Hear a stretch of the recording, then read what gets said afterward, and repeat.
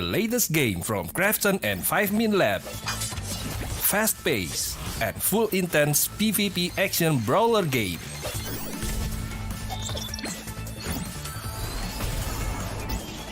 Use your best combo to send your opponent to the lobby.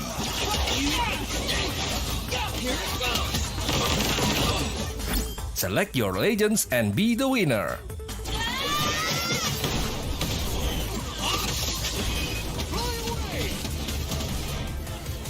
Pick the mode that suits your fighting style, from 1v1, 2v2 to Battle Royale. Available to download and play free on Play Store, App Store and Steam.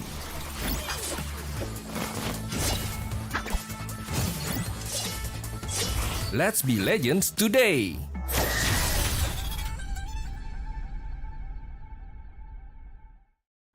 Welcome to the Update 23.2, where you can now revive your teammates, transport knocked out allies onto vehicles, and engage in a new social feature, the clan system. Let's dive right in. First on the menu is the brand new revival system. To reduce frustration during squad play and promote diverse strategies in normal matches, you will now be able to revive your fallen teammates. Just retrieve the blue chip from their death boxes and register it at one of the transmission towers scattered across the map, or through a wireless transmitter item obtained through farming. They can then rejoin the match via a respawn plane that flies once per phase. Note that this feature is available only in normal and custom matches on Arkangel, Miramar, and Destiny. Next, we're introducing a new DBNO feature, allowing you to carry knocked out teammates and place them inside vehicles. This addition provides players with an alternative way to evade danger without having to only abandon or revive your teammates. We are also finally ready to unveil our new clan system. Create or join a clan, play matches, and earn XP to level up your clan. As your clan levels up, you will be able to upgrade your clan tags. Not only that, but you can also earn a BP boost by playing with your clanmates. Definitely worth. And as always, make sure to check out the patch notes for all the details. Update 23.2 has plenty more in store this month, including a DBNO rebalance, general lobby UX UI improvements, a slight buff to the Ace 32, and more. Starting with this update, prepare to become your team's hero, transport teammates to safety, and establish your own PUBG Battlegrounds clan for double the excitement. And we'll see you on the Battlegrounds.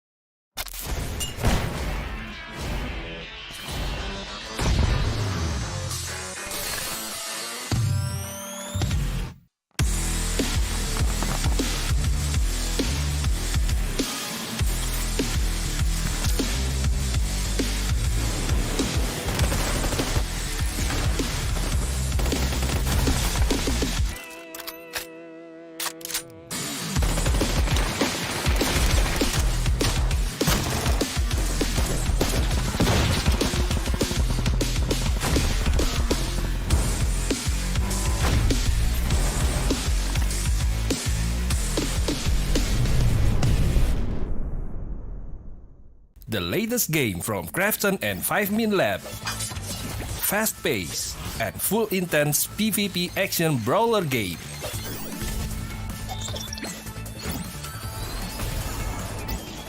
Use your best combo to send your opponent to the lobby.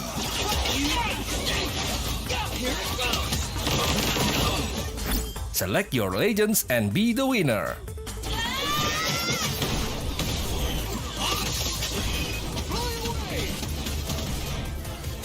Pick the mode that suits your fighting style, from 1v1, 2v2 to Battle Royale. Available to download and play free on Play Store, App Store and Steam.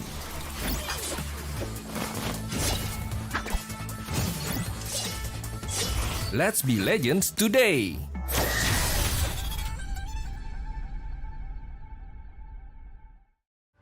Welcome to the Update 23.2, where you can now revive your teammates, transport knocked out allies onto vehicles, and engage in a new social feature, the clan system.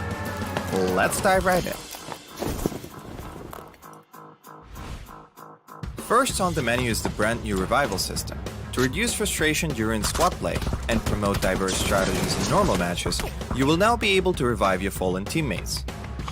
Just retrieve the blue chip from their death boxes and register it at one of the transmission towers scattered across the map, or through a wireless transmitter item obtained through farming. They can then rejoin the match via a respawn plane that flies once per phase. Note that this feature is available only in normal and custom matches on Arkangel, Miramar, and Jester.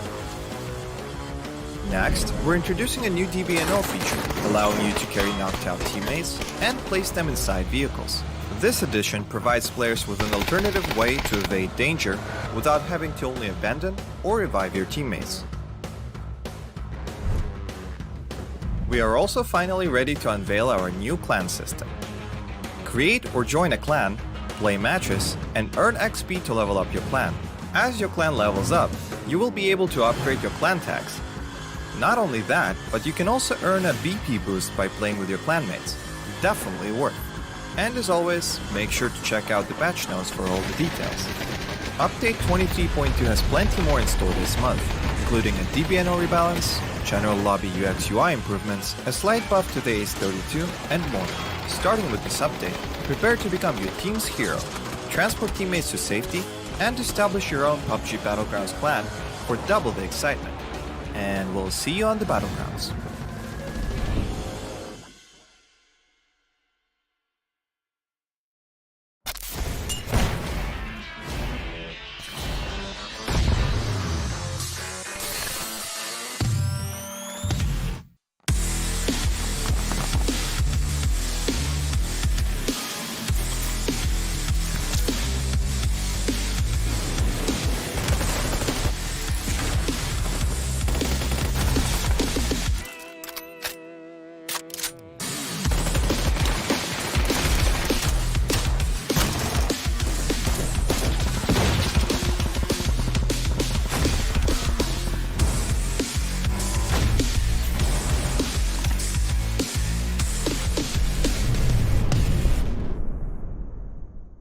The latest game from Krafton and 5 Min Lab. Fast pace and full intense PvP action brawler game.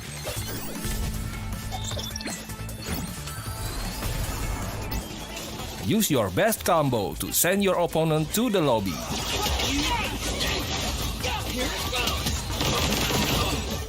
Select your legends and be the winner.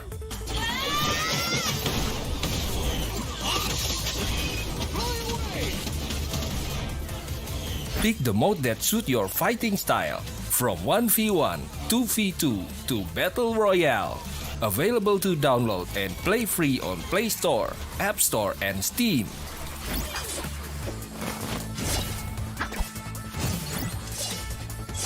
Let's be legends today!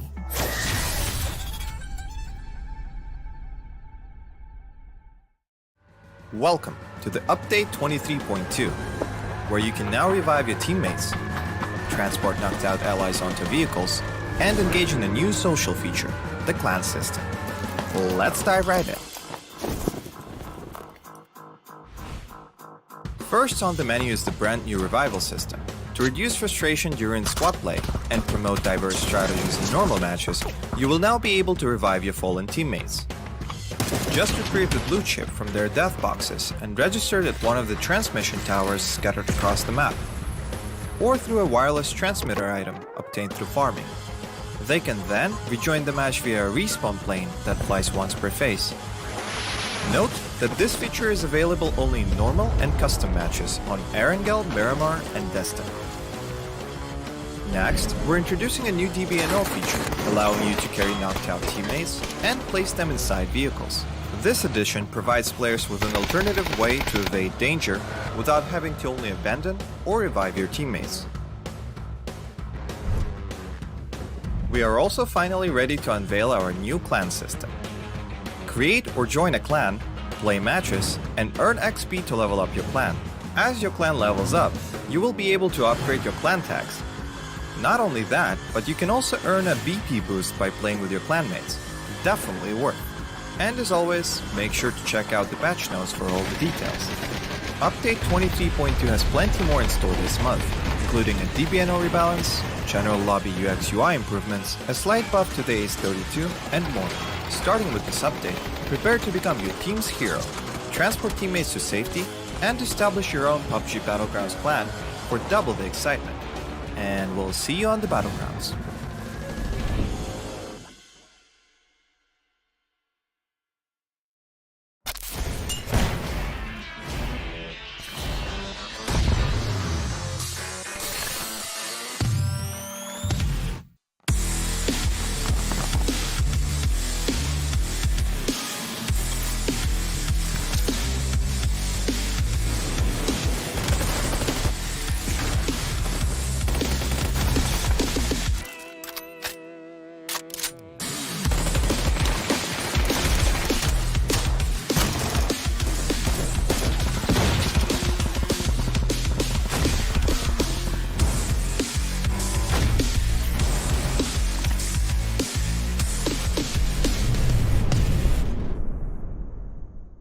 The latest game from Krafton and 5 Min Lab. Fast pace and full intense PvP action brawler game.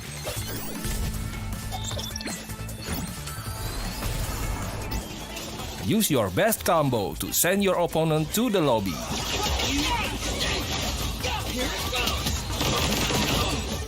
Select your legends and be the winner.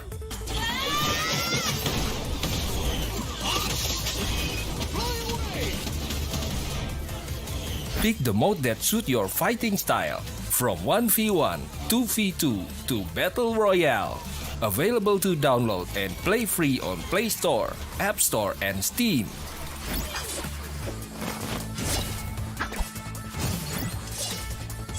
Let's be legends today!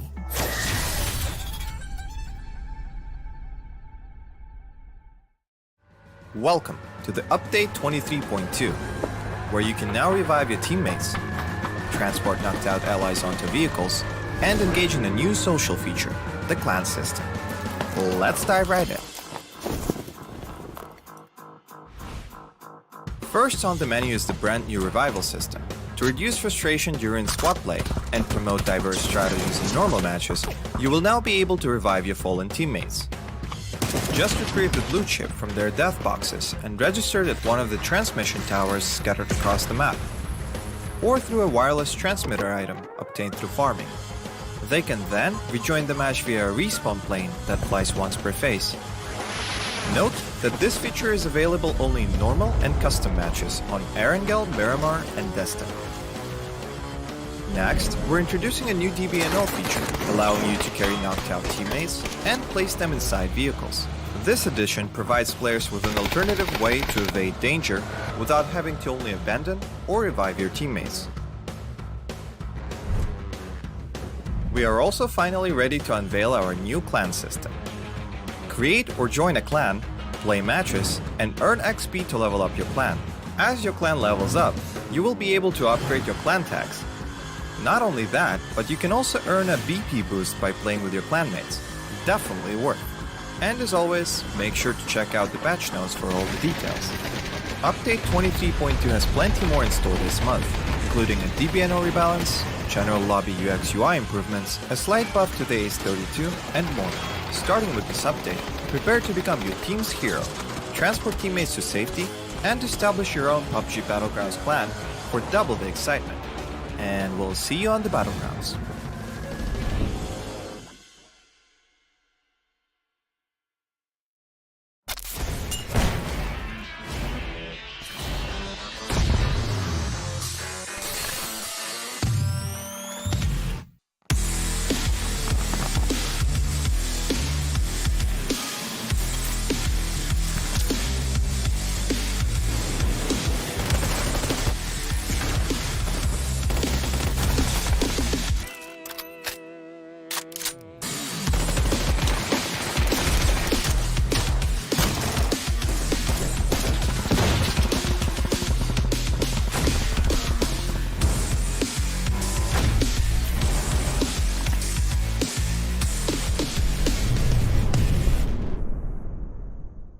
The latest game from Krafton and 5 Min Lab.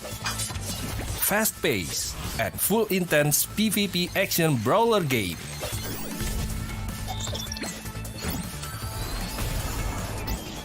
Use your best combo to send your opponent to the lobby.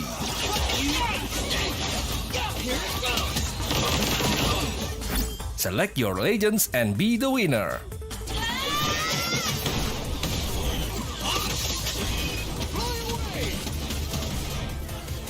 Pick the mode that suits your fighting style, from 1v1, 2v2 to Battle Royale. Available to download and play free on Play Store, App Store and Steam.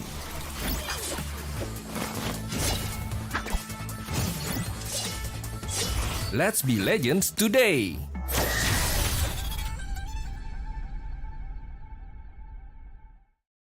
Welcome to the Update 23.2, where you can now revive your teammates, transport knocked out allies onto vehicles, and engage in a new social feature, the clan system. Let's dive right in. First on the menu is the brand new revival system. To reduce frustration during squad play and promote diverse strategies in normal match,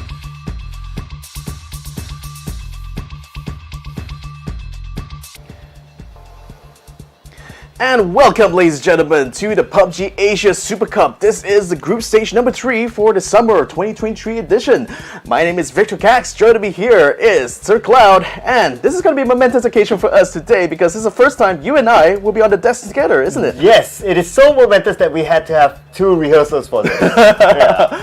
I know, so for context, like, I've known Cloud for years now. Like, we've been in the community here in Malaysia, you know, casting all sorts of different games, but this is the first time we're actually on the desk at the same time, so I'm really excited to be here for you today. Oh, likewise as well. I can't wait to cast with you. Great games today. And I believe it's going to be tomorrow as well between the both of us. Oh yes, yeah. Because we're also going to be around for the last chance qualifier as well. But that aside though, today is going to be the last day of the group stage here. 24 teams have been fighting it out, you know, over Wednesday and Thursday. And now today it's going to be the last chance here for them to secure the slots because only 8 of those 24 will be making it to the grand finals. And today is the day we're going to find out which 8 teams that's going to be. Oh yeah, who is it going to be? For now, we're kind of clear like what some of the teams that qualify onto the next round already by now because of the point gap. But there are some teams who are at risk of being not really eliminated but dropping onto the LCQ stage. Exactly, and just a note as well, you know, there's a lot of new things happening here in PUBG PC. I mean, particularly, you know, at the start of the day, at the start of this whole group stage, in fact, like this has been under the new super rules for 2023. So that means there's been an overhaul right now with the point system, with the format of the competition itself. So this has been quite the interesting sort of experience, I think, not just for us, but I think even for the teams as well to adapt to these new formats. Yes, because we have seen like some teams not having chicken dinners, but they're still up there. So we can see like how the gameplay changes as well. Teams are starting to be a little bit more aggressive because they know the value of kill points. But before we go more into that, let's check out our schedule. In case you just joined us for our edition, today is the last day of the group stage, whereby we'll be watching Group B and Group C playing today. Exactly. So over the last 2 days, we've already seen what Group A and we've seen for the first day, Group A and Group B fight against each other. Group A and C were the ones who fought yesterday. You were part of all of that action. But then today, we're going to be letting Group A take a little bit of a break because they've already completed their 2 days of games here. So whatever points they've managed to get in Wednesday and Thursday, that's pretty much the best they're going to be able to do for now. And they're just going to be hoping that the guys in Groups B and C do not overcome their scoreline. Yeah, that's where it's scary if you're in Group A, right? Yeah, you get to chill, you get to relax today before tomorrow starts, but then again, you have no control over your destiny today. And it's quite clear by now, like some of the teams in Group A have dropped out of have dropped into the last chance qualifier stage, so they'll be looking forward to tomorrow. But for some of them who are at the borderline, well, they'll be praying hard.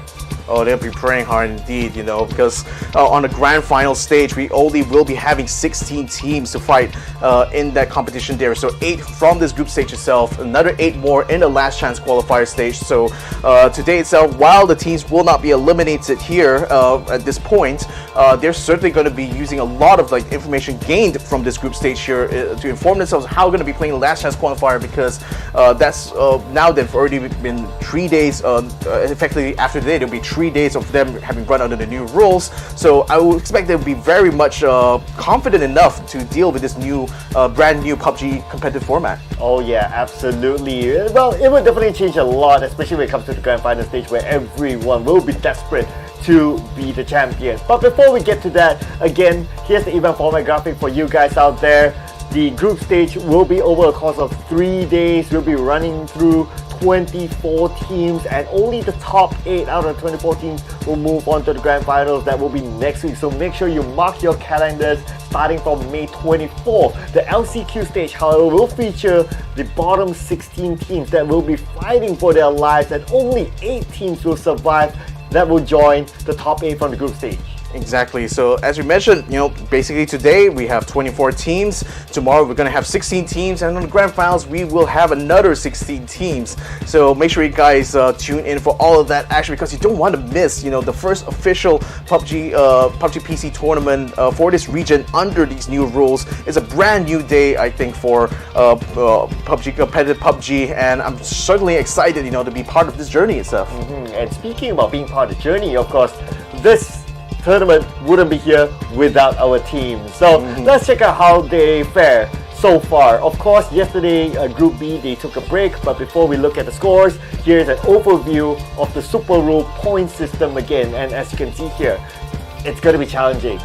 Only number 1 till number 8 will have points. Other than that, no place on points at all. In fact, getting a chicken dinner means you're going to be 4 points ahead of second place, and it's going to be a one point split all the way down until you get to 7th to 8th spot. So I think what we've seen in practice right now, having already played 2 days of the group stage, is that teams don't really feel the impact anymore, I feel, of having a good placement now, because I think the priority for a lot of teams is to just get those kill points, because it seems like you're able to grab a lot more points just by being more proactive on the site, being able to catch more kills. In general, that seems to be what the top teams are been able to been doing, really, to stay on top. So I think under these new rules now, the teams have already sort of starting to adapt to this situation here. Now, obviously, some teams have not been able to keep up that well with the top 8 we had in the group stage so far.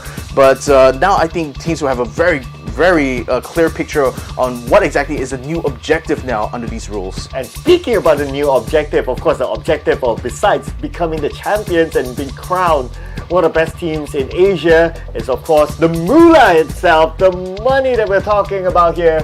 The number 1 team will take home $20,000 US, number 2 $15,000, and it just winds down all the way to $1,000 US in case a team that happened to be, unfortunately, be number 17 to number 24. But nobody wants to be there, everyone wants to be at the top, so $20,000 US on the line. Exactly, and with so much money on the line, it's no wonder a lot of these teams are just vying to be part of the group that makes it to the grand finals anyway, because just getting there already guarantees you $5,000 in the bank. So I mean, with those kind of stakes there, it's no wonder these teams are fighting tooth and nail every single round. So as we are going to be proceeding on, we're still going to be looking at more or less the same kind of map format as we already had the last few days. In terms of the teams, though, like we said, Group A, we're going to be letting them take a little bit of a bye for today, because Group B and Group C are the teams that are going to be playing in this edition of the group stage. Yeah, I saw the big names here. We have Redsea Esports inside of here. We got the legendary Arkangel Predator in Group C as well. Made in Thailand, another staple name inside of Group C. We got teams like Purple, Moody Esports in there as well. So this is an interesting matchup between the two groups. I think there are a lot of good teams here, and definitely those teams will be all these teams, including teams from Group A who are taking a break today, they will be looking at what's going to happen today, and it's going to be a fun match to watch for us as viewers, of course.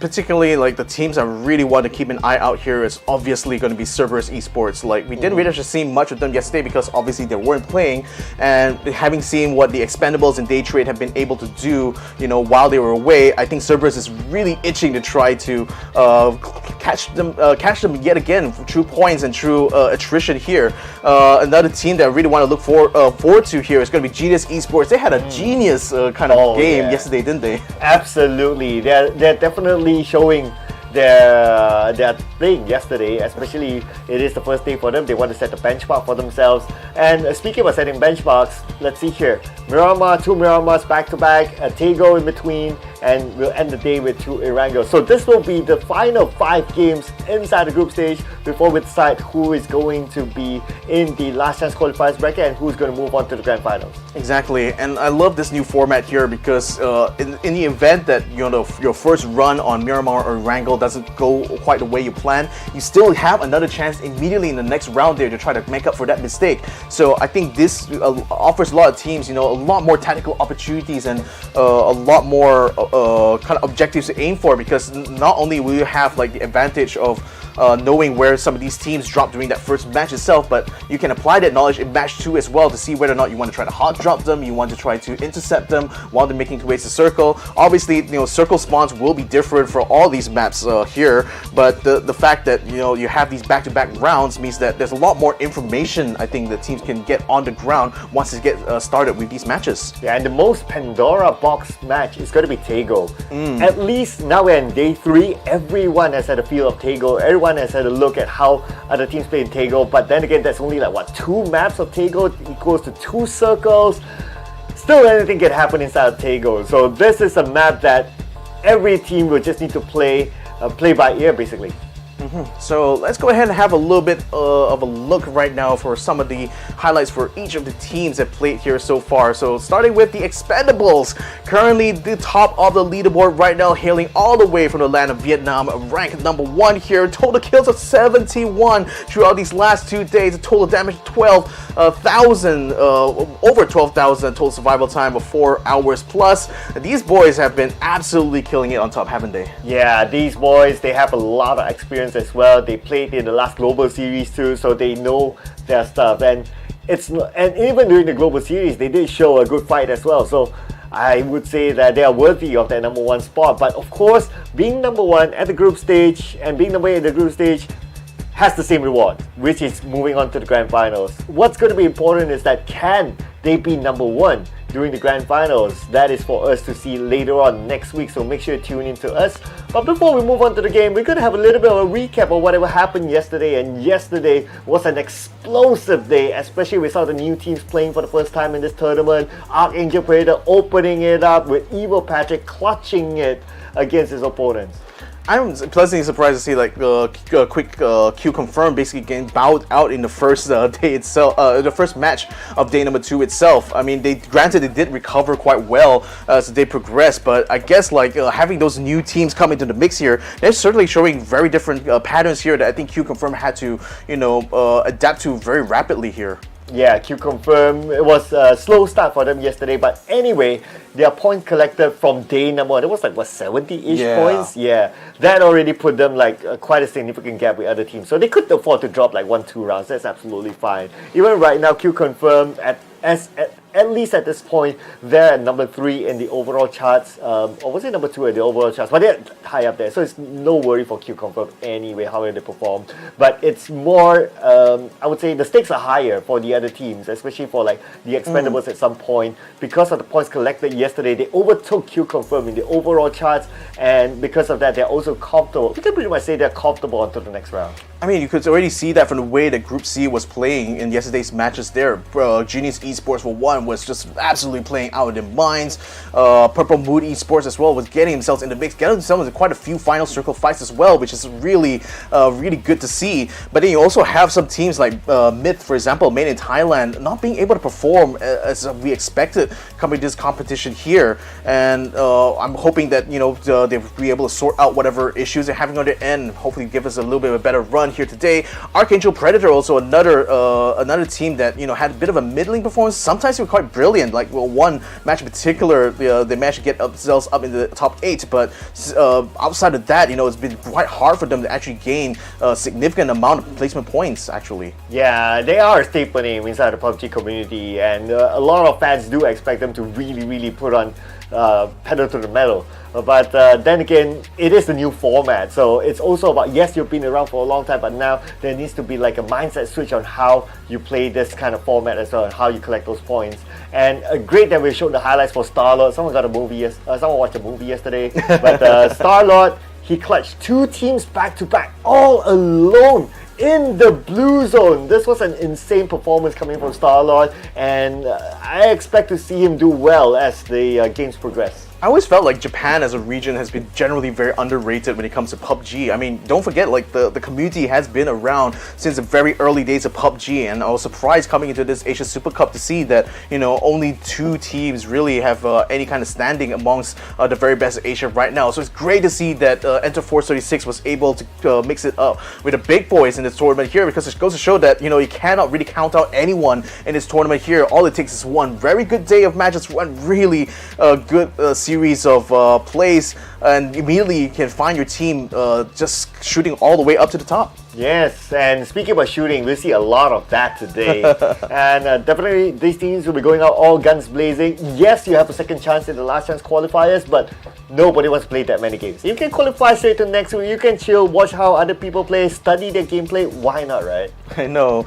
So speaking of things that are a little bit new, we got something a little bit interesting to kind of like tell you guys here for those who play PUBG PC, because you're going to be experiencing a new integration within PUBG Battlegrounds itself with the integration of the clan system. So finally you can start building your own clans within PUBG itself, invite your friends, invite your community together, and actually start organizing your own scrims online. So collaborate with your clan members to get a whole bunch of benefits and rewards, and you also have the ability to access other players' clan tags as well. So it's going to make it a lot easier for you to find your own gang basically when you're online. And it's a lot more rewarding as well as you play the game. So with all these rewards, and I think this just promotes a more community feel among the players too. Like you get a chance to bond with probably new players as well through reward gathering, and it's all about the fun at the end of the day. Exactly. I mean, at the end of the day, even though this is an esport competition, everyone's going to be super competitive. Everyone's going to be trying so hard, to fight for the top. But at the end of the day, what I genuinely hope for all these teams here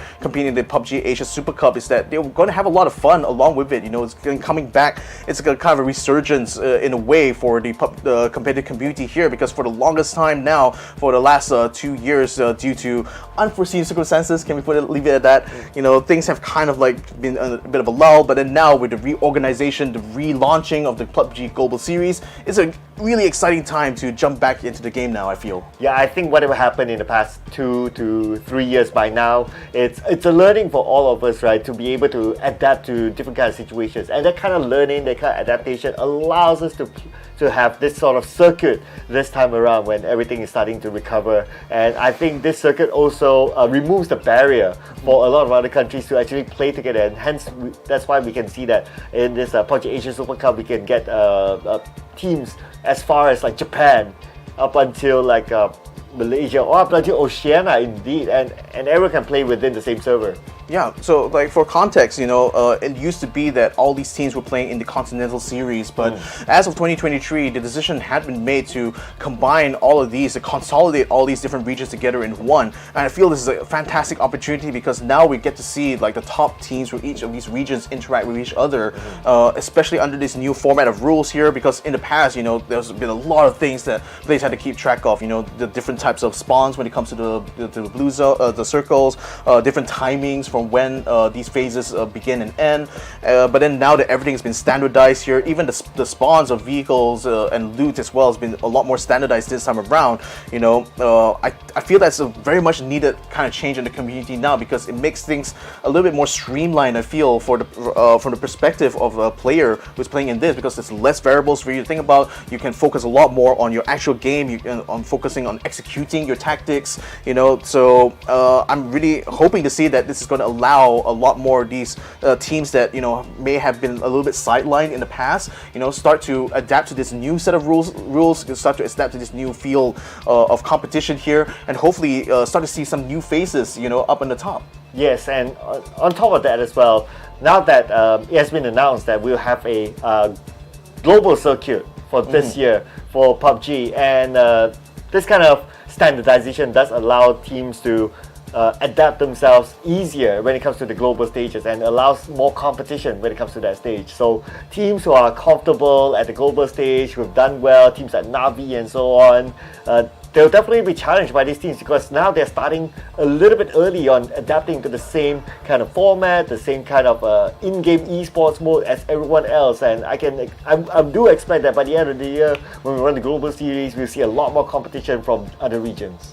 Exactly. And speaking of the regions, we got to talk about the rivalry that's going on right now between Vietnam and Thailand, because it seems like every other day here today is like it's a different team, kind of like even different matches. It's a different region that's actually dominant this time around. And right now, I think the top teams, or rather the top team for each day, so far has been the Vietnamese right now. And this is a bit surprising. But again, maybe not really that surprising, because Cerberus themselves have performed so well during the global series, and it seems like that momentum has effectively carried over right now into the Asia Super Cup. Yeah, they're definitely one of the powerhouses around here, right? So I expect them to do well. Of course, this will be the second time they play in the group stage. If you see them somewhere like, okay, why are they not at the top? Yeah, don't worry about it. They still have 5 more games to go. Sometimes like I'm sure fans have a lot of expectation for these big name teams, right? But anyway, don't worry about it. As long as they're in the top 8, they'll be okay.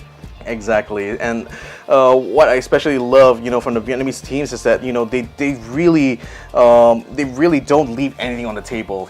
If they see an opportunity, they really go for it. And I think that proactiveness has helped them have a lot of these top teams like the Expendables or like QConfirm very, very well, because now with the placement points being a bit less prioritized, it's now going to be up to the teams to make up the differences by getting the most kills. And what we have seen so far are like the teams that consistently on the top are the ones who are able to get like double-digit amount of kills, at least a dozen kills or even more. So I think under these new rules here, because in the past, it feels that even as a team who is not able to perform well when it comes to team fights or engagements, they can still at least rely on the fact that by having a consistent enough placement, they will at least be somewhere in the top 10. But now the teams that you think that will be able to run that kind of strat, they haven't really been performing that well at all. So like Redsea Esports, for example, have not been able to make a splash at all this tournament. They've really struggled very hard to get those kill points, and even though they managed to get themselves up to like 9th or 8th place,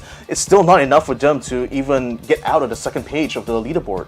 But speaking about getting out, looks like we're going to get out of our seats for a while, because we need to get our players into the lobby. So we'll be taking a short break, ladies and gentlemen. We'll see you after this. Welcome to the update 23.2, where you can now revive your teammates, transport knocked out allies onto vehicles, and engage in a new social feature, the clan system. Let's dive right in. First on the menu is the brand new revival system. To reduce frustration during squad play and promote diverse strategies in normal matches, you will now be able to revive your fallen teammates. Just retrieve the blue chip from their death boxes and register it at one of the transmission towers scattered across the map, or through a wireless transmitter item obtained through farming. They can then rejoin the match via a respawn plane that flies once per phase. Note that this feature is available only in normal and custom matches on Arkangel, Miramar, and Jester. Next, we're introducing a new DBNO feature, allowing you to carry knocked out teammates and place them inside vehicles. This addition provides players with an alternative way to evade danger without having to only abandon or revive your teammates. We are also finally ready to unveil our new clan system. Create or join a clan, play matches, and earn XP to level up your clan. As your clan levels up, you will be able to upgrade your clan tags. Not only that, but you can also earn a BP boost by playing with your clanmates. Definitely worth. And as always, make sure to check out the patch notes for all the details.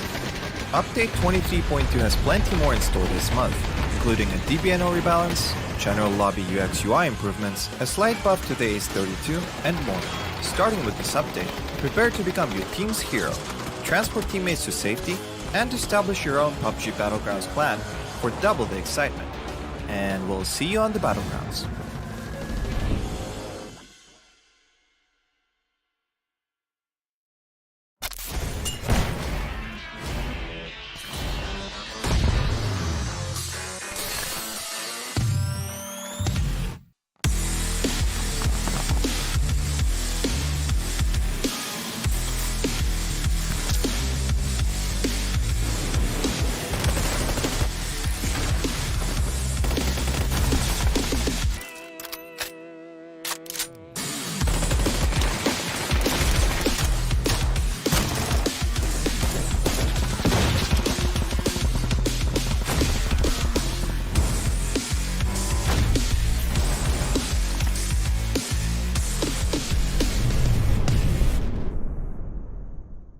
The latest game from Krafton and 5min Lab. Fast pace and full intense PvP action brawler game.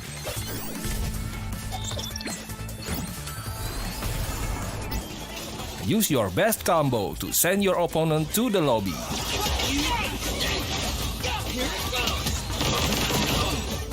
Select your legends and be the winner.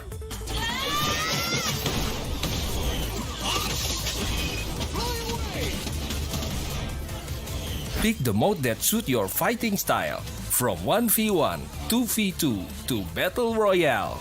Available to download and play free on Play Store, App Store and Steam.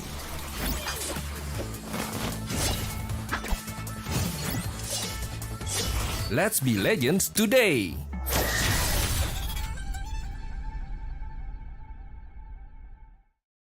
Welcome to the Update 23.2, where you can now revive your teammates, transport knocked out allies onto vehicles, and engage in a new social feature, the clan system.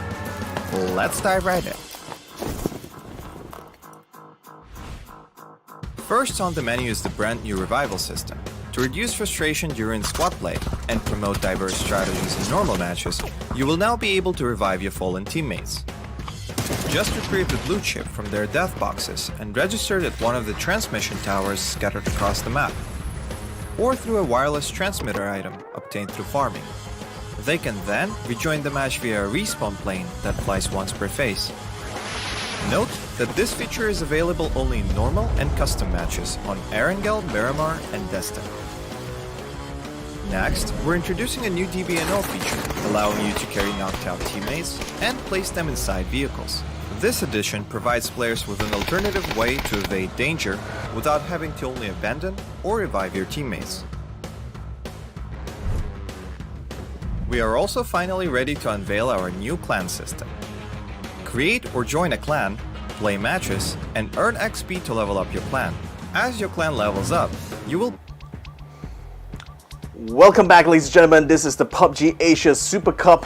We're back after the break while we were waiting for the teams to get themselves set up for our first match of the day. Unfortunately, it's been a little bit delayed due to some extraneous circumstances right now, because apparently one of the teams couldn't quite make it into the server in time yet. We're going to keep you guys updated, see whether or not to be able to get in time. But for now, though, it seems like we might be ready to head on the flight soon. But this is, of course, going to be the first match of the day here, so I can't wait to see how things is going to turn out. But let's talk a little bit about yesterday's kind of like gameplay there, because the first time we managed to get to see Group C in action there. I mean, what's been your impression about like the performances that these Group C teams have shown so far? I think so far our Group C teams have shown a lot of potential. They are pushing some of the Group A teams, but we can't say the same for all of them, right? Because at the end of the day, they are individual groups. But if I make a comparison between Group C and Group A and Group B, I think it's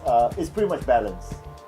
So, in any case, when I look back at like the matches yesterday, like I mean, obviously, the team that I really wanted to see perform well was like Purple Mood Esports as well as GE at the same time. But it seems like GE has been outperforming most of those guys there. What do you think that might be the case here?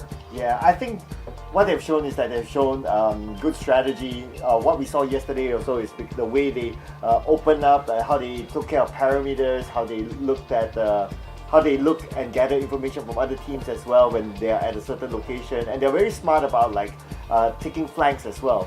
So when it comes to fighting, basically they know how to like position themselves to take fights, and they know how to defend themselves as well in case of an incoming fight.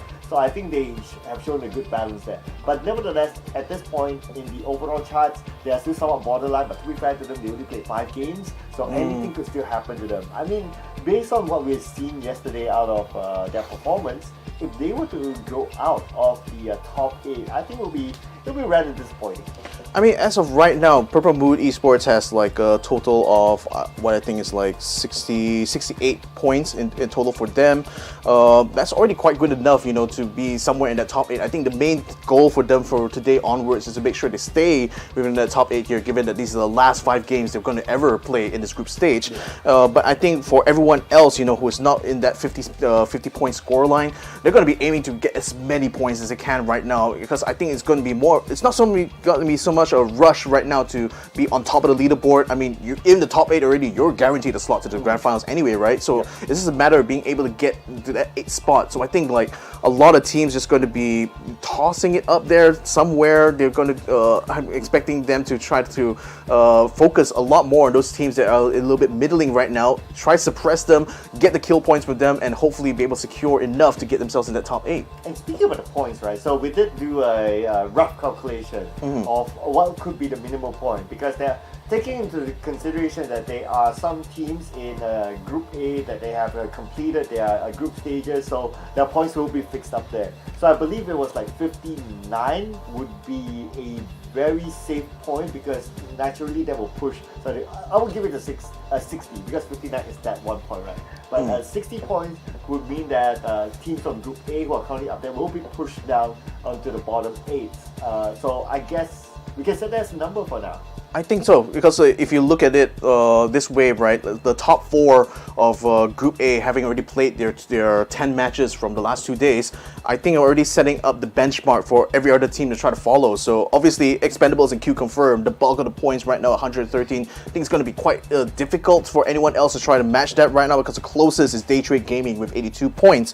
But then when you look further down the board, you got Genius Esports being just on the cusp there with 47 points. I think it's a very high chance for them to be part of the top 8 there, but never guaranteed. You know, again, anything can happen within these next 5 matches, right? But for other teams like EXO Clan, for example, has no more chances now, you know, to climb out the board. They've already finished their games anyway, so it seems like 10th is going to be the best they can get. But anyone else who hasn't managed to get themselves up there, like Global Esports X Gags themselves, I think they still have a lot of room for improvement. Arkangel Predators as well, you know, have a lot more games they need to play today to try to make up for the difference here, because it's right now sitting at 29 points. I think they need to at least aim for a chicken dinner round for themselves here in order to get themselves back up on top. Probably even multiple chicken dinners with the current point system, so it's going to be more than that. It's not only going to be chicken dinner, but it has to be chicken dinner with a good kill count as well. Same goes for the other teams, slightly at the bottom, maybe like Made in Thailand as well, another team that's a household name in the PUBG scene. Surprised to see them down there, only managed to collect like 19 points. So they'll be looking to collect more points today. Of course, if we look at the trends of teams, right, we can't say that, okay, whatever they got yesterday, we just times 2 and that will be their result today. It can be super variable. I mean, we're seeing the variances of like 42 points on day 1, and day 2 is 71 points. We've seen like a range of like maybe 10 to 15 points on day 1, and then day 2 is like they can get like 30 to 40 points just because how they perform. So it really depends. And also, this kind of game, it's to a certain extent circle dependent as well. So if you kind of like be in a good spot and where the circle is, then you kind of have a good advantage. So that kind of RNG is taken into play. Yeah, and I touched on Purple Mood Esports earlier on, and the fact that they're able to climb themselves quite effectively into the top 8 right now is nothing short of impressive from day number 2. And more crucially, I think for them is that they're ahead of teams like New Generation Esports as well as Cerberus, who are also in the running to try to get themselves in the top 8. So I think a lot of attention is definitely going to be on these 3 squads in particular, because these ones are literally even underperforming in one of these matches means they're going to be out of running. It's going to be impossible. They need to build up a lot of momentum from the get-go here, to stay competitive with each other. So I think it's also going to be a battle of survival in the sense that you don't want to drop any one of these matches here. Like you drop one, that means it's one less opportunity. Really, you're leaving a lot of points on the table for everyone else to grab and less for yourself anyway. So I think like Purple Mood, even though they're in 7th place right now in the overall leaderboard here, it's not really the safest spot there, because they're only like 5 points ahead of New Generation. They're 6 points ahead of Cerberus. So you can easily imagine that if New Generation and Cerberus gets even maximum placement points, combined with the fact that chances are they're going to get a lot of kill points at the same time if they manage to get that far. If Purple Mood doesn't aim for those final circle battles at all, I think they're still going to lose out in the end.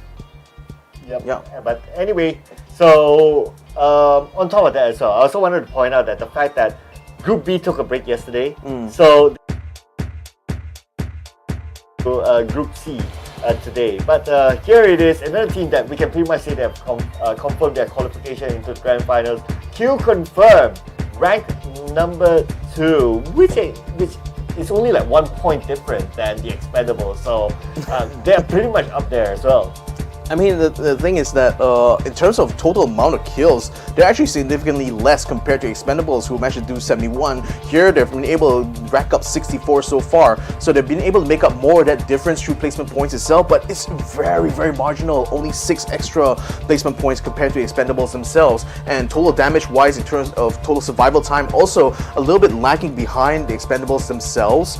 But I don't think that's largely any fault of their own, because I think like the fact they were able to rack up 2 chicken dinners on the first day, 2 more chicken dinners in the second day. Oh, yeah. That's an incredible. That's a reason why placement-wise you're able to overcome Expendables, even though they're not the kill leaders of the tournament so far. Yeah, but at the end of the day, it doesn't matter, right? Like they comfortably bought their ticket into the grand final, so that's kind of okay for now. But of course, for a team like that, you always want to bring like the momentum into the grand finals. You always want to show some level of dominance onto the other teams as well, to let other teams fear you.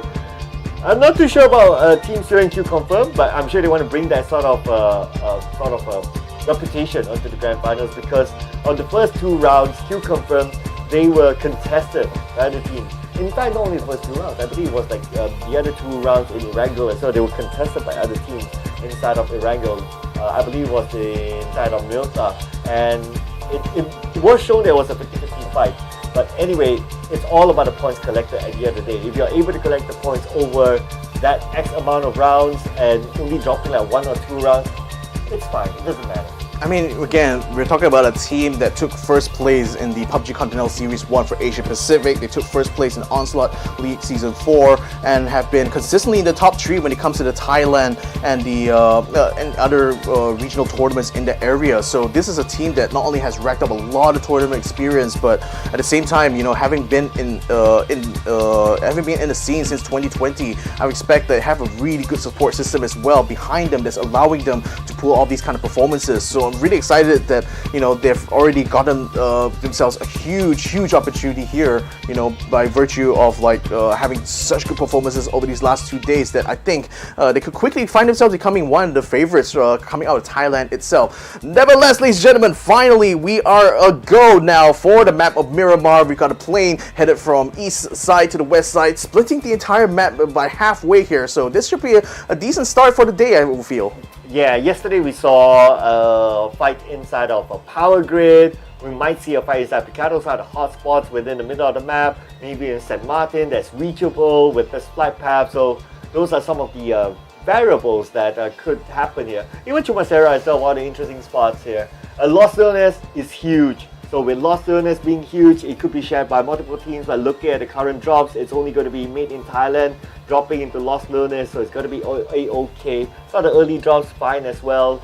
So, but interestingly, I'm looking over on the right side of Impala, whereby we have one player inside of Impala on the right there. This is an unusual drop for a single player. They're trying to spread a lot of things. They're trying to spread themselves out quite a bit, and they jumped out very early on as well. So I think they're looking to try to prioritize a lot in the loot there. And Inside being by himself on the island means that he can focus his full energies on getting whatever high tier loot might be, whatever that is over there. In that get-go, we're gonna have a bit of a hot drop right now between GE as well as Purple Mood, because right now they're both dropped in the same area here, and looks like Tanawat is left a little bit on the outside here. It's already come under fire, only able to pick up a UMP-45, not exactly having the range, but still is able to get a knockdown of Utah somewhat, while the rest of his team is going to be moving in here. Barbones is going to be leading the way into the warehouse now to try to clean up the room here. Looks like they will be able to take out both Zest as well as Utah, leaving only Sir T on the outside, and Cloris behind the crate here. Will Thunder's be able to find him as he catches him from behind there, and Purple Moon will eliminate the entirety of GE. Oh, they're definitely in a mood now to eliminate teams, and Thunder, okay, calm down my man, calm down my man. He's having a lot of fun there, but of course, you always want to have a good start, and by all means, good start by taking out a team like GE. This is an amazing moment for them. And it's just so valuable for them as well, because Power Grid is still within this next circle here. SST T9 under fire right now from New Generation Esports. That Blue and Van Meer is going to be going in and just knocks him down completely. No support at all from the rest of his teammate though, so there's nothing much that T9 could do in that situation. He's just going to have to concede this kill. There's not much you can do. I mean, he's all alone in the open. Normally in these kind of situations, their regular drop spot is kind of far, so their objective is like, that one person's objective is like, okay, try to grab a vehicle and go back to his teammates. At least they have a vehicle to get into wherever they want to go. But unfortunately, he had to meet up with another opponent, New Generation Esports, and that just happened. Yeah, but at least the good news for the rest of SST is that they're already on the way to Monte Nuevo. So even though NGE managed to kill off what seems to be their scout here, just out on the outskirts of Tumasera, they will still have an opportunity to try to gatekeep NGE. That's unless Cerberus is going to try to move into the same area here. So SST not exactly the most secure position, but at least we'll have an opportunity to dole out some revenge. In the meantime, what has Deadly Strike been up to here? They're already at the they're already on the site right now trying to get some good loot. There doesn't seem to be anyone else to contest them around El Pozo right now, so I think it should be pretty smooth sailing for them so far, because all they need to do is just get those loot and start making their way towards this next circle. Well, speaking about contests, looks like we have a representative from Arkangel Predator close by with their opponent NHE, so this could be a moment, but it does look like they're just doing some scouting work there. Are they going to contest for this compound? Not too sure. Is it going to be worth it? I don't think so. I mean, we're still at the phase 1 of these circles, so there's still a lot of space to play. They don't really need to force this fight unless they're desperate for points. Well, arguably, Arkangel Predator, they need the points in the back, but probably not in this way yet. Okay, I stand a bit corrected. El Pozo is actually literally in the middle of this next circle here. So Deadly Strike actually is actually in a very prime real estate right now, having control of this village. But right now, AAP has just spotted NHE just over the ridge here, so it looks like they want to try to take this engagement. And that will be quite critical for them as well, because as long as they can stay away from Deadly Strike and just try to focus on getting the kills here, there's not much other teams actually on the western side can potentially give them too much trouble anyway. Now Eva Patrick going for a shot, knocked down with a headshot onto Long K. He's going to be left out to dry right now, because it doesn't seem the rest of NHE is going to be able to pressure Arkangel Predator, having no information at all right now about where to position this. Well, Eva Patrick, he put off a clutch yesterday inside Miramar. I guess he just loves this map that much, but the kill is not secured yet. He can still be revived. Let's see if his teammates can pick him up. Algin Boss really wants to secure that kill, but you can't seem to have a good angle over it. There's still a hill right now that the NHE is using to ensure that they're not exposing too much here to Arkangel Predator. And in the meantime, you know, we have Nan and Alec still hanging on the back line there as support, really. So they're just really just doing like a bit of a scouting run here, effectively. Oh, 310 jumping in the middle of number 1 here. There's already been 2, 3 knockdowns, 4 knockdowns so far. Regal 1 around the outside, and Goni 1. Wesker is continuing to make the onslaught. They find Mio and take out completely team number 1. The 14th place is the best that the Vietnamese squad could do, and 310 definitely going to be all smiles out of that engagement. Absolutely. There's going to be 4 points in the bag for round number 1 at least for them. So it's going to be a decent start.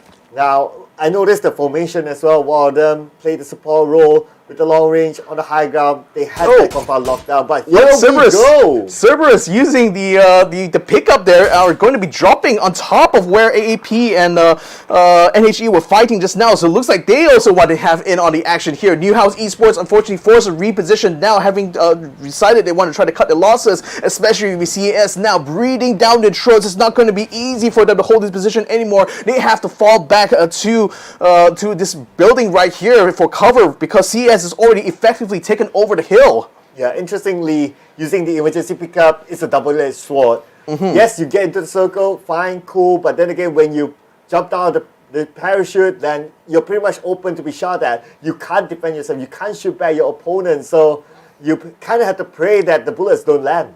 Well, the thing is that Tycon is a little bit hung dry outside because he's under fire from 2 members of AAP right now. Solo Z and Hymas, even though they have sniper rifles, they can't really cover him too well because they're still not sure where the rest of NHE is positioned at the moment. So they're just keeping an eye out. So Tycon, in the meantime, he's making a break for it right now. While Evil Patrick and Algin Boss continue to try to shoot him down, but it seems like they're not able to pin him down too much before he gets a little bit too far away. Taking some damage right now. Can Tycon successfully evade them, though? There's not much cover between there and there. One sliver of health. He's still trying his very best to get away now, but I think AAP might just have him pinned down really good here. Oh, that's a close call there for Tycon. He has some level of terrain to protect him and managed to reset himself, so he's still trying to make a run for it, but is he going to be on the clear? Not too sure yet. Seems like Ultibots is taking the vehicle. He wants to get close as possible. Yeah, but Haisaki as well is also picked up his car. He's going to try to catch up with Tycon here to hopefully expel him out and hopefully regroup with the rest of Cerberus. But at the moment, Algebot's maybe a little bit too slow to the party right now because Haisaki has already picked up his teammate and is now on the way to the hillside where Solo Z is throwing some firing right onto Evil Patrick now. May not be able to nail him that easily though, with the dudes being perfect cover right now for the AAP player. Oh, Himas with MK12 providing cover fire for his teammate to get away. So it looks like he's on the clear right now, and Himas done with his job. Mission accomplished. Indeed, so NHE still are lurking around the foot of the hill that Cerberus is holding at the moment here, but Hymas is just keeping an eye out for the AAP members to the opposite side to the west here, while as Solo Z is already taken to the ground now to try to see if he can draw out some fire from Tri Dewey or maybe even the 2 members of NHE just right behind the hill here. But so far, Cerberus now it's really trying to keep the pressure going onto both of these squads right now, because they know that they aren't, even though they have the high ground here, it's not exactly the most secure position. They really want to try to use this to at least get a pick-off or 2, you know, to make the final circle fight a little bit easier for themselves, I expect. Yeah, if no pick-off, at least they'll gather information about the movement of teams around them, and they can kind of make their next decision whether they want to go somewhere more populated or they want to go somewhere that's more easy for them.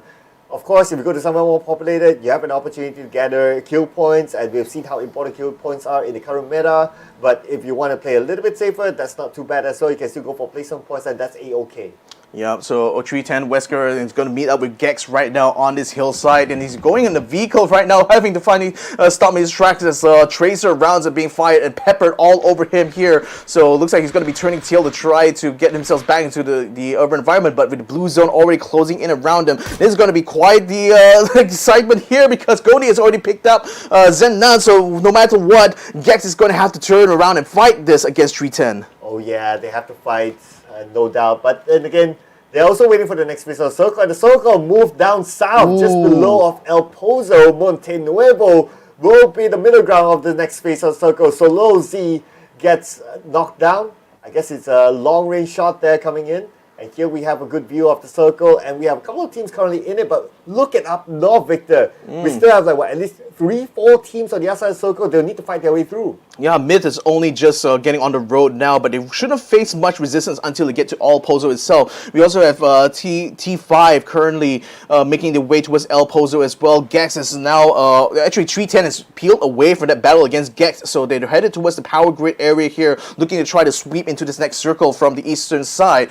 E-Arena, at the meantime, where exactly are they right now? They're still on the southern side of the circle. They actually have a couple of loot boxes just dropping in front of where Zissy and Lyrics are right now, so they should be able to get some good loot out of there. The problem is they're hearing some gunfire coming. That's from Cerberus' side because Hymas is already sending some shots down there to try to counteract this attempt by Algebot to try to flank them here. While in the meantime, NHE still digging into their own spot here. Firefights is also breaking out on the Monte Nuevo side as SST and NGE are exchanging shots on their end. So it's a bit of a crowded circle right now, very busy indeed, as Hamas spots this movement here, the attempt by AAP to try to flank them on this side here to get to this little village. But with E-Arena coming up from the south side, they need to try to get these kill points before inevitably they might get stolen by another team.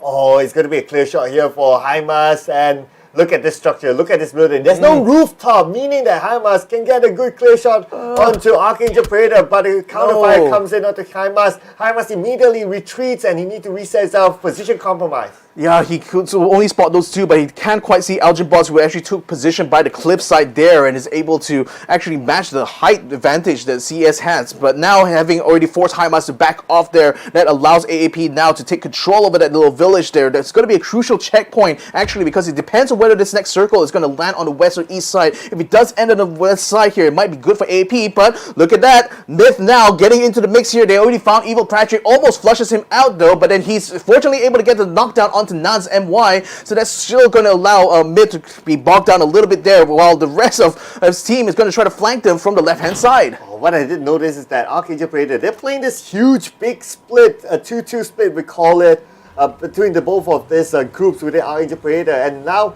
looks like they're trying to get points out of Main in Thailand, but Main in Thailand not interested to take this fight. To them, it's still early, because at this point, if any team goes out, no place on points at all. Exactly, and AAP is still a full stack anyway, so they still have plenty of tactical opportunities should they want to try to maneuver. But look at that, it's so crowded right now around Monte Nuevo and El Pozo, as we still have 13 teams in the running here. The blue zone only now just starting to close up onto the group here, but they've already settled into their own spaces. There's not a lot of, there's very much a scattering of like small villages here and there that I think some of these teams will be able to use as a base right now, but a lot of it is going to depend on where this next circle spawns, because chances are it's either going to be east or the west side here. I think a lot of teams will be hoping it gets a little bit more to the east, to the western side, because at least especially for Cerberus, you know, they will still be able to use it high ground. And indeed, they still will with this next circle still landing on top of them.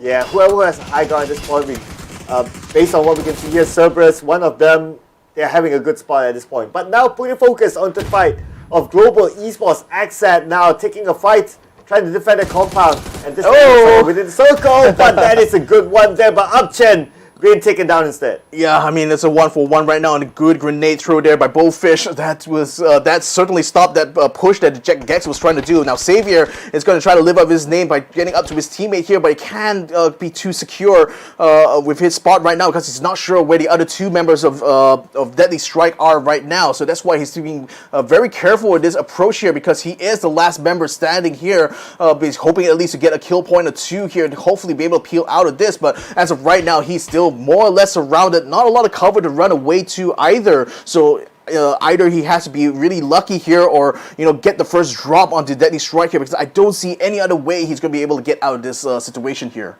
Leo is basically held hostage right now. They're not finishing him off because they want to try to use him as a bait. Hopefully Xavier shows up, but Xavier is not taking the bait at all. He knows that it's going to be tough, it's not going to be worth it. He might as well hang on to positioning points instead. Yeah, looks like 310 is making a maneuver towards La Drillera, so it looks like they want to try to assault this next circle from the southern side, which might be a good call, because it's still a good mountain range in between themselves and the rest of the squads that are out in the field here, so that should allow them a bit more cover actually to try to stay out of trouble for this next phase of the circle here. So we're still more than a minute to go here. So I think the Theeerathon FIVE are struggling to try to find a foothold for themselves here. Gex has already got a kill. Xavier got a shot onto Lucky J though, so maybe he might just be able to peel out of this. But the thing is, he might attract a little bit too much attention. In the meantime, Redsea Esports now facing a lot of pressure from NHE, who is finally starting to one call actually landed on top of the hill where CES is based on, and now they're putting the pressure onto them. Trick right now is the only one being knocked down. Looks like Hymas is going to try to finish him up, but he needs to watch out because out here on top, there's no cover at all once you have another team on the same plane as you. Yeah, he has to back out. That's why he has teammates to back him out, and now he's retreating back to safety together with his teammates. This hill is no longer the prime position for him just because another team wants to take it over. But then again, based on the terrain, it is still good. That's why we can see that two teams try to make the best out of it. But that could change very, very soon because we got about like 15 more seconds before the circle closes. The problem with being king on the hill is that everyone sees you up on top of the hill and just it's just an open invitation for them to try to take some sniper shots. As you can see, both NHE as well as NGE are just doing that right now. Although I think NGE is putting that pressure on the E Arena's lyrics there in order to do so. Ooh, look at that, the circle finally putting CS out of position now. So this means that they have to wrap up this fight against one call. But then you got Theeerathon FIVE as well moving in from the eastern side. That could potentially be a bit of a problem. And the Deadly Strikes Mao Rush actually jumps outside of the blue zone there, maybe to try to pick up some last minute loot, it looks like. Yeah, at least he has a vehicle, so he should be able to make his way into the safe zone at least. But then again, they need to fight against teams on the left side. But now we put focus on the teams on the right side. There are like 3 teams in the same area. The good news is that they're currently in the circle, but when the circle shifts next, they'll be forced to fight. Yeah, Insight right now seeing his teammates under fire right now is not able to provide the support they need that's needed by trying to suppress AAP, because AAP is just unopposed right now in the center of this next circle and just making sure that no one else is going to be able to approach them, while NHE is a little bit more tied up right now, aiming at Theeerathon FIVE, who are just now only moving towards the circle here. Cerberus as well has just loaded themselves into vehicles now and just making their way through the north side of the circle here. Might just run themselves into the path of Deadly Strike as well as E Arena at the same time. Arkangel Predator sees all these movements happen, but I don't know if they're going to be able to pick up the one. Ooh, nice one there by Cerberus there, dipping into the ditch just in time before Algebos was able to take the shot. Yeah, if only that became a knock then. That would have been something, right? But anyway, it was a good attempt, not gonna lie there. Arkangel Predator, they are currently in the middle of the circle, meaning that the next phase, the circle could still favor them. Oh boy, one calls Jexy. He's the last person standing. He's under a massive amount of fire here while he tried to move under the cover of Theeerathon FIVE. Now, they've already drawn a fire away from him, so Jexy is still alive on the north side, but just sitting outside the circle here. Theeerathon FIVE going for the drive-by. Oh! Doing it to Redsea Esports. Instead, they were the ones getting knocked out instead, and Algebot sweeping them up, takes a kill away onto Theeerathon Hassan Watt. So there's two knockdowns from Cerberus has been stolen away in terms of kill points here. Oh, Patapong, he's still alive. He can pick up his teammate, but he needs to reset quickly. He's being shot at the moment. Long range from Evil Patrick, none other than Arkangel Predator. Now, look at the circle. We still have at least 3 teams on the outside of it, or maybe make that 4 with Myth at the southern side of the circle. But then again, it's all about defending. NGE, can they defend against Purple Mood Esports coming in? Yeah, if you're wondering why there are only 15 teams right now, it's because AAA, Attack All Around, couldn't join due to some unforeseen circumstances on their part. We're hoping to be able to get them back for the rest of the day, but for now, they have to miss out on this match here. In the meantime, still, firefights are breaking out all over the place right now. NG has taken this high spot here, and is allowing them to get a bit of fire onto Purple Moon, and is trying to gatekeep them, sending some grenades that way, and a nice shot there to Thunders as well to knock him down. But unfortunately, Van has already been taken down here. He's probably going to be left to dry out on the blue zone here, but Hakai still out there to try to get some kill points. He finds another one. Borpos. Now he's going to see if he can find the last member, but he needs to duck into the blue zone because it's very painful at this point. The longer he stays out there, the worse off he's going to be. Yeah, it's going to be even worse when it reaches 45 more seconds. Oh no! And, oh, that's going to be the last stick of health, and Jacob is going to be the one to finish him off. And that is it for Purple Mood Esports, eliminated at number 12. And SSD getting into the mix as well, getting some kills on the T5. And Cerberus Tycon loses his Jeep now. He is in deep, deep trouble because that plume of smoke just alerts everyone within the vicinity of his position. You can see Zissy already using his opportunity to try to get some pings. Can't quite get a headshot, but is getting some ping damage onto him at least. That is putting Cerberus under massive pressure here. Being in Thailand, fresh off the victory against Purple Boot now, has to face against NGE, who are gatekeeping them into this next circle here. And it's kind of hard there for Rogue Nuns MY to actually find anything true there because the smokes and the terrain here is just not favoring him. Well, speaking about not favoring, we'll know which team is not favored by the circle in about 2 more minutes as the zone is now starting to close again. And at the same time, this is it, the positioning of our teams.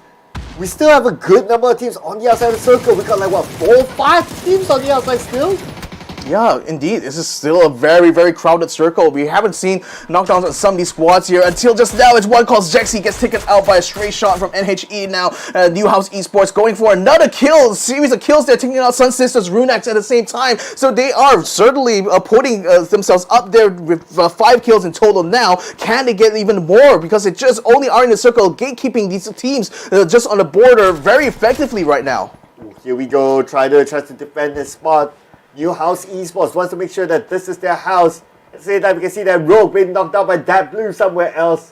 Looks like New House Esports, with those knocks, at least they're showing that why they're able to defend this compound, but not Dunkman. Oh no! Can he get them both? No, he can! Oh my goodness, that knockdown there looked like it almost would be able to take off Fab, but Fab still get taken down anyway from a delayed damage there, so Dunkman still gets the kill anyway. That should be some good news for Myth at the moment, but but then still probably not what they're looking for because they're bowing out here in 7th place. Now E Arena still in the mix right now, taking control over the southwestern side of the circle, putting some fire into CS. We're still stuck in that dish right now, and Tycon just got himself knocked down.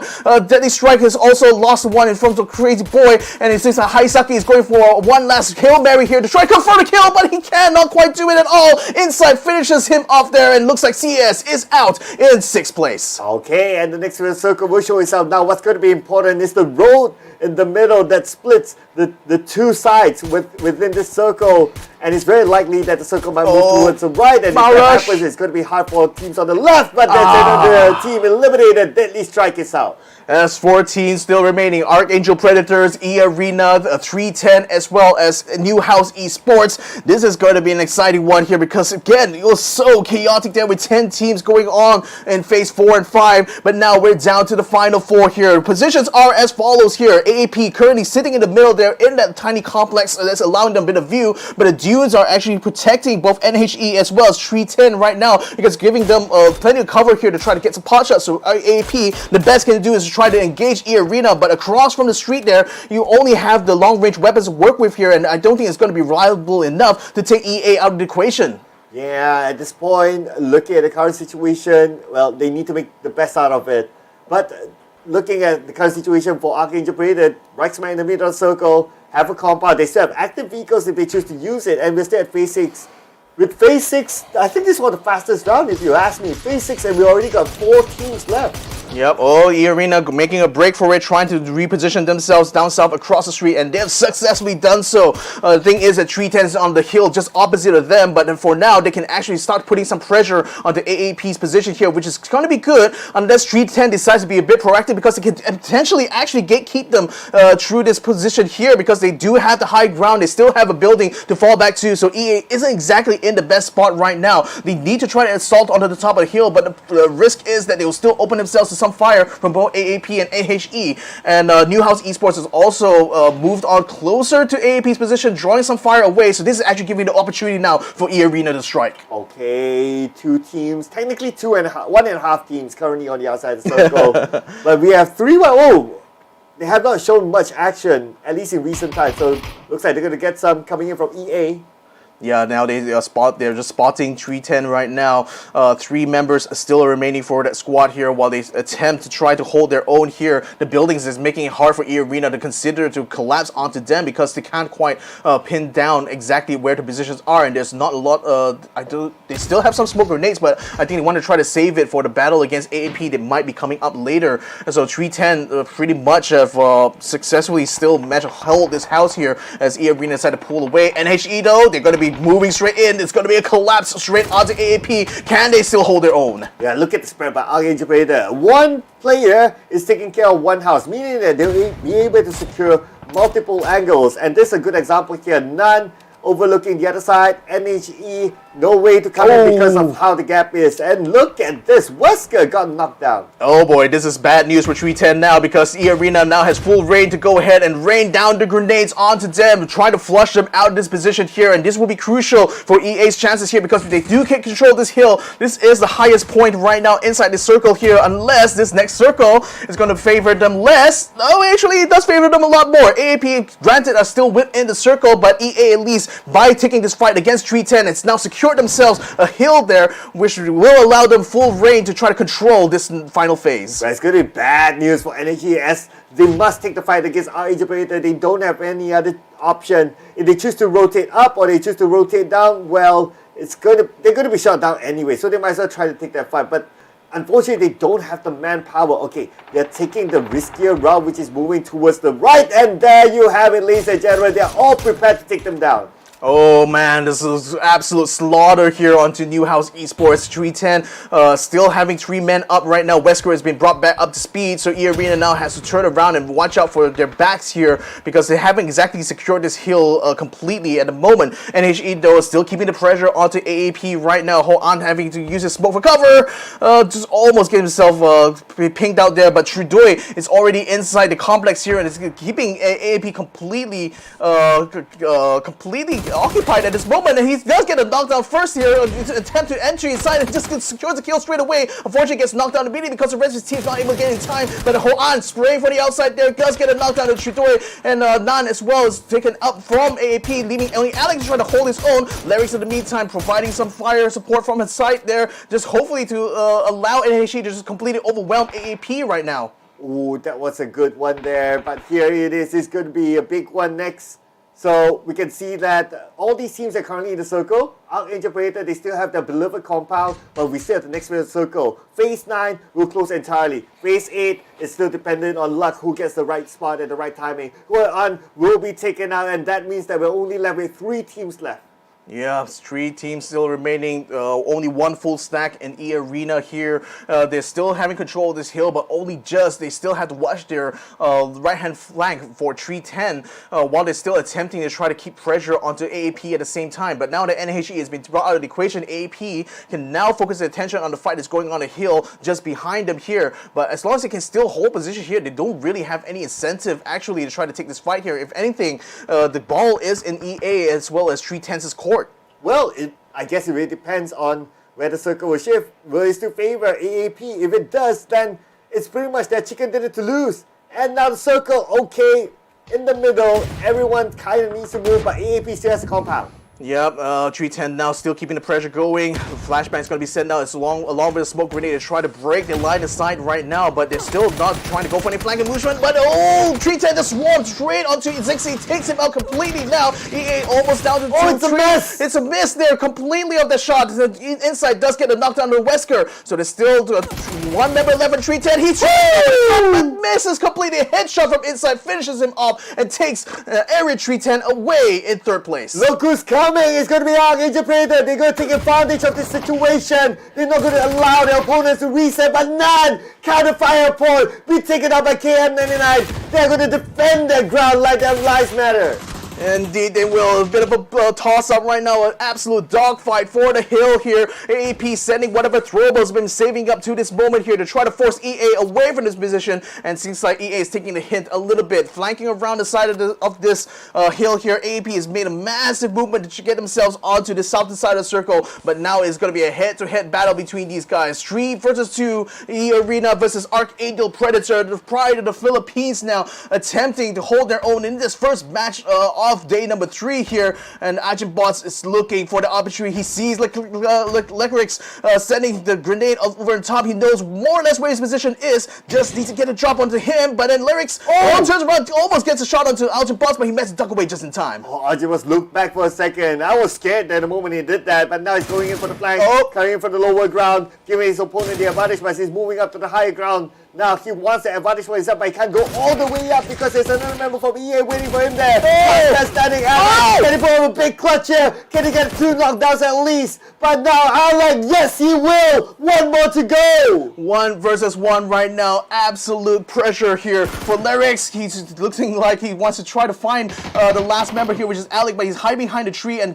smokes, and actually is in a better position cover-wise compared to Lerix. But nevertheless, you know, with the other Bots and Inside just kind of like pushing against each other there while they're on the ground right now, it's making it a bit hard for Lerix to actually get the beat onto Alec here. He's going to finish off that member AAP right now and finally focus his attention on the last member. Oh, here we go. 1v1 action. Lerix coming in, charging. It's going to be Alec! Arkangel Predator! Opening up the day with a chicken dinner! Finally, this has been a long time coming for the squad. You can see the elation on their faces when they finally get a chicken dinner, the first one of the group stage for them, and not a moment too soon here. Well done here for the boys from the Philippines here. That's certainly going to be one victory they will savor for quite a while here. Hopefully this will be a good place for a good start for them for the day. Yeah, because yesterday wasn't really their day. They only managed to get like, what, 20-ish points, which is something that it's okay, but because they're Arkangel Predator, fans can expect a lot more for them. And now opening their account, the first chicken dinner in the group stage for Arkangel Predator came on the last day. So an amazing feat. I really like how Arkangel Predator, they were proactive. They know that the fight stopped. They don't allow their opponents to reset. They came rushing in, and they almost lost the fight because the opponents, EA, defended their ground really, really well. But hey, it's Arkangel Predator, ladies and gentlemen. I mean, again, like being in that house there, and I think it's also fortune smiling upon them as well in that final phase, because if that circle ended up a little bit more southwards there, it could have been more of the 310 versus E-Arena show. But Arkangel Predator, they bided the time. They knew they had a good position to start with there, and the moment that 310 got eliminated, they knew that was the exact moment they wanted to pounce, and pounce they did. Yeah, and it wasn't an easy moment for them. Yes, they did get a little bit of luck there towards the end, but getting towards that compound, look at how difficult it is. They had to go against Redsea Esports. Himas was overlooking them, but thanks to good sharpshooting coming from the lower ground, they managed to send Himas away, not looking at them anymore, and that allowed them to move from checkpoint to checkpoint. Indeed.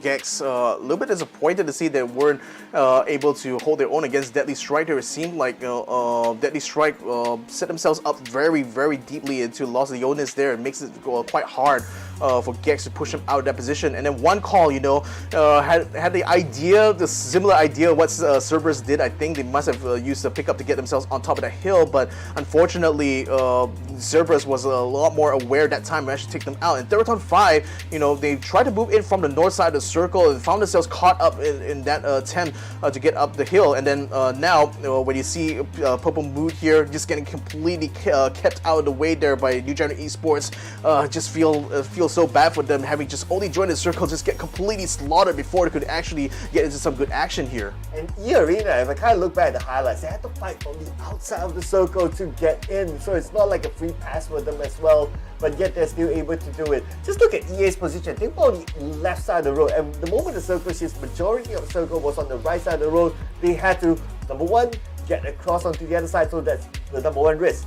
Number two, they had to fight against another team. 310 was just next to them, but I really like what I'm looking here. Look at the spread from EA. They're really confident to keep that 2-2 split, and because of that 2-2 split, they're able to secure multiple parameters, multiple angles, and they're able to collect points along the way.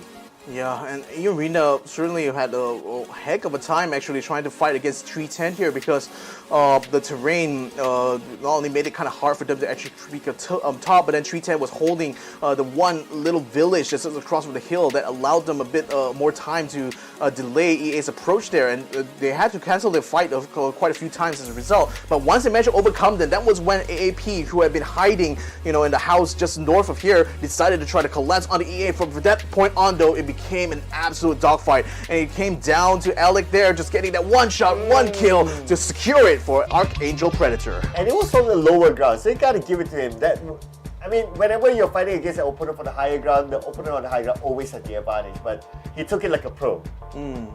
I mean, indeed. As expected, you know, there's been a lot of support in the chat here for AAP, and I think a lot of their fans have been left wondering why they've been underperforming for the last 2 days. But again, you know, it's a new rules format here. It's been a new point system as well, and Arkangel Predator, and expect not just them, but a lot of other teams as well having to adjust to this new format here. So, but then now they've already secured a chicken dinner here. This should bode quite well for their chances to make their climb to the top here, because having missed out on a lot of points yesterday, today is going to be the day that they need to perform this well. Correct, and if they're able to secure like maybe 2 chicken dinners, I think they would be roughly safe enough. But anyway, that's mission number 1 done. Let's see if they can continue their consistency in mission number 2 later on in the same map.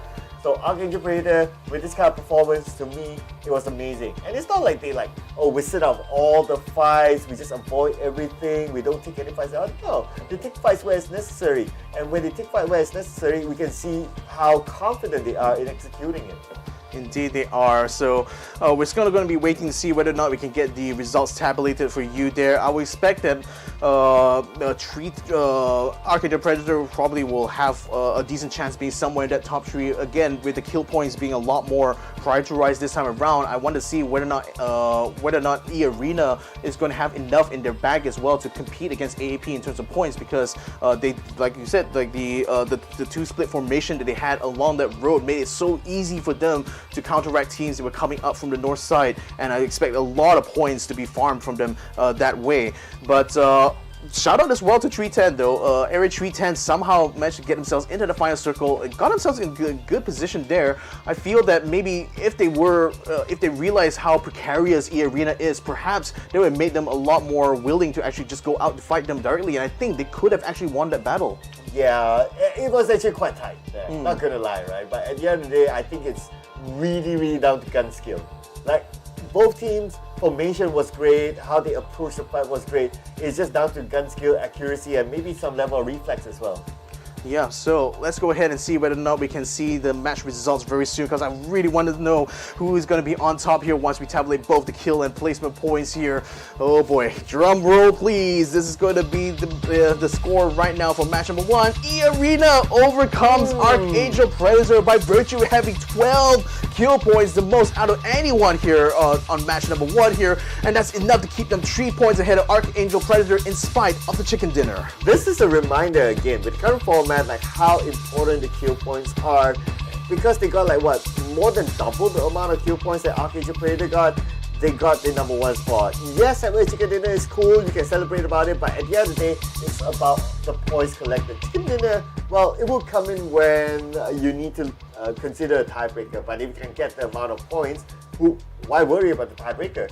Oh man, I mean, I was so caught up in the dogfight towards the end, I forget that NHE actually had a brilliant round here today, because 8 kill points, in spite of having only 4 placement points, means that it's enough for them to be in 3rd place ahead of 310. Deadly Strike, you know, initially they looked to have like the prime position there, being on Los Leones, being the only squad to take on to Los Leones after the drop, but it seems like the circle moved even further down southward, so kind of forced it out of position. They got into a bit of a scrap with I think PLM as well, and that didn't quite bode well for the chances getting into that final circle. But at least a 5th place there, I think was still pretty decent for the team considering the circumstances. Yeah, and it's all about collecting the points, right? If you're able to maintain a level of consistency, that should be okay. I'll be a little bit more worried for teams like GE, for example, because it's not like they're on the clear onto the next round yet, and with game number 1 being the first team to be eliminated, I mean, that's not good news for GE. We've seen the best of them yesterday, or maybe they can be even better, but we've seen a good GE yesterday. I'm pretty sure that they can pull it off a good one for us today as well, but it's a matter of them not taking the rounds for granted and able to just take every game like it's their last game, and if they're able to show it, like, they will be comfortable onto the next round. So for GE, I'll be looking forward to them in terms of how they perform. Myth is one of those teams that, yes, this round, 4 points, But because they're in the current position that they really need the points to get into the top 8, so they need to do a lot more better than the 4 points that they collected in this round. It's pretty similar to how Arkangel Predator's current position is at. And if Myth, they want to get into the top 8, I'm pretty sure they do. They need to do like what Arkangel Predator is or has done in the previous round. So again, when you look at the other side of the page, you can see certainly the teams that underperformed a little bit. I think one call as well, you can see that even though they had a good idea of trying to jump on top of Cerberus there, it seems like they weren't able to capitalize too much in terms of points, only managed getting a single one there. And I don't know, one call so far I think has been a bit of a quandary even over the last few days as well. So they did try to make an attempt here, but it still seemed to have panned out well for them. Yeah, but overall I must say that this round is it's a good round. The circle is fairly balanced, it's 100% land, so everyone has pretty much like a fair chance of taking fights. No big surprises when it comes to the circle, but I guess that because it's the last day, right, we're starting to see like some of the best coming in from the teams, and all these teams, they would have had a taste of how each other, or how the current format at least, in the PUBG Asia Super Cup, because all of them have at least played for one day. So we're starting to see like some teams really stepping it up. Indeed, and hopefully they will continue to step up even more, because we're going to be jumping soon into our second match here again on Miramar one more time. I want to see whether or not GE will be able to come back a bit better this time, because it seems like, you know, the hot drop they had against PLN didn't quite work out the way they expected here, and that I honestly consider that a bit of a toss-up as well for them, because like it was kind of a bad situation jumping in the middle of the power plant there and still having your team completely scattered at a point, not even having the range actually to get the battles done. So I'm hoping to see that GE will be able to recover a little bit better. I want to see whether or not Myth is able to get themselves in the mix as well, because this is a team that, you know, had outside of like the big major tournaments, have always been consistent in finding success, you know, even in unofficial tournaments as well. It's just surprising to me that they haven't really been able to make much of an impact here, despite having a lot of talented players within their field. Yeah, and yeah, yesterday wasn't their best performance, so we definitely seen more from them, like what you said. But anyway, it's not all doom and gloom for all these teams. Whatever happens, they will still get a chance in the last year's qualifiers that will be happening tomorrow and the day after as well. So make sure you guys stay tuned. It's going to be at the same time, same channel, wherever you're watching this. But last year's qualifiers, would you say that if you're a team, it's a stage that you don't want to play? I don't think it's that bad, because you kind of think about it, right? There's only like what 16 teams that will be playing the last year's qualifier. So technically, you are at a 50% chance of qualifying to the grand final.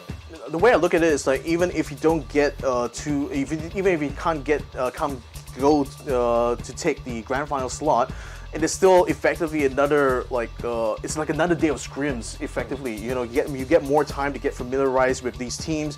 You get more time as well to practice the new pacing of this new rule set. So I still think it's very important to still participate in these games anyway, even if there's not the chance to get up into the grand finals, because there's still going to be the rest of the circuit, you know, for PUBG PC, and there's still going to be a lot more opportunities in the future, I think, for these teams to continue to fight. So I think the more familiar they can get with the format on this few days itself, the better it is in the long run, you know, as this global series continue its next few phases. Yeah, we did talk about like during off screen, like the training opportunities that these teams will have, and some of the important training opportunities is during scrims. And if you kind of think of it from the long run as well, of course you can take every tournament kind of like a scrim. As you learn, you adapt, you kind of like see what happens if you do this, what happens if you do that. So it's a learning process. And plus, of course, new game mode, new scoring system, and also some new features within PUBG Esports competitive mode as well. So I think that some of these teams, they're kind of still finding their way, especially when we jump into Tego later on. Yeah, let's also not discount the fact that some of these teams have already been through regular scrims right now leading up to this tournament here, and I think it's more about being able to apply, you know, tactics they may have developed or game plans they might want to try to test out, you know. And the thing is that what better sort of like way to test these, you know, these plans, these theories, just basically by getting yourselves into the crucible here.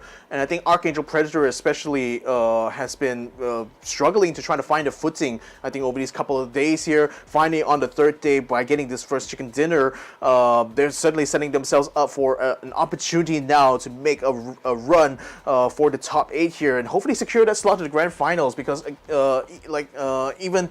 even though I made the point that it's still important to be able to play in the last chance qualifiers as well, but once you secure that grand final slot, a lot of pressure is going to be taken way off your shoulders. Oh yeah, absolutely. And you can still kick back, relax, and watch how other teams play, and really spend time studying for the grand finals rather than studying for the last chance qualifiers. So there is, of course, the pro to it, which is that.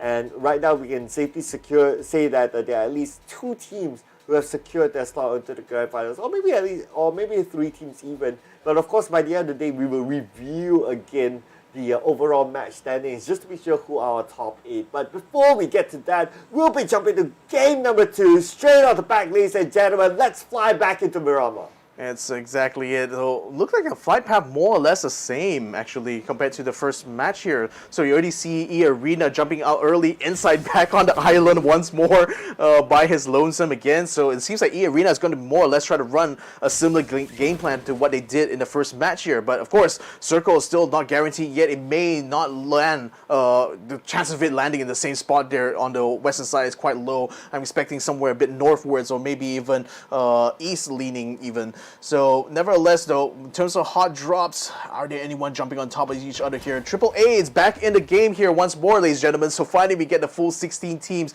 in the running here. Although it seems like they want to try to jump themselves onto the spot, and yet again here on top of the power on the power grid here, GE and PLM going for round number 2. Yeah, here we go. Early on, we saw PLM actually winning the fight against GE. GE became the first team to be eliminated, and now they won revenge. They won round 2. So let's go, and Sir T definitely got his revenge. Oh, they're certainly a little bit more prepared this time around now, and Sir T having picked up the Ace 32, that's going to give him plenty of range now to try to keep the rest of Purple Moon on their toes. And with only a Tommy gun in hand here, Thunders is still going to try to hold the door, but instead decides to go to his garage, but takes up a lot of fire there from Utah and Cloris, and he will be knocked down along with his teammate Boat. Now Utah is going to try to salvage the situation here by getting the knockdown, but still not able to hold his own here. Zest going to finish off Thunders there, so there's already 1 down for PLM. Borbo's on the ground here. I think Zest should be able to finish him as well. Unless he's down Flucky with the kill, with the knockdown there. Now still trying to hold his own. Can hold against Cloris, who finishes him off. Oh, and this time it's going to be GE winning the fight. Purple Moon Esports out. The last time around was Purple Moon Esports out first, right? Or was it GE out first? No, it's GE out first. It was GE out first. It's Okay, GE out so first. now sweet revenge for GE. Indeed, and revenge is a dish best served cold, and cold indeed that was. Aqualusa getting a hit on the Haisaki right now. Solo Z able to get the return there, but then with Cerberus able to get the revive there in time. I don't think AAA is going to be able to rescue the team O2 Skrit there right now, and Jakunov also getting knocked down on the outside there by Hamas. At the moment, Cerberus is still fighting for their lives right now, but still putting a lot of hurt onto AAA. And we're talking about the fight inside Picado. Normally, the fight inside Picado might take a while, but then again, now both teams just want to go at it at each other. And look at the current situation. It is Cerberus Esports having the upper hand with AAA, AAA, now losing 1 player. Yep, 1 already down. Hamas finishes off Jankuov as well, so that leaves only 2 left on the AAA side. Seems like NHE is also being drawn to this area here by the gunfire. So is GE at the same time, because they're moving in northwards towards Picado. As this circle, a little bit more in the center this time around, but definitely away from both El Pozo as well as Monte Nuevo. So it's going to be a slightly bit different battleground this time around in match number 2. Now, because of this kind of circle, Picado is within the circle. This fight might take a while. Both teams might play a little bit more passive because they know that they have time on their side. Unless if the compound or this city is on the outside circle, then it might be a different story. But hey, it is within it, so I think we can expect that fight to take a little bit of time. Yeah, GE in the meantime looks like they might have just spotted Ho-An, who is right now trying to turn tail and run here with GE breathing down his back here. But GE might be, he actually might be giving them a slip right now, because he's able to dip under this structure here, and GE probably will not be able to spot his silhouette anywhere. Probably a little bit too late before they realize where exactly Ho-An has actually ran to. Ho-An safe for now, despite without a vehicle, he managed to get away. But Long K is going to go there to pick him up, so it's going to be A-OK. But now, on the other side, we have Zest here all alone, doing a little bit of scouting work for his team, just gathering the information, getting to know where his opponents are at, and right now we can see the NHG, they're making those moves, giving away their position or information towards Zest, and now Zest relaying back to his team, but I don't think they'll do anything big because they're just too far away. Yeah, NHA is still on vehicles right now, wrapping around this little rock here to see, probably just trying to see what other teams around might be within their vicinity here. But GE holds their fire though, so they're not going to be encountering NHA anytime soon. It seems like they're going to be making their way down this hillside here to join the other teams there in the low ground on this village here.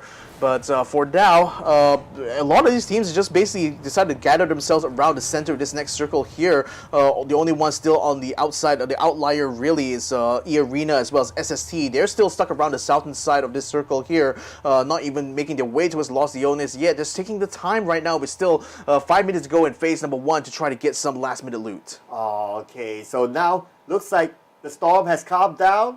Everyone's A-OK. The fights have ended for now at least.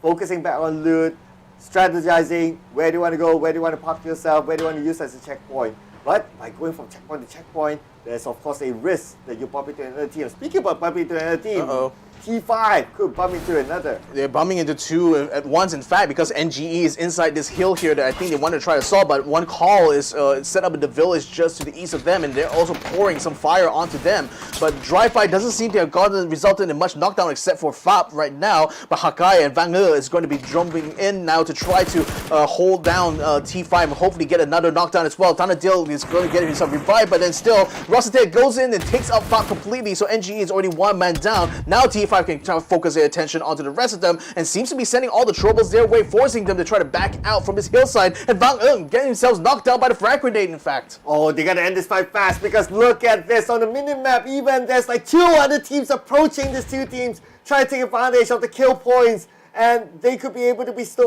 kidnapped if they continue on the fight within this area. And we can see that Blue is being shot at from behind. ONC is approaching them. Where are they going to go from here? Oh, what is Trick doing? He's completely alone there as he's drawing fire from both NGE as well as T5. But T5's main objective now is to try to finish off the rest of NGE. But Haisaki is also getting himself into the mix as well. Just moving up ahead of his team now to try to see if he can catch any stray kills here out of this battle. So this is now forming into a slightly 4-way battle, though granted one member from CES makes up the 4th. But nevertheless, NGE very much in trouble right now. Oh boy, Nando, can he get a shot? Yes, he does. Hanawat gets himself completely knocked down now. Can't quite confirm the kill yet, but one call is going to send a frag grenade anyway, hoping that it will be enough to finish him off. Beautiful backstab earlier on there. And at the same time, we can see that Myth is taking a fight with NGE somewhere else. I believe it's on the lower ground. And we can see that there's a lower ground fight happening at this moment. So the teams on the high ground, they're just going to ignore that for now. They need time to reset. They need time to recuperate themselves while the fight on the lower ground is happening. Yeah, Chibirit is already setting himself closer to La Bendita, so that seems to be where one call is going to be backing up to. Cerberus Esports in the meantime still in the same village of Picado there with AAA up in the corner. Right now, I think Haisaki has decided he wants to try to get onto this complex here, but NGE moves very rapidly to try to take control of that, so Haisaki is left out on the lurch right now. So he's going to see if he can spot the rest of T5 moving up on the left-hand side, but for now, NGE is taking up this position here, so I don't think Cerberus is going to be able to move out of position yet. They might still have to continue to take the siege against AAA. Yeah, Haisaki is just going to bail this. It's not going to be worth it for him. I mean, we're still like, what, 15 teams? Meaning that if anyone gets eliminated at this point, it's going to be 0 placement points. It's probably not going to be worth it for him at this point. And now Haisaki managed to get a vehicle. He's moving to somewhere else. Hopefully you'll be able to find somewhere that's a little bit more calmer for him. Yeah, I also just only realized AAP the whole time has been out in the blue zone, have just only joined us on the northern side of the circle here. So better late than never, I suppose. But then again, with everyone being gathered in the middle here, I don't think anyone's going to be spotting AAP's movement right about now. So this could be an opportunity for AAP to sweep down from the north side here and hopefully catch some good strays. But it seems like fires are still starting to break out here in the middle as 310 is starting to send some shots down towards NHE's position here. They do have a bit of a high ground here on the graveyard that gives them somewhat of a view. Only problem is that the hill just right next across the road for them is making it harder for them to actually see the other teams. Okay, we can see. Speaking about teams, looks like we have little movements. Okay, or maybe not. Everyone's pretty much secure in their own compound for now because it's within the circle anyway. And we're still at phase 1 though, so everything would normally go crazy during phase 4, but here we have it, a good overall of where our teams are at. Like what you mentioned, Arkangel Predator coming from the northern side, they have an easy entry into the circle, but this is the first phase of the circle. Will be reviewed the second phase later, and looking at the amount of teams right in the middle of the circle, I would say that there's a good chance that the majority of the teams would still be in the middle of it after this. Yeah, I mean, the AAP on the north and then E-Arena on the south, and look at where the circle land up. Oh my goodness, AAP it's just only got in the circle, only to find they have to travel even further now, and that's going to scrunch them right into the mix there with so many teams still alive right now, 15 in fact, still in the running even at this phase here. So this is looking to be a real tight scrap here, ladies and gentlemen, over on Los Leones. Finally, Myth is right now in the thick of it as they try to maneuver out to the fields here. They're likely going to take some fire from SST, who has just spotted them in Hawk. In fact, is already starting to put some fire on top of them. Number one is getting themselves in a bit of a mix as well with one call who has just spotted them trying to cut across with these vehicles. Hopefully not too much of a knockdown, though Gao as well as Mio is having not a lot of health on them, in fact, so this is going to be a bit of a precarious one. But Gex as well, moving over the eastern side here, might actually intercept number one here. In fact, Trick is trying his very best to get the knockdown, still can't quite get the shots done there. Has taken out one tire, but that's not the tire he's looking for. He's looking for the head. Oh yeah, he wants to hit there, but if you can't get it, at least you press the back tire, that's okay. But Jaxi from somewhere else, 2 knockdowns back to back for Jaxi. Yeah, he actually came out from the other side of where Trick is, so the one call actually split up a little bit here. Now they got Virtue 2222 already down to the ground to get a knockdown as well as a Lamba Woo Woo, and they both get taken out completely. One call, nowhere to be found right now. Unfortunately, they have lost 2 of the members. Gek and Mio has just made it Los Leones, but this seems to be the best he can do, and now they're being cut off here by GEX. Oh, here we go, Redsea Esports. They need to rendezvous with each other. At least they have a compound to work with within the circle, so they're A-OK for now. GE as well in the same position, just next to Redsea Esports. But GE, not liking this compound that much. They're moving to somewhere else. I wonder where will be their next checkpoint, but looks like they're in preparation for phase 3. The GE though is caught in a bit of a sandwich situation though, because the Deadly Strike has just moved in from the the western side, and E-Arena is still also moving from the south side. It seems like they're going to be meeting right at these crossroads here where GE and CES are set up in. So it's looking like a bit of a scrap going on the western side here. Los Leones itself getting a little bit busy too with T5 and Myth tossing out each other. Number one now under fire from Gex's Savior as well as Leo, who are just pressuring them on the northern side of Los Leones. Genius Esports in the meantime still on that reposition right now. It seems like they decided to back out from trying to take the position because the Deadly Strike has actually taken control over the villages by the eastern side of Chumacera and just forced the GE to back out and back into the original position. Oh, both fish taking those long range shots. Will it land? Okay. A little bit of a recoil control needed there, but looks like no shots landed.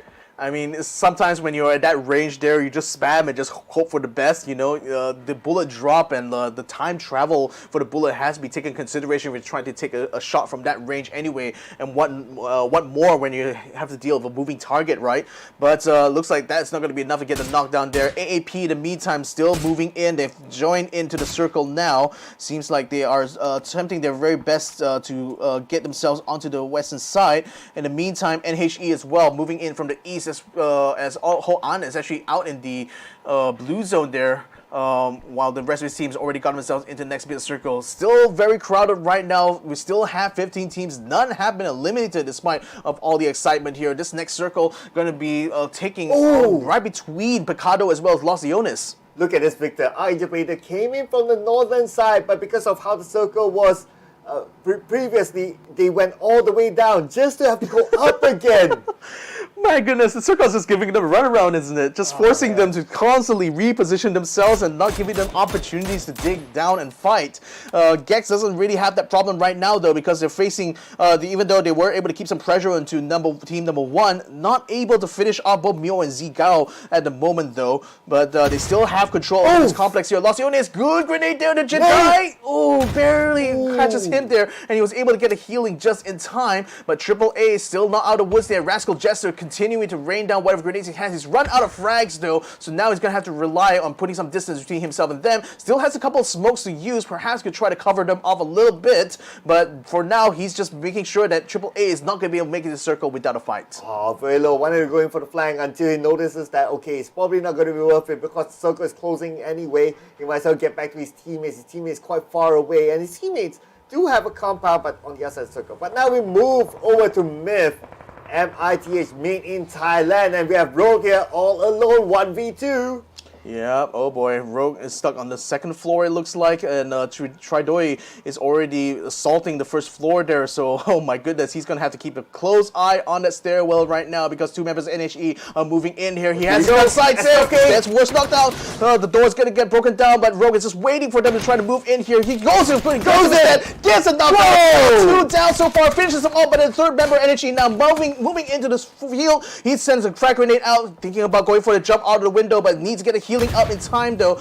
In the meantime, NHE trying to get the revive back up onto at least one of the members. This could be an opportunity. Rogue sends another frag grenade down. Can he nail them down completely? Not quite. Not enough damage, but he does have a sawed-off shotgun waiting for them to come up, but it doesn't seem they're daring to do so. Okay, he's going down to the ground. Oh! Another one! Hoya goes down! Kenro pull off the clutch. Only one more to go. He has it. That's okay. The perfect weapon close range! And it's going to be Rogue eliminating new House Esports! Oh my goodness. The fact that Myth still has Duckman's around as well, that still is a two-man stack at least. Sorry, a three-man stack here from Myth. So that's going to be great news for them that managed to finish off NHE there. But look at that. Rogue is not quite out of the woods though because has drawn some fire from GE and frag grenades through the window. I think he's pretty much done here for. That was anticlimactic there. But anyway, Rogue, he managed to secure 4 points for his team all alone. So I would say that's a decent trade. Hey, that's good. That's as good as any there. So, but then GE still steals the kill at least on one of them though. So that keeps them on par with those 5 kills there together with Myth. But right now, the rest of Myth are still going to be holed up within their complex here. This next circle, more towards the open end here. There's still a road that passes right through it. So plenty of low ground here. A bit of high ground, but that's really only being held by either GE or perhaps even Deadly Strike. Should they finish this fight against AAA right now? 310 seems like they want to try to keep one call busy at the moment as they attempt to try to get into the circle here.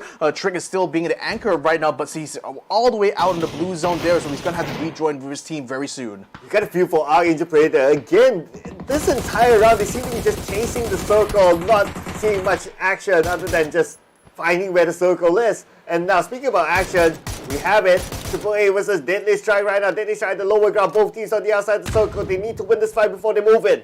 Yeah, oh boy, we've only 2 members there. They're going to be facing a lot of fire, but they're doing quite well to try to take up to the high ground here. This could do well for them. It's forcing Deadly Strike to try to wrap around the smoke here, but unfortunately they managed to pin down Espeliza and finish him up as well. Jedi has been taken down and attack all around. I thought they were going to be able to make it, but no. Getting up into the high ground bend, there's going to be easy pickings there for Deadly Strike. Oh, here we go. Global Esports Xsset with nothing to defend this ground against ONC, and ONC, they are coming. They have the high ground advantage though, but look at this Arkangel Predator. Arkangel Boss got taken out by the zone. I mean, this is what happens when the circle just keeps running away from you. Oh no, that's a bit of bad news there for Arkangel Predator because, you know, all the troubles they had trying to get into this circle here, and then now they just lose one of their own to the blue zone there. No doubt getting caught out a little bit in Los Leones there because of EA and Myth actually gatekeeping them a little bit coming into this circle here. Gex in the meantime still holding their own in this one ditch here, but they have plenty of hills around them to provide some cover away from one call who is still on the edge of the circle there to the west hand side, and with T5 still not drawing any attention for them. They can focus fully on the fight with this Donation squad here, but number 1 seems to be looking to try to be a spoiler in this fight as well, assaulting from the eastern side there. One call might get themselves pincered a little bit, and Gex might be a little bit relieved to have a bit of that pressure taken off of them. Yeah, number 1's coming in for the back, but then again, they don't have the manpower. So, but no choice. They still need to fight their way through. At this point, if they make any more rotations, they'll be shot down anyway, so they might as well try to take that little bit of a risk, try to trade off kills perhaps, and try to win the fight to get into the circle, but their opponent is not going to be a pushover. Their opponent has a compound, has a full squad, so it's going to be tough for no one. Yeah, Mio is still trying to take onto the high ground here. Jexy is going to try to kill him off a little bit. A smoke grenade in between is providing a bit of cover, allowing him to rain some grenades, but with the buildings being taken by one call, they should be able to dodge most of that damage effectively, as that one didn't quite connect. But Nando is going to be taking quite a bit of hits from Mio before he was able to duck away, but now the blue zone has already come around here, forcing both of these squads to pull away from this battle here. But that's going to put the number one under a lot of fire here from one call, as well as Myth, and maybe even Gex as well, but they're just aiming to try to get themselves into the circle. There's just barely slipping by there, as one calls Jexy now focuses his attention onto Gex as well as Deadly Strike there, and if once he couldn't get the knockdown. And Arkangel Predator is still chasing the circle. They still do not have it. They're on the southern side, and arguably this is going to be the toughest entry into the circle because there's so much open space between them and the circle. I worry for Arkangel Predator at this moment, but I worry for the other teams on the outside as well. Just look at the amount of teams on the right side of the circle. There's at least like 5 different teams, 6 different teams maybe to try to get in. Yeah, Myth is still trying to get past E Arena, but hasn't been successful at that. Gex has already got a knockdown there. Zenon's been taken out completely by Cerberus, who is, by the way, held up in the only complexes within this next circle here, so they have a position. But NGE is starting to put a bit of pressure there, with that blue already getting himself inside a warehouse now, trying to provide some pressure from within. Deadly Strike still on the outside of the circle right now. Himas trying to spot where NGE's member is. Sends a grenade up on top, can't quite connect with that blue yet. Still can't flush him out either with a Molotov. That blue is just finding himself very nicely dug in there, and Hamas can't really touch until that point there when a frag grenade from Tycon finally finishes him off. Oh, Tycon from the other side, but now we move over to Made in Thailand, trying to get their way into the circle, but then again they need to take this fight.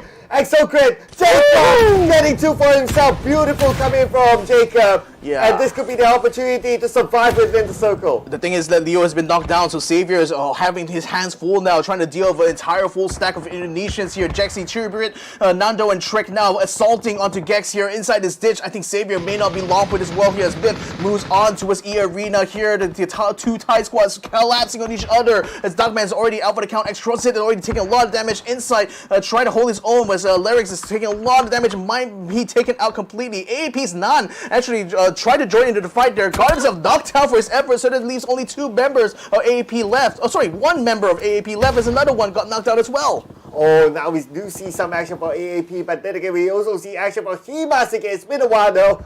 Bullfish knocked down by him. Made in Thailand now going up against E Arena. E Arena still a full squad. Made in Thailand, however, 3 players still alive with 1 vehicle been blown up. 1 nade could take down one of them. They're trying to get a good angle. They're trying to get as much information as possible, but the nade coming in from Made in Thailand will not connect. Yeah, Deadly Strike now getting to the warehouse where Cerberus is. Tycon now holding his. Oh, but can hold it against Crazy Boy and Lucky J. Tycon Hamas taking out Cerberus out in 10th place. What a fumble there, because they seem to have a good position in the warehouse, but that seemed to attract all the wrong sort of attention there from both Deadly Strike. It's now to get assaulted by SST. Genius Esports sending some shots. Alec, taking some shots inside, almost gets taken down, but that will not connect. And inside has to focus on one call as Myth, who are breathing down his back. Oh, here we go, the circle. Will Arkangel Predator finally gets a taste of the circle? But no! It still shifts away from them. And then now you got E Arena and GE now pressuring on top of them with 1 already knocked down. AAP doesn't look like they're going to be able to survive this long with 2 full stacks up against them here. The odds are very much stacked away from AAP right now, as they're getting completely slaughtered here. But E Arena also uses the opportunity to try to get some shots on the GE. Evil Patrick now still left out of lurch here, but he does get down Utah in the meantime though, but unfortunately with that take out by EA, Arkangel Predator is out in 8th place. Number 8 for them, and it was a tough round for them.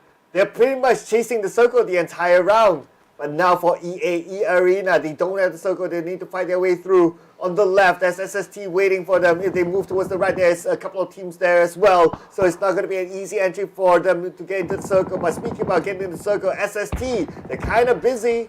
Yeah, kind of busy. Imhawk now picking up a car to go and rejoin the rest of the group here, or maybe might be making a break to the center of the circle, but whatever the case here, Rudex, T9, and Fevan are trying to assault the top of this hill here, but Deadly Strike has control over the warehouse, has plenty of smoke grenades to spend, so SSC is going to have to resolve to use some grenades here to try to flush out Crazy Boy, but hasn't been successful in that regard. Imhawk now is rejoined with the rest of them, assaulting from the opposite end, so now they both move in at the same time to try to flush Malrush out of this building. Okay, here we go. 3 players players from SST right now in the building. One more coming in. Already cover fire from afar until everyone's secured. Faven is moving in together with his teammate. They're on the ground floor currently, just next door. Shot. Faven is the one that went down. A bit of a toss-up right now. SST having 2 knockdowns, while Steady Strike has 2.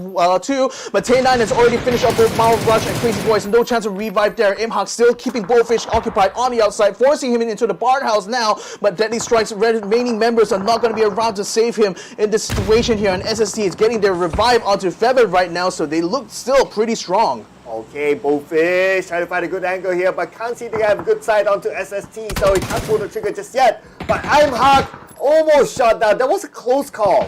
Yeah, close call. Speaking of calls, one call collapsing onto the tweet. Now Wesker getting knocked down. There's already another knockdown there. Vuelo is the last one standing here for the Japanese squad as he's attempting very much to fight an army of Indonesians here trying to store against a hill, and it's going to be what finishes him up in the end. What a nade that was coming for Jackson, but now Imhawk. Can he win this fight? You managed to get a knockdown. Can he get a second one? But unfortunately now Runas will follow up from here. Runas taking down his Faven.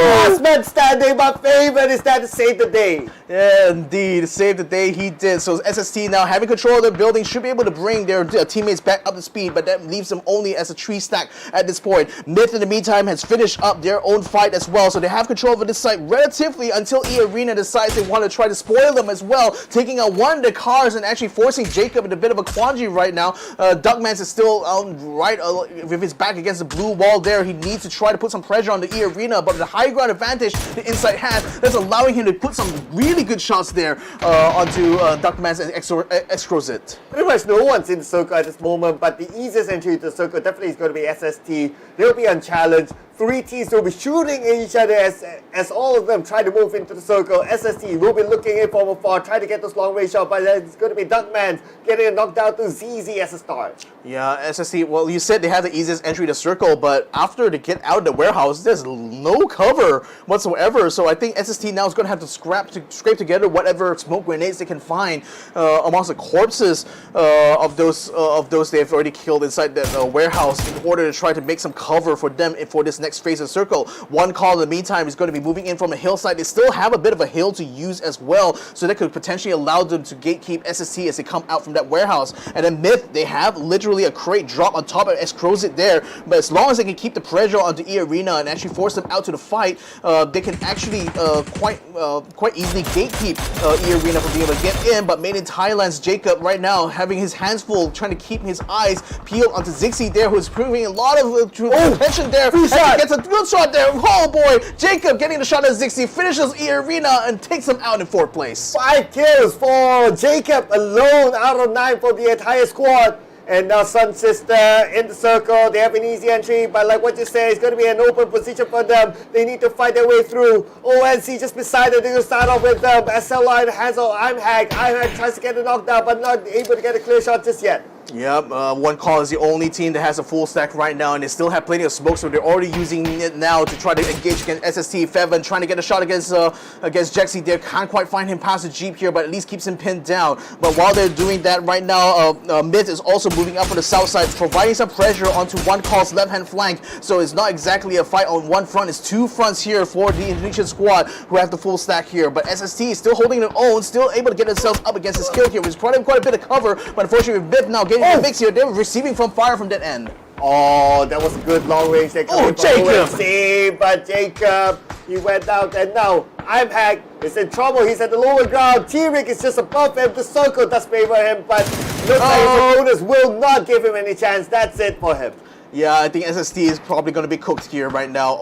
One Call as well as made in Thailand, currently sitting at 12 and 10 kills respectively here. So they've been taking the bulk of the kill points right now, but it looks like they want to try and get even more off of each other. Myth versus One Call right now is the main one to try to fight for. Imhawk already taken out of where Runex is the only one left standing, but then he's still within the warehouse, not able to participate in this fight in any meaningful way. Having no frag grenades as well means that he pretty much has to sit out on the sidelines here and hope that One Call as well as Myth collapse on each other and maybe pick up some scraps. Oh, Runex now. He doesn't have a choice. He needs to get into the circle, but Runex onto Jaxi. Beautiful long range shot. That could be his opening into the circle. But then again, time's on his side. He only has 10 seconds to decide. He just has to let Myth and One Call get preoccupied with each other and just take these stragglers out at the same time. Trick in the meantime taking a lot of damage now, forced to bring out the adrenaline shot here in order to stay in the fight here. He still can rely on some teammates here, but not going to be Nando though. Nando has already been knocked down here. Chiprit under a lot of intense fire here from Jacob here. Jacob,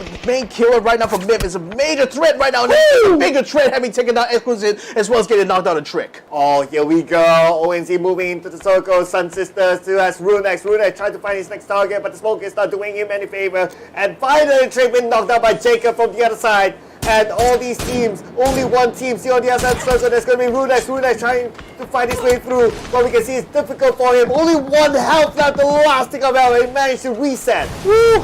And he under the cover of smoke as well, not able to secure his position. But again, he's still under fire from 3 members of One Call. 1 member of MIP still remaining here. That's going to be Jacob, and he is still attempting his very best to try to keep the pressure going on to One Call. But One Call now focusing his attention towards the warehouse here. Sends whatever throwables, and I think Runex taking so much damage there, but still not out of the fight until just now when the blue zone gets right over him. Yeah, denied the point there. Right now, Myth seems to be in a tough position unless a clutch could happen here. Jacob against the wall. Jacob, can he pull off an amazing ending here? He has 7 kills to his name. If he can get all 3, it will be 10 kills for Jacob.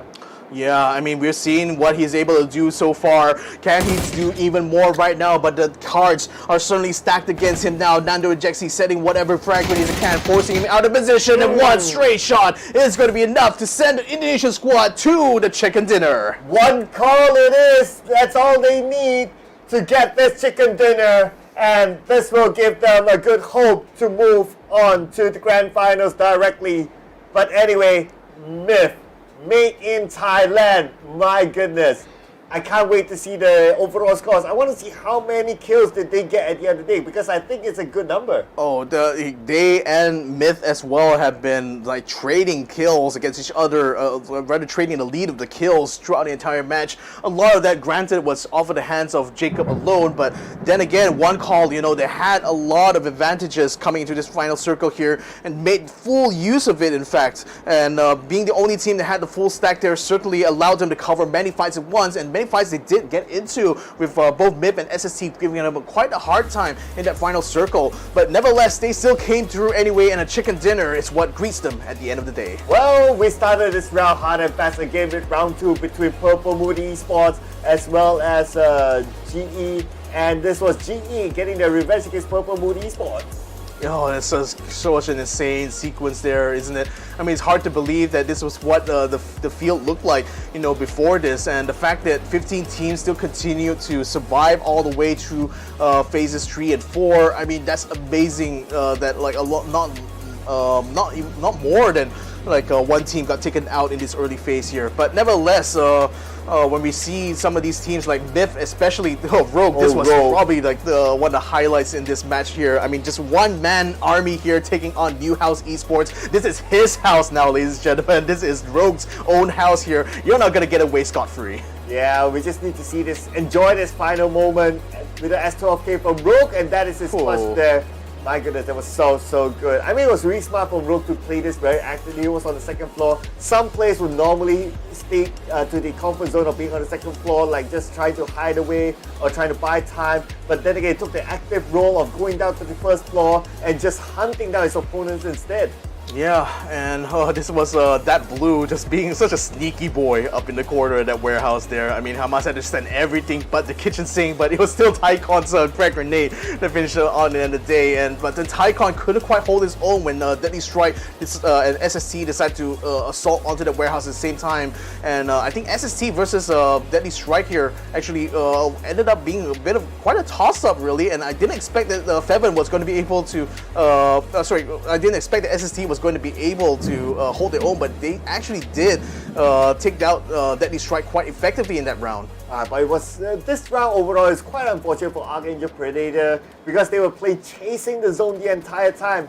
At the final moment when they finally, not really finally got the zone, but at the final moment when they got some action, it was a tough position for them to be in. They were on the lower ground, all their opponents on the higher ground, because they were not in the right position just because of how the zone treated them. And Jacob, crazy shots there with that Mini 14. I mean, that was what, 10 kills they managed to get in that fight there for Myth. I mean, that kept them pretty much in the running for the most part in this final circle here. It's just unfortunate that, you know, it just came down to a 1v3 here. I mean, one call had so much grenades and so much throwables it could send towards him there, so it wasn't really a fair fight, but I think Jacob did the best he can. Yeah, anyway, he got like, what, at least 7 kills by himself, so I think as an individual player, he did his role perfectly by that time. I mean, if he was able to pull out that 1v3 clutch, that would immediately override whatever Rogue did. I know, so wow, I mean, the level of chaos going on here. I mean, again, I think a lot of teams kind of played it safe during the early phase there, other than, you know, PLM versus GE, because those two definitely wanted a rematch, you know, going on the power grid there.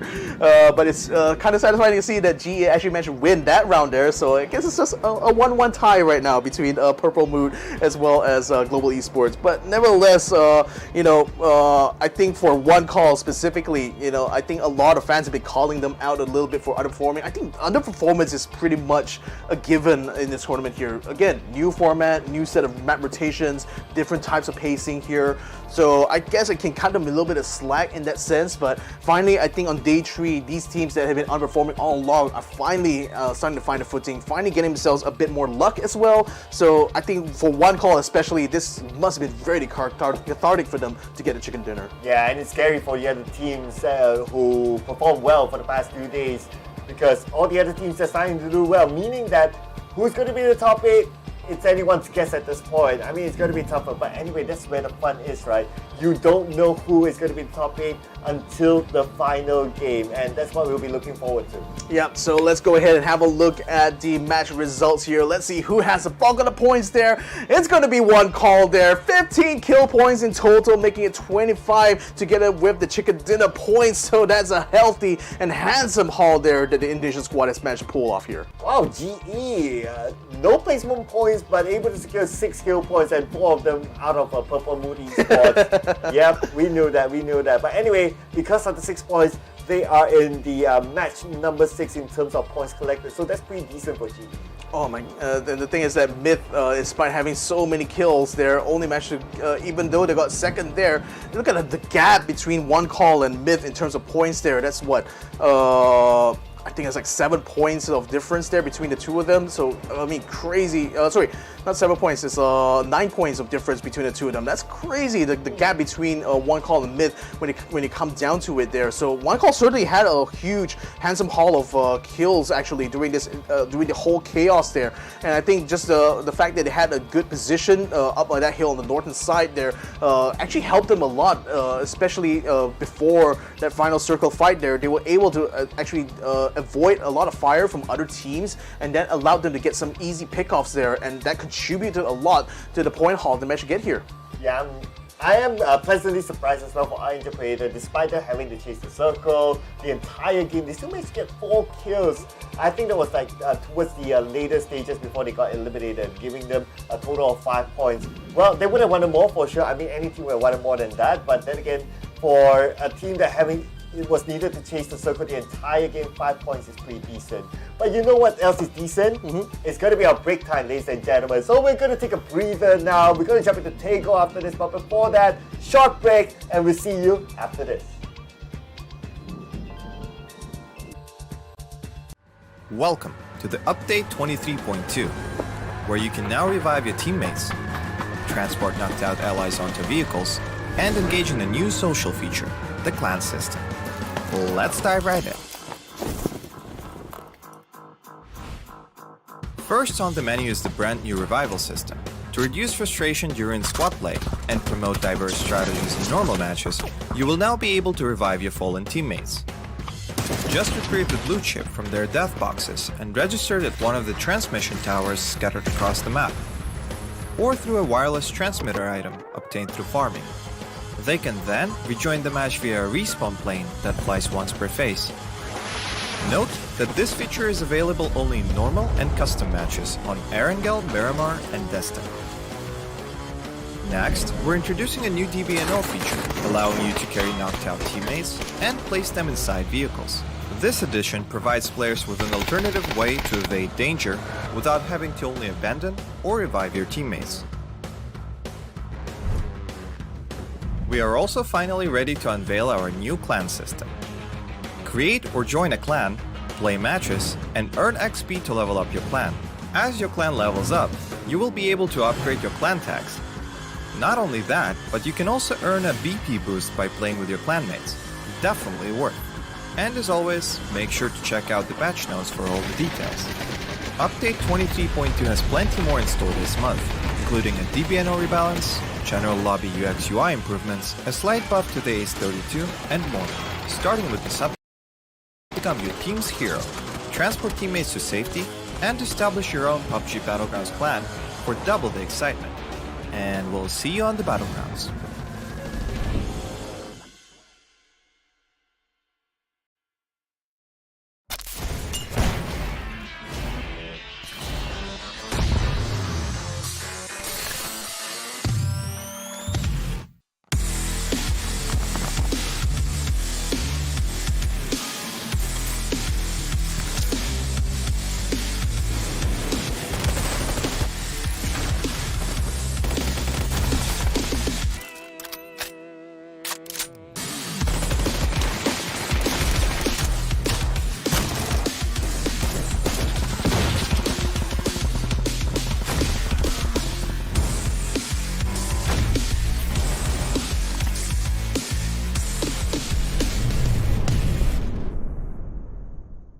The latest game from Krafton and 5min Lab.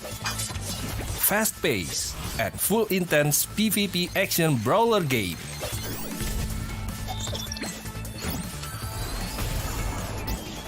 Use your best combo to send your opponent to the lobby.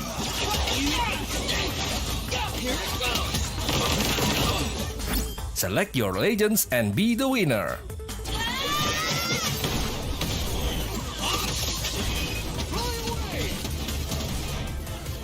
Pick the mode that suits your fighting style, from 1v1, 2v2 to Battle Royale. Available to download and play free on Play Store, App Store and Steam.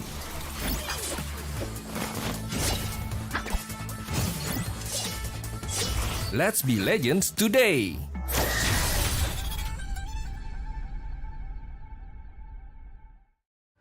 Welcome to the Update 23.2, where you can now revive your teammates, transport knocked out allies onto vehicles, and engage in a new social feature, the clan system. Let's dive right in. First on the menu is the brand new revival system. To reduce frustration during squad play and promote diverse strategies in normal matches, you will now be able to revive your fallen teammates. Just retrieve the blue chip from their death boxes and register it at one of the transmission towers scattered across the map, or through a wireless transmitter item obtained through farming. They can then rejoin the match via a respawn plane that flies once per phase. Note that this feature is available only in normal and custom matches on Arkangel, Miramar, and Destiny. Next, we're introducing a new DBNO feature, allowing you to carry knocked out teammates and place them inside vehicles. This addition provides players with an alternative way to evade danger without having to only abandon or revive your teammates. We are also finally ready to unveil our new clan system. Create or join a clan, play matches, and earn XP to level up your clan. As your clan levels up, you will be able to upgrade your clan tags. Not only that, but you can also earn a BP boost by playing with your clanmates. Definitely worth. And as always, make sure to check out the patch notes for all the details.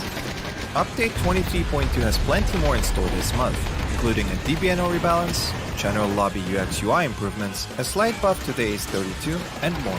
Starting with this update, prepare to become your team's hero, transport teammates to safety, and establish your own PUBG Battlegrounds clan for double the excitement. And we'll see you on the Battlegrounds.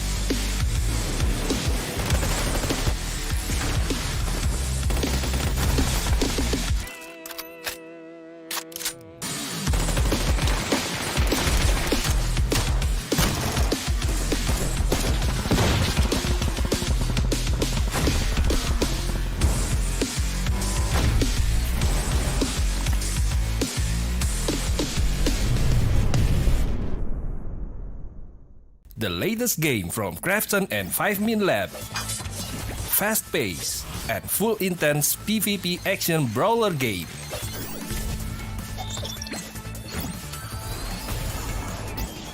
Use your best combo to send your opponent to the lobby.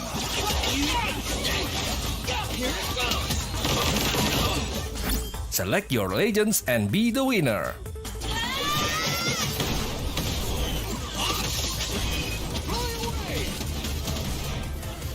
Pick the mode that suits your fighting style, from 1v1, 2v2 to Battle Royale. Available to download and play free on Play Store, App Store and Steam.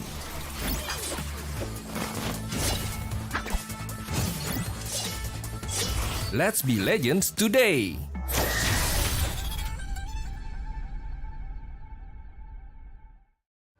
Welcome to the Update 23.2, where you can now revive your teammates, transport knocked out allies onto vehicles, and engage in a new social feature, the clan system.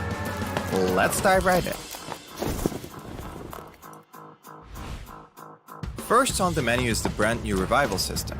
To reduce frustration during squad play and promote diverse strategies in normal matches, you will now be able to revive your fallen teammates. Just retrieve the blue chip from their death boxes and register it at one of the transmission towers scattered across the map, or through a wireless transmitter item obtained through farming. They can then rejoin the match via a respawn plane that flies once per phase. Note that this feature is available only in normal and custom matches on Arkangel, Miramar, and Destiny. Next, we're introducing a new DBNO feature, allowing you to carry knocked out teammates and place them inside vehicles. This addition provides players with an alternative way to evade danger without having to only abandon or revive your teammates. We are also finally ready to unveil our new clan system. Create or join a clan, play matches, and earn XP to level up your clan. As your clan levels up, you will be able to upgrade your clan tags. Not only that, but you can also earn a BP boost by playing with your clanmates. Definitely worth. And as always, make sure to check out the patch notes for all the details. Update 23.2 has plenty more in store this month, including a DBNO rebalance, general lobby UX UI improvements, a slight buff to the Ace 32 more. Starting with this update, prepare to become your team's hero, transport teammates to safety, and establish your own PUBG Battlegrounds clan for double the excitement.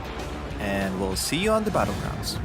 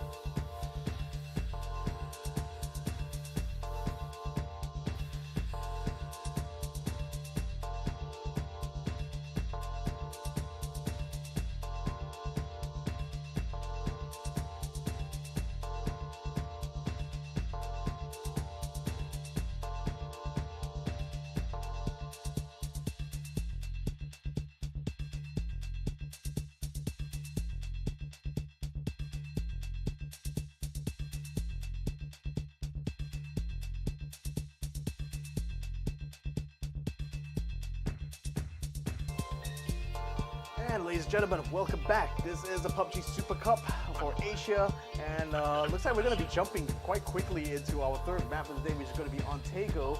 This is going to be an interesting one, I feel, because this is going to be an entirely different map now. We've done and dusted with Miramar for the rest of the group stage now, so we can go ahead and focus on this match right here. So let's go ahead and hopefully we'll be able to see you guys jump into the map here very soon. Let's go ahead and hopefully be able to get you guys up to date right now.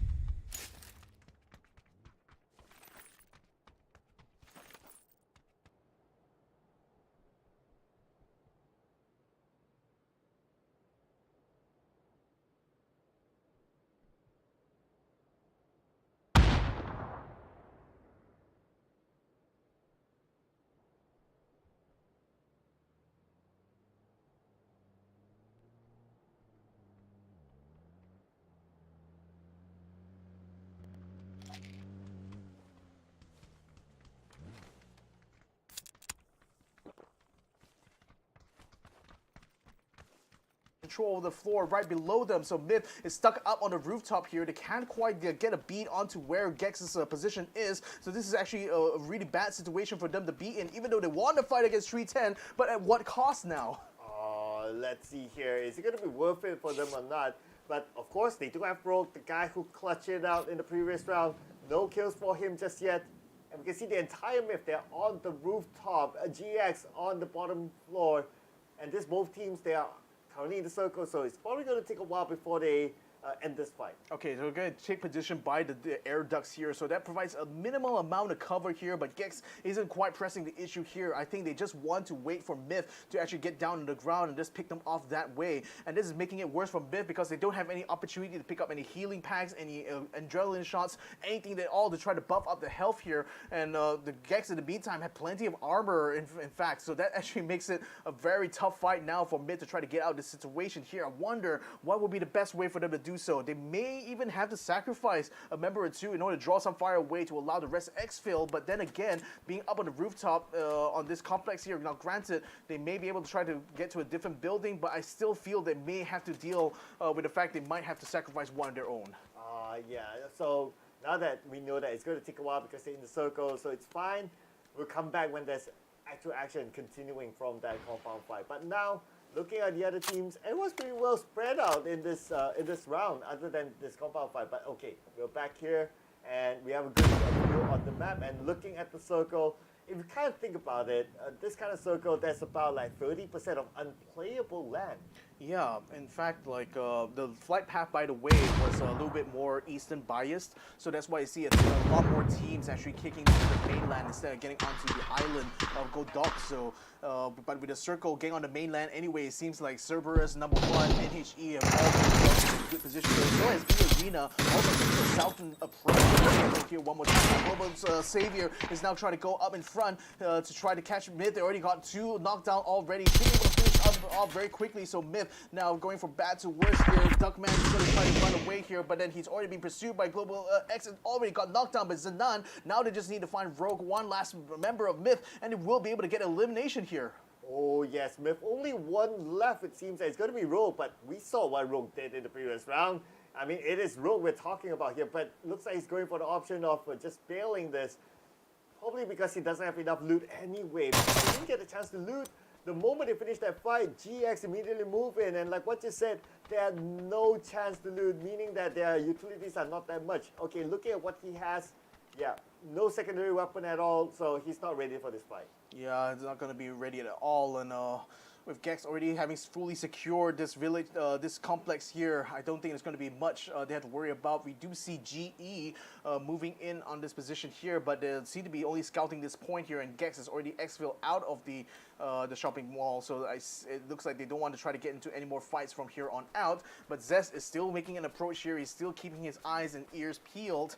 Might actually run into Rogue if they are moving a little bit more to the right hand side, but Rogue conversely only has a lot of open ground to deal with there if he gets out of the terminal, so it's not exactly the best place to be in here for Miv, but nevertheless he needs to try to salvage this as much as possible. Oh, and if I look back again at our map, it seems that terminal is sort of within the circle, so meaning that all these teams that we see will need to move anyway, so the fight needs to happen because they're just that close by each other, and I think they'll be interested to pick up points out of each other as well.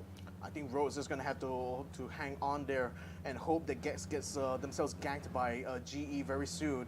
AAA back into the fold one more time. They had to miss out the first match due to unforeseen circumstances on their part, but I'm glad to see that they're able to get themselves back up to speed here. In the meantime, Theeerathon FIVE spotting this deadly strike going on a convoy now across from them, across the street, tries to get some shots, doesn't quite attract too much attention with them, didn't even get a knockdown at that point, but that's already gotten quite a bit of attention now from Dest as they decide to hold down here and try to pick up on this fight. E-Arena in the meantime, they were on the south side of the circle. Looks like that might actually put them in the collision course right now with one call, the chicken dinner winners of the last match. E-Arena, let's see if they can continue on right here in this round. They're going towards ONC though, so ONC just in front of him inside doing a little bit of scouting work here, just trying to find where are the next entry point or the next checkpoint that's going to be suitable for his team. Going to bump into his opponent if he overextends it. Yeah, so Oh Hyang, Kang Nung, as well as Buksan Sa are the three main points of interest right now in this circle, and it seems like one call is going to try to land themselves smack in the middle of this whole area here. While back in the terminal here, it seems like Gex and GE are keeping good distance from each other right now. GE just starting to do their farming run on one side of the terminal, while Gex is already pulling out of this area here, no doubt looking for some vehicles in order to pull, in order to get themselves into this next circle fight. But speaking of fights right now, I think a bit of a firefight is starting to break out here just over north of Oh Hyang right now. Hopefully we'll be able to get onto that soon, because it's SST and Cerberus right now taking pot shots against each other. Genius Esports, they still have Surti on the outside to try to spot anyone trying to pull away from the terminal, but it seems like he hasn't been able to spot Gex yet. Yeah, so there's more like information gathering coming from Surti, so that at least they pre-plan their route, like they know that, okay, on the next round circle, if we don't have it and we need to get into somewhere of a more strategic position, at least they know that, okay, that area is occupied, that area is not, so he's just gathering information back to his team, doing the scouting work basically. Well, Gex has already picked up a vehicle and already pulled away from the terminal, so they should be in the clear now to make their way to the circle, which leaves GE to try to see whether or not Myth's Rogue is going to be able to survive this right now, because he's already survived against Gex so far, but with GE in the terminal with him as well, he's still not going to have the clearance actually to try to make a break for the circle here without being spotted.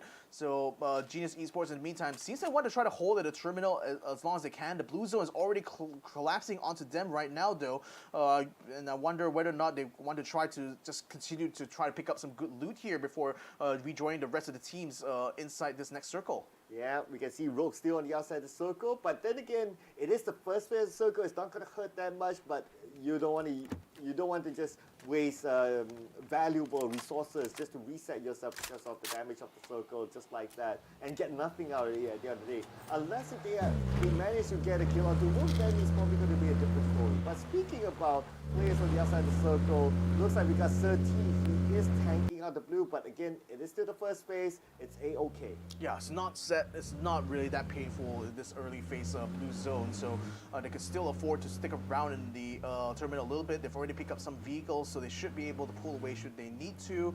Purple Mood in the meantime joining the rest of the squads here, but they're just only around the studio area. This next circle lands themselves right close to the world's end here, so only half of that is actual playable area, and that's where most of the teams have already gathered up. So somehow they managed to read this circle quite well, got themselves already close to that point now, so it means that Starfights happening between servers, as well as number one, Virtue 2222, has been taken down completely and taken out of the map now by Hamas. Can they still find some more though, because they already had a knockdown here on Solasi, should be able to get the revive back onto him, but number one is bringing in a couple more reinforcements here. Mio and Zigao coming through the road here, going to be intercepted a little bit by Cerberus there. They're going to continue to bring some fire. Gao has already been taken down. Mio is still alive for now. It's just only got to the building, but now he's surrounded by both sides. Oh, one shot there by Taikon and a headshot to boot as well. Finishes all the rest of number one, and they are out in 15th place. Nicely done by Haisaki going in for the flank, and that secured their location, and also 4 kill points to start off the game with, and now we're only down to 14 teams. But with this current circle of only 60% playable land, that means that we're going to see all-out fights, like what you mentioned, and it came at the right timing that Cerberus Esports eliminated another team, and now Cerberus Esports, with that elimination, they should have an easy entry into the circle. I'm really worried that this next circle is going to land right on Oh Hyang, and that means there's going to be a lot of paddy fields there that the only paddy fields right covered there. That's going to be an interesting fight to watch. And in the meantime, right onto AAP. Good shot there with the frag grenade there by Fox to take out 2. And now there's House Esports. Gets taken down. Hakai joins in, only get knocked down. Fab joins in as well. Fab is back up, still up on the rooftops right now, but the rest of his team tries to assault on the bottom side. They still can't get all of them down yet, but AAP just completely wiped out just like that. Oh, just like that, they crashed into the compound where Fab was at, but at the end of the day, it was Fab with heroic moves, with that one nade to take down 2 from Arkangel Predator and that last one as well. So what a great defense coming in from a solo player. Yeah, that blue is already moved out here. He's trying to find another spot for them to move to next. Arena and SST locked in a bit of a battle on this hilltop here. It does provide a lot of trees and plenty of ground to cover. Imhawk though can't quite get a beat onto Zissy, so he's going to try to reposition himself and put some distance between himself and the Arena player. Zissy in the meantime has his Jeep here as insurance, so he can certainly pull away should he need to. But SST has still yet to make their way into this part here, and with Arena already set up here and Zixi providing the information and also having a Mark 12, that should be easy for him to spot out anyone getting their way. Oh, Leo finally eliminates Rogue. That means Made in Thailand is out at number 13. No heroic moves coming from Rogue this time around, but then again they still managed to secure 4 kill points from that starting fight, so that's okay for them. At least that's something in the bag, not going home empty-handed. Yeah, NGE looks like they're going to be caught in a rock and a hard place soon because this Deadly Strike has just got to the crossroads now. But NGE is in a good position to try to ambush them, perhaps to try to get a knockdown to Mao Rush, who's just rushing in front of them. But he turns tail as he receives some fire now, so they know that they're under siege here on the NGE side. This Deadly Strike could have tried to keep control of the crossroads here while attack all around Jack Yu now, attempting to get some shots there. Can't quite find one against oh, the grenade actually does put him down really bad here. The blue zone grenade forcing him to get out of the way there. Oh, he's just watching out for that there. And with 18 health, he's just going to try to get an adrenaline shot up. Hopefully, try to be alive now. But then Theon is up to pressure him go. But he's not going to be abated at all. Takes down the Flucky right over there. Borbo's going to try to wrap around with the Jeep here. But Jack Wolf gets thrown back there by AAA. And they do use a grenade as well to put some hurt on the PLM as Tanawat gets taken down. Oh, you didn't know what hit him there. He was playing ring around the rosy for a moment there. And now, it's Power Boss in the last man standing for Purple Esports eliminated, bringing them to number 12 this round. Yeah, but AAA is not quite out of the woods because EA has heard all the commotion, is putting some shots at Equilusa, forcing him to get onto the riverbank now to pull and get the heck out of Dodge right now. He's probably going to have to serve the blue zone from this point on because he will not enjoy any support from the rest of his team because most of them have already been taken down. So now, Arena in a perfect position now on this part here to try to hold against the AAA squad here. SST as well is getting into the mix here, moving in from the western side. So the AAA is finding themselves completely gatekept from being able to get into Ohyang. We can see the movement here for Cerberus Esports. How is Chloris going to get in here? Now that there's Cerberus Esports actually gatekeeping him. I don't know. I mean, I guess he just has to be pretty smart about how he tries to move. There is a bit of like terrain that he could possibly use to his advantage there, but then again, it's so easy to spot it here. Cerberus right now going for the close! So close there. One more shot might be able to do it, and Haisaki is just trying to edge around to try to find an angle there, but cannot find his head. But in the meantime, GE is already putting a lot of pressure onto CS here, so he's forcing Hamas and the rest of them to try to turn around and fight. Chloris now able to use the smoke to cover, pulls away from them, and gets in towards Ohyang. Oh, and Chloris managed to get away from now, but he's been shot from behind. One last shot to him, and finally he is out. That is it for this round for Genius Esports. Yep, 10th place is the best they can do, but then now Cerberus has to turn around and see what exactly he can do here because one call, having heard all the shots, is now pouring some fire onto them from the crossroads on the other side of Ohyang. So I think Cerberus is going to have to make their way into the urban area now to get some cover and to get away from that pressure here, but then they already opened up a path for themselves, so that's great for them. Arena in the meantime taking control of the offense, also being held by Theeerathon FIVE, and Rossington Jr. actually gets knocked down to the inside, so EA might be bogged down in a fight they weren't quite expecting here.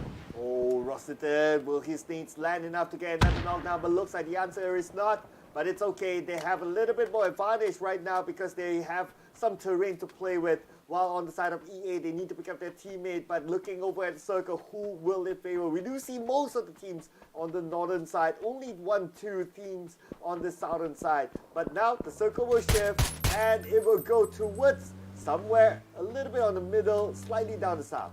Yep, this circle now finally getting more playable land here, but as I feared, it is landing right over near where the paddy field is, but there is a bit of a hill here that where Zixi and Imhawk is based at, so Arena needs to have the anchor in place, but now all the teams starting to collapse onto the team that's on the lower ground right now. Can they hold out with so much pressure coming up there? moving as a convoy now, probably in the line of fire EA a little bit, but they want to take control of this hill because it represents the best spot to try to get a good vantage point. But right now, under fire, they are from all angles here. Lyrics tries to get a shot into that blue, can't quite knock him down and out of the car yet. Oh, that migration from the north to the south. Oh man, that will mean that a lot of teams will clash into each other. It's a matter of time because there's 10 more seconds before the zone closes, and that will force all those teams to kind of move as well. And some of these hot spots on the high ground, like what you mentioned, been taken out by some of the teams who move fastest. And that is going to be their hunting ground for now with this kind of vantage point. I mean, it's literally going to be a king of the hill right now, but it's still a toss-up between EA and SST as well as NGE. Seems like NGE is deciding to try to regroup a little bit before they try to continue this assault because they're still under pressure from Gex as well as new House Esports, keeping them under fire there, so keeping them pinned within the zone here, forcing them now to try to split up and get a good base of fire here in order to try to take control of the hill. But for now, though, they're still left in that little bit of a quandary here because, and Zixi especially is still stuck in this fight here with Imhop because neither of them can actually get a beat on each other with so much vegetation being in between them. Arena, they are okay within the circle. They have a compound to work with, so they are fine right now. But they need to be careful of T5. The moment the circle shifts, T5 might find them to be the next target because T5, they cannot move freely into the circle, assuming that the circle shifts away because they'll be shot at by EA. So EA will need to find T5 at some point. Yeah, and NG is fire onto Gex.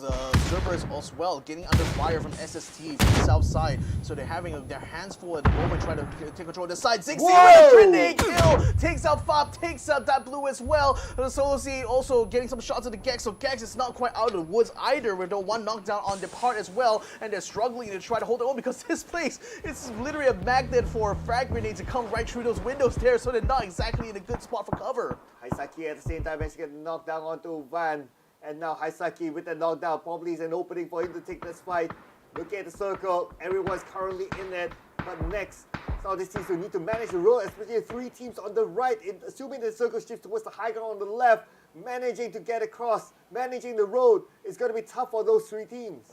Yeah, NGE is left down to only one member here, which is going to be Hakai, and he's in a world of hurt right now. Imhak has already moved position away from that southern side. The circle still lands on the hill, so Zixi has certainly done well to maintain that position there for EA, but right now, he's not going to be able to contribute much to the rest of his team who are under fire from T5 at the moment. He's attempting his very best to shoot, but again, that's going to draw a lot of fire from AAA as well as SSC, who are just literally right up against his backs right now. So he can't exactly maneuver out of the area without being spotted. Leo with a grenade kill finishes off Hakai, so New Generation Esports is out in 9th place. Oh, so SST, they have the easiest entry into the high ground. That's going to be the advantage point. That's going to be the best position possible, especially in this current state of the circle. But of course, we still have a few more phases to go. But anyway, with that phase, with this current phase and their current position, it will be a good farming position for them, especially if they have enough long-range weapons. One call is trying to move on to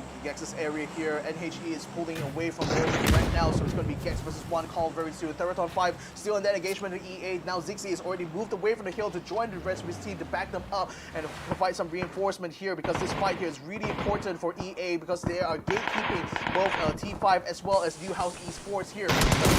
It's very hard for him to get him, and it actually nails down Zixi as well. So E-Arena now under a lot of pressure here inside the lyrics, are the only one still standing right now, but they're struggling to try to find any way to get an advantage over T5, who seem to have them surrounded on all sides. In the meantime, One Call and Gex getting a collapse on each other. It seems like One Call's not actually doing that well there. Zendan and Leo able to get knockdowns against them right now, and Nando being taken out completely. That battle seems to have fallen into Gex's favor here, and Trick getting fired upon by Hamas as well. Theeerathon FIVE's pump to bomb, still continue to try to fight with Getter. Lyrics in the roof there, well, takes down 60, still up on the top there, but then now has to try to flash on the last member, but it will have easy pickings here and eliminates EA down to one last man. Oh, what a beautiful fight that was. That fight was inevitable. I mean, they cannot avoid that fight. But now, after the fight is done, T5's problem is to get across the road. But before we think about that problem, let's look at the problem of 3 teams in the same compound.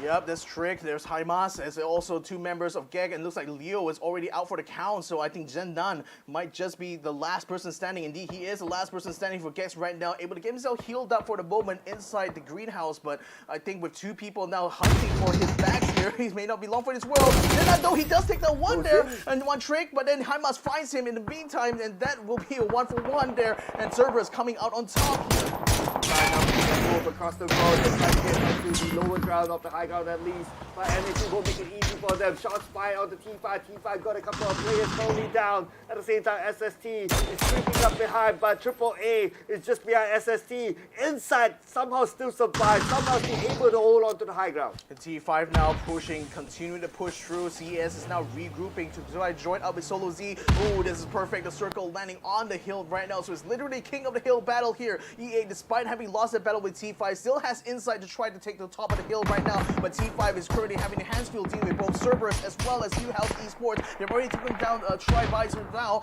CS is already taking up onto the hill here. So they're sending frag grenades down towards kind of area. Going to be a hold. Go, Tycho! Headshot there as well from inside to try to take out Rossetet. So that seems like T5 starting to collapse heavily under this pressure here from Cerberus. Tycon sending another frag grenade, but Hasawat also sending one of his own. Doesn't quite connect there, but then Haimas does connect instead onto T5 there, and Tycon finishes up the rest of them, and that will be Theeerathon FIVE eliminated in 5th place. Bruh, Tycon has 8 kills so far. Their team has 18 kills. They're breaking records. This is probably the highest so far.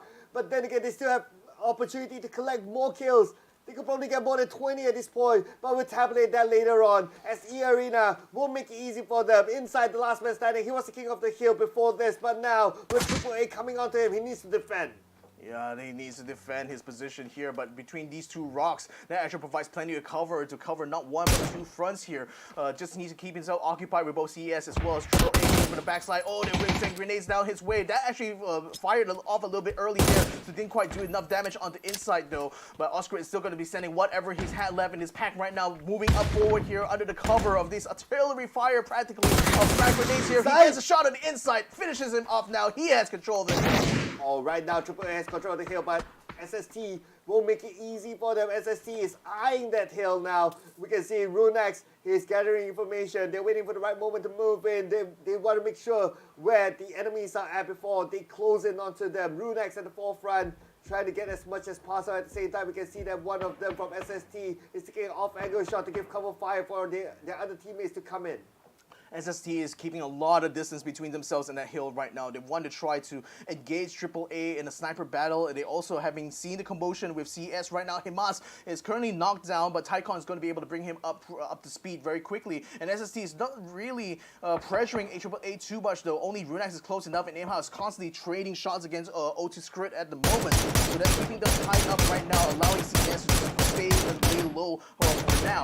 But SST needs to try to get themselves closer and closer to that hill there. Tay9 is still providing themselves some supporting fire from a distance though, so that keeps AAA at least on their toes right now. But with the rock and the vehicle being in position there, that actually provides more than enough cover actually for AAA to continue to hold this hilltop position. Man, I'm looking at, could this be the big moment for CES, assuming that AAA fights with SST and they're occupied with each other. CES could come in from behind and just wipe them all off and secure that chicken dinner, and more than 20 kills in a single round. But let's see who will be favored by the zone. Looks like the zone still has the high ground. It's still status quo pretty much. I mean, it still lands on top of O2 Script, so AAA can still pretty much keep control over this hill here. But they, again, being very much undermanned at the moment here with only 2 members, still has to try to stave away any pressure from SST, who haven't really quite made that move yet. But though Tay9 and Fevan are picking out the vehicles, looks like they will try to regroup together with Runex very soon, or at least get closer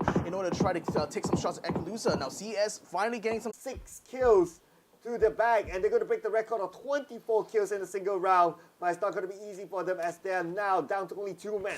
Yeah, well, that's so tantalizingly close for them, but really, they're still in a very precarious position here, still relatively on the edge of the circle here. Only Himas is able to keep some fire in the AAA, but they don't really have any cover for most of this land here. It's already being held by SST, so that's why they can't really maneuver out of that position there. Move too far away, that's going to be blue zone up against the backs.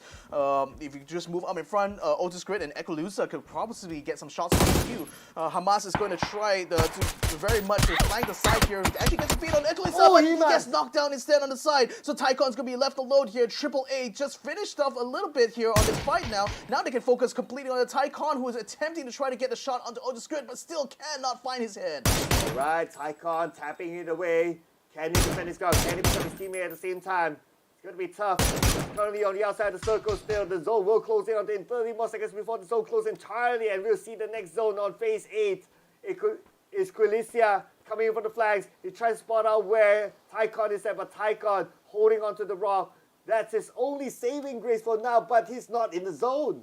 No, he's not, and the whole time, you know, SSC is just watching this intently here, because as soon as one of these two here, Cerberus or Attack All Around, finishes this fight, SSC is going to pounce. Otis Grid just barely surviving there with 25 points now, forced to bring out his healing, but no pressure still being offered onto him. The circle is still very much favoring SST at this point now, so Tycon is going to have to finish this fight. He does get a knockdown on Otis Grid now. This could be an opportunity here, as now Ekalusa forced to try to keep an eye out with the smoke, blocking his view, can't quite get a lead onto where Tycon is, but now SSC decide this is good, this is going to be the moment, we're going to be moving in and we're going to be striking here. Tycon receiving some fire here from Ekalusa, while SSC moves up to take the top of the hill now.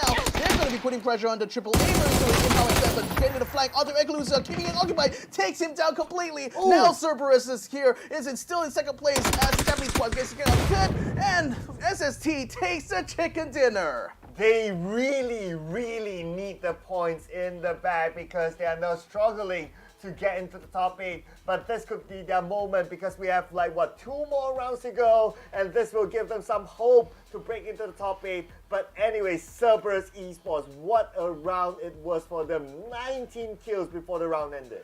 Finally, Sun Sister gets their time in the sun here, ladies and gentlemen, and all smiles around here as they knew they just pulled off quite a easy final phase fight, then all things considered, because again, the positioning for both Cerberus as well as Attack All Around didn't allow them really to put any pressure at all on SST. If anything, SST was having all the cards in their hands there. They just knew that as long as they take each other out there, Cerberus and Triple A, they can easily mop up that fight, and mop up that fight that did.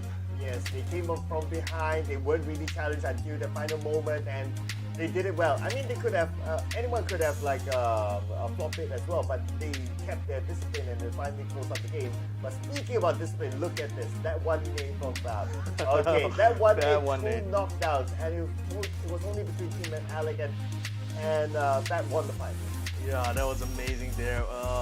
Triple A as well, you know, getting this grab with Purple Mood and Jankowov, you know, credit to him, he managed to keep them tied up for so long, got the drop onto Flucky there just a little bit, and also eventually got the kill onto Borbots as well, so that was an amazing one there for Triple A, and that allowed them pretty much to get into that final circle very soon. Then Theeerathon FIVE, you know, actually had been doing a lot of work here, especially on the western side of the map. They were moving in from the northern side, got into a bit of a scrap there with a couple of teams, but still managed to win those fights quite heavily here. And Gex, I mean, taking the position by the greenhouse made it kind of like a magnet for so many throwables there that just made it impossible for them to actually get good information out of where the team's going. And Pantopong, Theeerathon FIVE, just storming onto that building there, and then what an amazing entry they managed to do there. Yeah, not gonna lie, they were lost scrappy fights as well, just because of how close all the teams were at some point.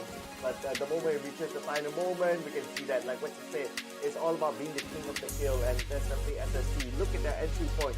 It came in from the left. There were most of the teams were on the right, so all they needed to do was just wait it out, stay disciplined, and pull the trigger when it's needed. Yeah, but then the thing is, Cerberus with like, 18 kills here, they certainly would be taking a lion's share of the points actually, even though SST picked up the chicken dinner. They only had 2 kill points to their name, so that seems like quite likely that Cerberus is the real winner actually out of this takeover round here. And yes, yeah, we by the way, for those in the chat, we are running takeover here because it's part of the new super rules for PUBG in 2023. That's why we're seeing all these new maps in here, and boy, What a match it was though for this Tego one. I loved it. I loved this Tego round. I mean, it was from the start to the end, all out action. You got compound fights, you got high ground fights, you got open fights, you got nades, you got clutches. Everything was in a single match. Everything you can ask for, really, and that's especially perfect for a map like Tego, where it combines some of the elements, some of the best parts of maps like Miramar, maps like Arkangel. Just take some of these good terrain there from there, and just combine it into one location. So you kind of have a mix of everything there, you know, and being a new battleground as well in this competitive map pool is always going to be an exciting thing to watch, because you never really know what's going to happen in the end, isn't it? Yeah, you never really know. And that's the fun of it, right? It's like you can't really predict, like, oh, from the start of the game, okay, this team is going to get the chicken dinner, this team is going to do well. No, not necessarily. So anything can happen, because you got 16 teams in the mix, and not to mention as well, you got the RNG of the vehicles, you got the RNG of the weapons, you got the RNG of the circles. So a lot of factors will keep us guessing to the end. Well, I mean, again, it was such a chaotic fight though, so it was really, and the fact that one of the circles ended up being right on the edge of the world as well made so little playable room, you know, for everyone involved. But nevertheless, I think they pretty much dealt the best they could there. We're going to be taking a short break here, but we'll be right back with more PUBG action right after this. So one last match there, that's going to, one more, a couple more maps here, to play here, which is going to be on Arkangel. So after this takeover round here, I think we're going to be very much looking forward to how this day is going to end, isn't it? Yeah, how can we take a break, right? I mean, I want more action. I want more action. So we're going to go into the next game, but of course, we're going to just review the scores before the next game. But I think, like what you said, expect that Cerberus Esports, despite them not getting chicken dinner, they will definitely be on top. But let's get a confirmation right now, ladies and gentlemen, for our official scores. And I'm pretty sure Cerberus Esports will be the king of the hill, the one that gets the last lap at the end of the day. Of course, 25 points with them. I mean, it was already, for me, definite they will be on top of the leaderboard here, but there's a huge margin between themselves and SST as well. Even though 10 points for placements, only 4 kill points in total. The match should rack up in that final 3 of them, I expect, in that final fight there. So a huge gap now that Cerberus Esports was able to pull off compared to everyone else. AAA able to get themselves into 3rd place though, which is not bad at all, considering that they had to run with basically half the squad for most of the match here. So the fact that we were able to recover this well is pretty impressive on its own. And Gex, you know, having taken out 310 very early on in the match, already had plenty of kill points to go with, but being able to get themselves into the mix in the final phases there allowed them at least 1 placement point, and that's good enough for 4th. And it's been an up and down day for both GE and Arkangel Predator. This time around, no points at all for these both teams. There was a round where they did grain with the chicken dinner, and then it was so-so, and then now it's like 0. But anyway, Arkangel Predator, if they really want to be on the top 8, I think with the last 2 rounds, they really need to pull off a victory. Yeah, so Theeerathon FIVE and E Arena, both a little bit short, but still, yet again, managed to get some good, decent amount of points here. One call inspired again in chicken dinner last round, only managed to get themselves a single placement point there in 9th spot here. So still at least, you know, we were hoping for a little bit of momentum swing going on their side, but I think the map of Tego is a little bit too much for them to bear, so they weren't really able to pull off a good round here. Myth, in the meantime, though, still managed to pull off 4 kills for themselves, so this seemed to be the best of the best, except for NGE, who managed to actually get 1 more kill compared to them, though. So that's enough for 7th place, though. But overall, I would still say that this was certainly Cerberus' time to shine here, and shine they really did. Just like hoarding 19 kills in total there. That means less kill points for anyone else involved on this map right now. I mean, this is certainly going to do dividends for them when it comes to the overall standings. Well, we have to keep in mind right now the record for the most kills in a single round is now held by Cerberus Esports with 19 kills. So now the challenge for the other teams is to break that record. Will we see a 20 kill? This is what we'll be looking forward to. Yeah, so with that said, and we're going to be taking a 5-minute break very soon. We're going to be coming back for more matches here in day number 2. We still have one more map to play, 2 more matches to go, and that's going to be a break for 5 minutes here. So we'll see you guys after this. Don't go away. Welcome to the update 23.2, where you can now revive your teammates, transport knocked out allies onto vehicles, and engage in a new social feature, the clan system. Let's dive right in. First on the menu is the brand new revival system. To reduce frustration during squad play and promote diverse strategies in normal matches, you will now be able to revive your fallen teammates. Just retrieve the blue chip from their death boxes and register it at one of the transmission towers scattered across the map, or through a wireless transmitter item obtained through farming. They can then rejoin the match via a respawn plane that flies once per phase. Note that this feature is available only in normal and custom matches on Arkangel, Miramar, and Jester. Next, we're introducing a new DBNO feature, allowing you to carry knocked out teammates and place them inside vehicles. This addition provides players with an alternative way to evade danger without having to only abandon or revive your teammates. We are also finally ready to unveil our new clan system. Create or join a clan, play matches, and earn XP to level up your clan. As your clan levels up, you will be able to upgrade your clan tags. Not only that, but you can also earn a BP boost by playing with your clanmates. Definitely worth. And as always, make sure to check out the patch notes for all the details. Update 23.2 has plenty more in store this month, including a DBNO rebalance, general lobby UX UI improvements, a slight buff to the Ace 32, and more. Starting with this update, prepare to become your team's hero, transport teammates to safety, and establish your own PUBG Battlegrounds clan for double the excitement. And we'll see you on the Battlegrounds.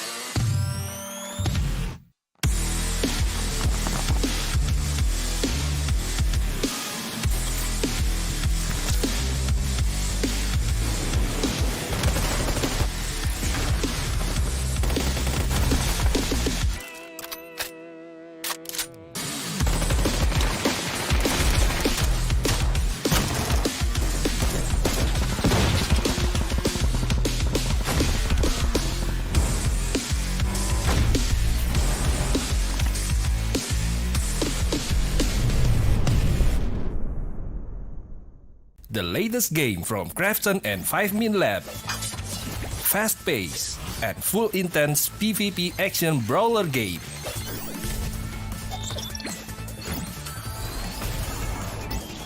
Use your best combo to send your opponent to the lobby.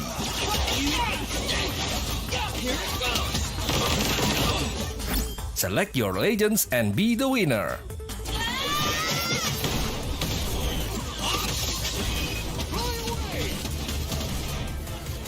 Pick the mode that suits your fighting style, from 1v1, 2v2 to Battle Royale. Available to download and play free on Play Store, App Store, and Steam.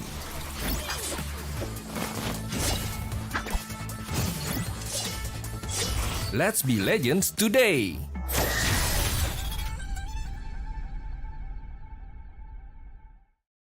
Welcome to the update 23.2, where you can now revive your teammates, transport knocked out allies onto vehicles, and engage in a new social feature, the clan system.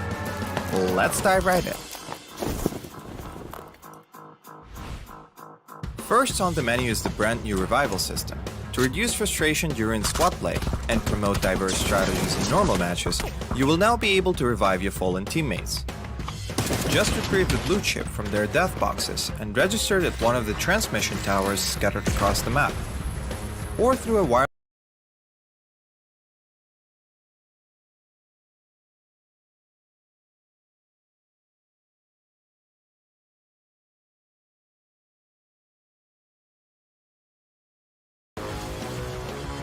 Next, we're introducing a new DBNO feature, allowing you to carry knocked out teammates and place them inside vehicles.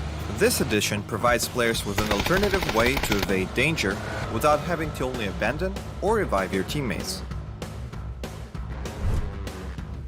We are also finally ready to unveil our new clan system.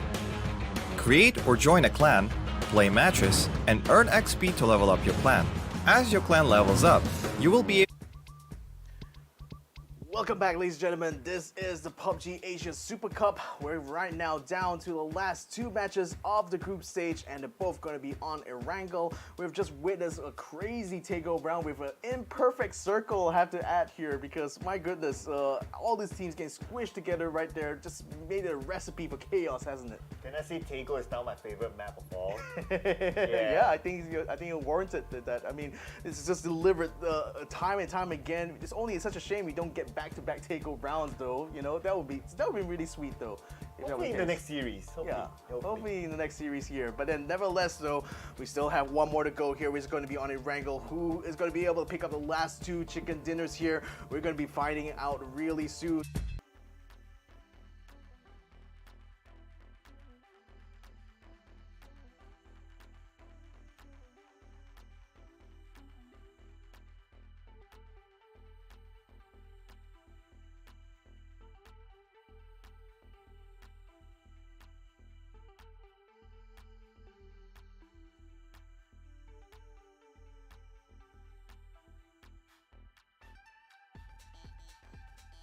PUBG players, right? Including the one that was played in Kuala Lumpur recently as well. It's like a lot of them like to use a separate mic as compared to like a whole headset mic.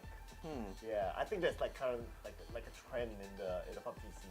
I don't know. I mean, again, probably a bigger mic like that might make your voice a little bit clearer. So perhaps they want to be able to make sure they get all the comms clearly from the IGL there. But nevertheless, though, this is going to be the flight path going from Sophnoko Island all the way to Kamenski. So it's very much an eastern bias kind of like flight path here. Anyone jumps out early is likely going to toss it up over the military base.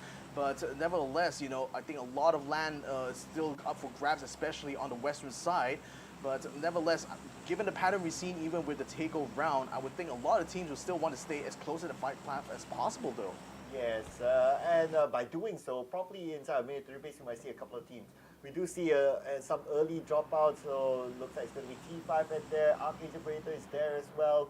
EA, they might be heading towards Ferry Pier, so that's A-OK. So two teams are on the military base island. Now, of course, before this update inside of the esports mode, we always think that, oh, if you join the military base island, your choke points will be either on the left bridge or the right bridge, somebody will be waiting for you. But no, now there's the emergency pickup. So with that emergency pickup, inside military base island, it's not that bad.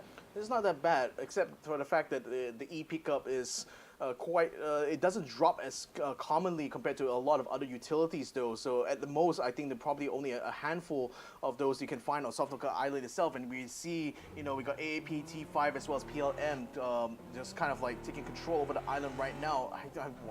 I think like they're just going to be looking for those e-pickups as quickly as they can right now. 310, you know, they had a bit of a wash early on, but it looks like GE is looking to try to get into the mix as well here with Zest. Just making a beeline straight towards the building now, realizes he's been spotted by 310, turns around now and tries to get to the village on the other side, while Wesker left on the outside there. Luckily, he wasn't run over in that incident. Could have been really bad, but now he's taking fire from the opposite side right now as the rest of GE are keeping 310 completely sieged here in this compound. Not gonna lie, I was kind of worried for Zest at some point. If he crashed into the compound all alone, then he's probably pretty much done for. But the good thing he managed to make a U-turn at the right timing, so he's A-OK at that point. Now, some cover fire also helped as well, because some of his teammates shot from the school main building onto the school apartment, so that gave him an opportunity to run away. So no early casualties so far. A little bit different from what we saw in the previous round. There's always that one early team fight, but maybe because the flight path is okay, it's right in the middle, and also Arkangel is a fairly big map, so everyone has a place of their own. Yeah, and I especially want to see like the Japanese teams actually try their very best here, because it kind of feels at times that they tend to play very passively. But the thing is that I feel that skill-wise they can actually match some of the performances we've seen. Like particularly like Enter Force 36 had plenty of really good shooters on their squad, but it's just that it seems like they tend to concede a lot of ground to these other Thai and Vietnamese squads here that makes it quite hard for them to actually perform. So with the success that SSC has taken in Tego here, I'm hoping that gives them a lot more confidence to actually take more fights in the future here. Arkangel Predator moving up along this hillside here. They're going to be spotted by E-Arena, so maybe looking to try to intercept them, but unfortunately their vehicles already pulled quite far away, so E-Arena may just miss the opportunity to keep them bogged down in the fight. Yeah, E-Arena wasn't ready to hold out the choke point, and I think with the current meta of having a emergency, what would you call it again? Emergency Pickup. Emergency pickup. Yes, thank you. Yeah, just with my mind for a while. But for the current meta, for having an emergency pickup, that's why they're not really prepared for that. It's because it's sometimes not really worth it, and you're kind of really. Yes, you're within the circle, that's okay, but for you to put focus into the left bridge, it's no longer a priority anymore. So that's why when they saw a car drive by, it's like, oh, it's just too late. Yeah, in fact, I think EA is a lot more focused now on getting the farm here, while AAP is still continuing to go move their way towards Gatka here, and actually ran into the path of Gex, who are a little bit spread out, to be fair, so may not be able to intercept them in any meaningful way. And GE is also on the move as well. They're moving up from the moving up into the northern part of the circle from Yasnaya Polyana. So it seems like they want to try to take a position across from the river, which is kind of interesting because this is only this northern part that's split up, but the river is the only piece of terrain they can use here. So I wonder if they want to try to gatekeep some teams, or perhaps they are betting on this next circle actually landing a little bit more northwards. Probably, because the circle is still big, right? So there's still a lot of room to play. Like looking at the map right now, everyone's quite well spread out. So I wouldn't say that one. Whenever the circle shifts, there's still like it's not like everyone will be clumped up to each other. So it's kind of a-okay. So with this kind of scenario, we might need to wait until maybe like a phase 3 or 4 till we see a significant fight happen. Yeah, Cerberus right now, Tycon moving up along while the rest of his team continues to farm closer to the south side, close to Sofnoka Island. They could potentially be a bit of a spoiler for a couple of teams here, which is going to be the Deadly Strike as well as New House Esports. In the meantime, number one is actually taking control over like the quarry area. The dirt hill right now that's actually being looked upon by SST as well. So it seems like there might be a potential for a bit of a battle here, though number one's already taken position on top of the hill. So that should provide them a decent chance if the SST decide to collapse onto them. But it seems like SST is going to be running way past them, in fact, because Pachinki is still right around the turn there. But AAA is also set up inside that city, so it may not even be a straightforward kind of entry the SST is looking for here. Yeah, and no one, well, they're not really taking any shots anyway, so that's kind of okay for SST. And SST, even if no one wants to take a shot, normally around this area, there's just too much distribution for them to get a clear shot. And SST is on the buggy, and buggy, it's a vehicle that moves rather fast as well, so they'll be able to slip by. Now, just thinking of where will they go, but I guess someone needs to get their license checked. I guess they drive on the other side of the road there in Japan for one, but nevertheless, Febin is able to recover well, and SST is still on the move right now. Haven't quite found a place to set themselves on. They're already under fire from 310 here. A care package has just landed close to where number one is, so taking that position by the hill actually turns out even better for them, as Meow should be able to go ahead and pick up some good loot from there if he doesn't get spotted by 310, that is, who are just close by and definitely spying that care package that just landed close to them. SST seems to have landed close to where GE's SRT is at the moment, and he's all alone right now. The rest of his team is stuck at the ruins area, and looks like he's going to be under full assault here, and he's taking a lot of damage. Yeah, looks like they're not going to let him go at all. Look at this pincer assault coming in from Amhag, going to lead the charge. And AKM in hand goes into the building because he's being shot at though. So there's a little bit of cover fire for 30 on the other side. GE, the rest of GE might want to come in to save him. Yeah, I mean, they should be able to come in just in time now. So this is looking like a straight up fight between both of these squads. Utah is going to be taking a bit of distance there to try to snipe. He is keeping his attention on K9, who now has to rejoin the rest of his team inside the building here. Cloris is keeping his eye on Surti as well, but he's under pressure for Imhop. Surti able to get his health back up to speed here, but SST is already taken control over the compound pretty much, so that leaves GE having to fight from the outside. The question for them is that will they want to try to continue this assault, or can they peel back? Because I think they could still peel back. The problem is where they're going to try to use in order to get into this next circle. Sorry, they are in the middle circle actually. But then again, GE really, the only option it seems like for them is that they can pull back to the ruins, but do they want to do that, or do they want to still confront SST in a fight here? Yeah, it looks like 30, it looks like GE, they decided to just, okay, pick up 30, just retreat back to ruins, and they'll be okay. This is like, what, 16 teams? For the players, they'll see on their UI as 64 players left, so obviously, if anyone goes out at this time, it's going to be 0 placement points, so it's not going to be worth it for GE. Plus, they are in the circle, pretty much in the middle of it. They don't need to worry too much about playing. Yeah, so now is which area this next circle is going to land. Arkangel Predator seems to have spotted another team just north of Kafka, and that's actually 2 teams that they have to contend with here, which is going to be one call who came around for the hospital side, and NG is taking control over the hill just to the north of where AAP is. So that's where Evil Patrick is just keeping his eyes peeled right now, because there's still a complex between himself and there, where Alex is actually being set up in, and he's under a lot of pressure from one call at the moment. The only thing that AAP has to watch out for is perhaps Gex, but then they're still at the western side of Gatka, still quite far away, so not really in any danger or threat AAP's position right now, so hopefully they'll be able to stand their own for now. NGE in the meantime, as I said, they're taking control of this hill over here.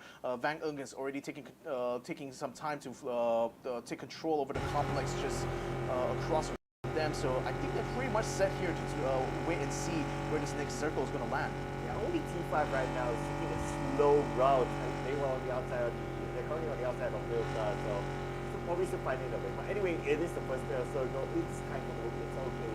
So sometimes there's always this argument whether it's better to rotate it a little bit later or a little bit faster. Well, actually, there's no real answer to that. It just depends on what you're comfortable with doing. But looking at this circle, it pulls up to the Kaka Mountain. Right now, NGE, they have the best position possible. Yeah, I think GE made the right call there to fall back to the ruins, because that just landed them into a nice, tidy little place there with water basically between themselves and quite some teams. Myth is now only just crossed the river here and probably going to be running into NGE very soon. But GE, not really resting on their laurels either, continuing to keep an eye out for SST as Zest is making sure there's at least a siege position that can potentially use while they get into vehicles now to try to move in position.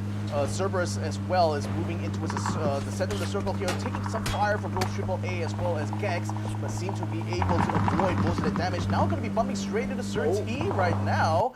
Are they going to be getting into an encounter here? Surti has already gotten himself into the building, so thankfully he won't be spotted by Cerberus that easily though. Haisaki has actually gone way past them and is actually headed towards where NGE is based at the moment. Yeah, NGE has going towards the combat where NGE is at, and Haisaki will be knocked down by Banger. And this could be the first blood that we've been waiting for. It's come a while, but finally he has arrived on Hakai with a splash onto Haisaki. Yeah, the rest of Cerberus now having the turret tail and away from that position now. Decide to get up on the hill, but they're still under fire from AAP as well. So that's kind of forced them to abandon this plan to try to pressure NGE, and that's put them into the line of fire of ONC as well, because Tribrit is already up on top of the hill, and he saw Cerberus moving up this way, so he took the opportunity to get the hits onto both Himas and Taikon, forcing them down to dig in for this fight. That blue tapping it away, almost getting that knockdown, but he still has a second opportunity. If only that one last bullet hit, then he would have gotten the knockdown. Yeah, Fab right now having to get out of his car. He's looking to try to position himself a little bit further away from Cerberus so they can make full use of his scoped rifle. But but with ONC already taking up the top of the hill here, they're gonna have to contend against that.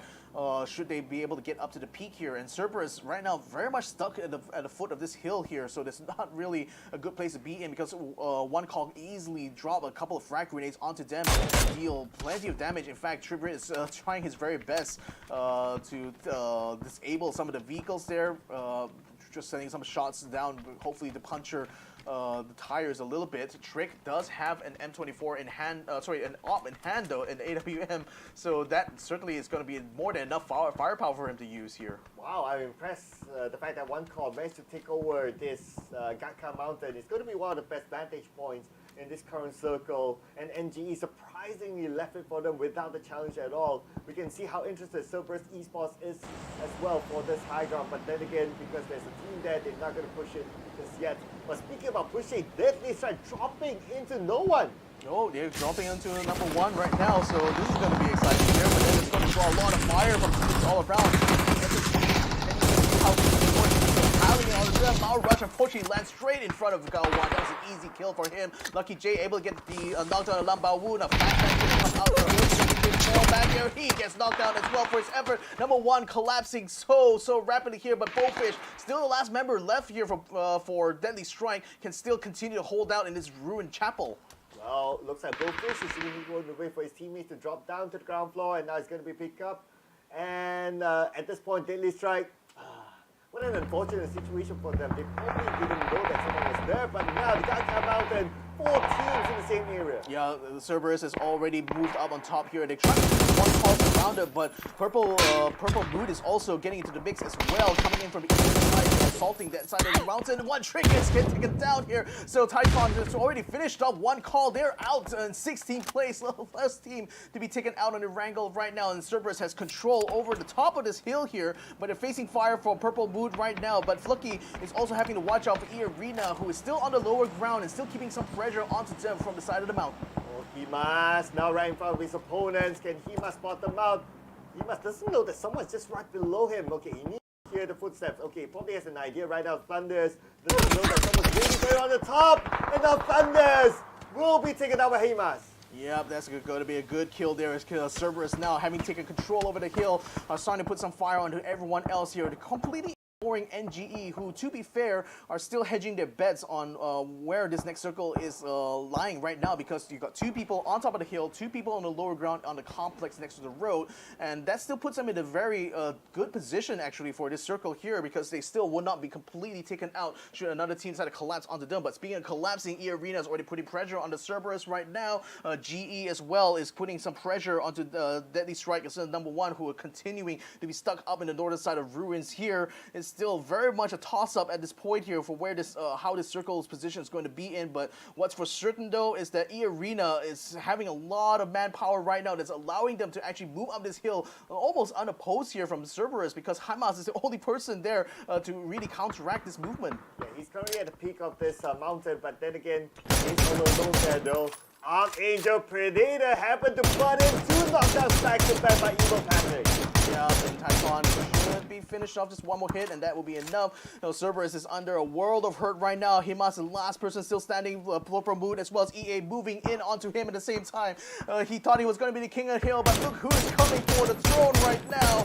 Himas now under fire from every single direction, has to duck away now, but everyone here from PLM, from EA, just surrounding him on both sides, pinching him completely, taking him down, and a frag grenade from Lyrics is what will confirm that CES will be out in 15th place. Failed to defend the Gaka Mountain, but now we still have 2 teams on top of him. PLM looks like they're losing men. Same goes for EA as well. Looks like the counter trade is happening. Lyrics at the forefront. Lyrics spots out his opponent, but the player has a good shot there. Lyrics gets one thanks to CZ as well. And only one left from PLM. Lyrics going for the fight. Can he finish him off? Yes, he will. Yeah, EA wins that battle now, but look who's getting into the mix here. AAA as well as T5 getting onto the mountain at the same time. They heard all the commotion. They saw the eliminations come through. Now T5 decides it's going to be the time to strike. And AAA's movement was very swift as well, forcing Fab and his teammate of NGE to move away from the mountain and regroup with the rest of his team down the lower ground. So 3 teams still on this hill right now, but it's 3 completely different teams. That is Arena, Theeerathon FIVE, as well as Attack All Around. Guys, somebody forgot to send the message that the circle like moved away from Gaka Mountain. It's no longer as lucrative to be up there, but then again, they want those points in the bag. Attack All Around, now being needed out by Rosita. Ecclesia currently in trouble. Rosita still on the top of this mountain. Rosita in 49 health, needs to reset himself quickly as Rosita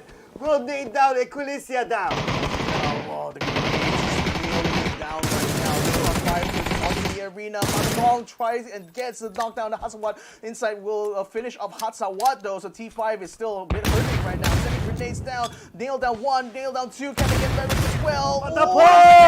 The Pong is down for the count right now, and EA, they need to try to pressure him here, but Tanado, who is standing Rank so far is able to stay alive now for his team. Tries to keep EA away from his teammate right now, but Theeerathon FIVE cleaning up house now. AAA doesn't seem to be able to hold their own in this fight. Oscar able to bring Jester back up, but it's not gonna do it. Was ready here, but he was not ready for a 2v1 in that situation. I mean, as the great words of Star Wars, high ground always wins, and there was a high ground against the low ground, so it looks like that Johnson is the fight's not over yet, and Panadol tries to win this fight all on his own. Now, he's on to the other side, but the counter fire onto him, down to 57% of health. He still survives. He still survives, but for now, though, AAA now keeping the pressure going here because they know that both EA as well as T5 are not looking too well in this position here, and having taken down one on T5, they want to take the last one here, which is going to be Tanadol trying to get onto his position here. He's caught between a rock and a hard place, and a hard place being able to dodge that frag grenade, gets the shot done onto him,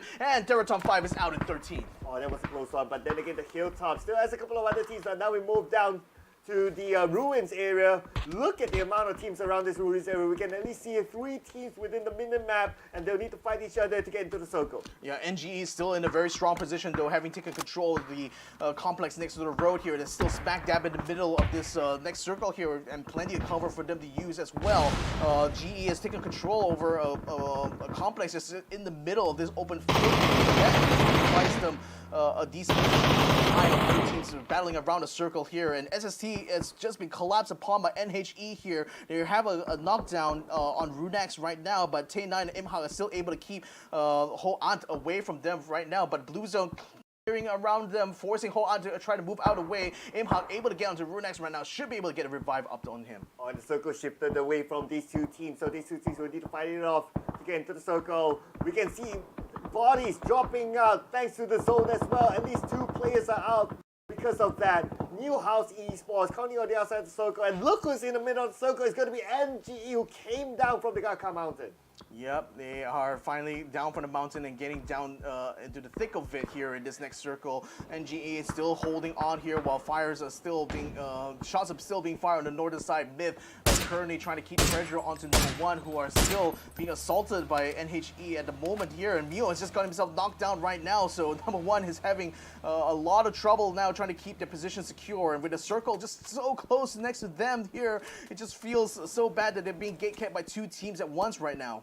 Ooh, the nades coming from Hoi An. Can he get a knockdown to SST? If he can, probably going for the rush, but he needs to do it fast. Time's on his side, and now the zone will start to close. The play area will be restricted by the blue. Yeah, the blue zone now it's becoming a big factor here in the Ruins side of the fight here. SST still able to keep the 3 men alive here, and NHG a little bit spread thin, to be fair, but then you have 2 members at Ruins and 2 members attempting to keep the SST siege right now, so at least you know, they have the bases covered somewhat.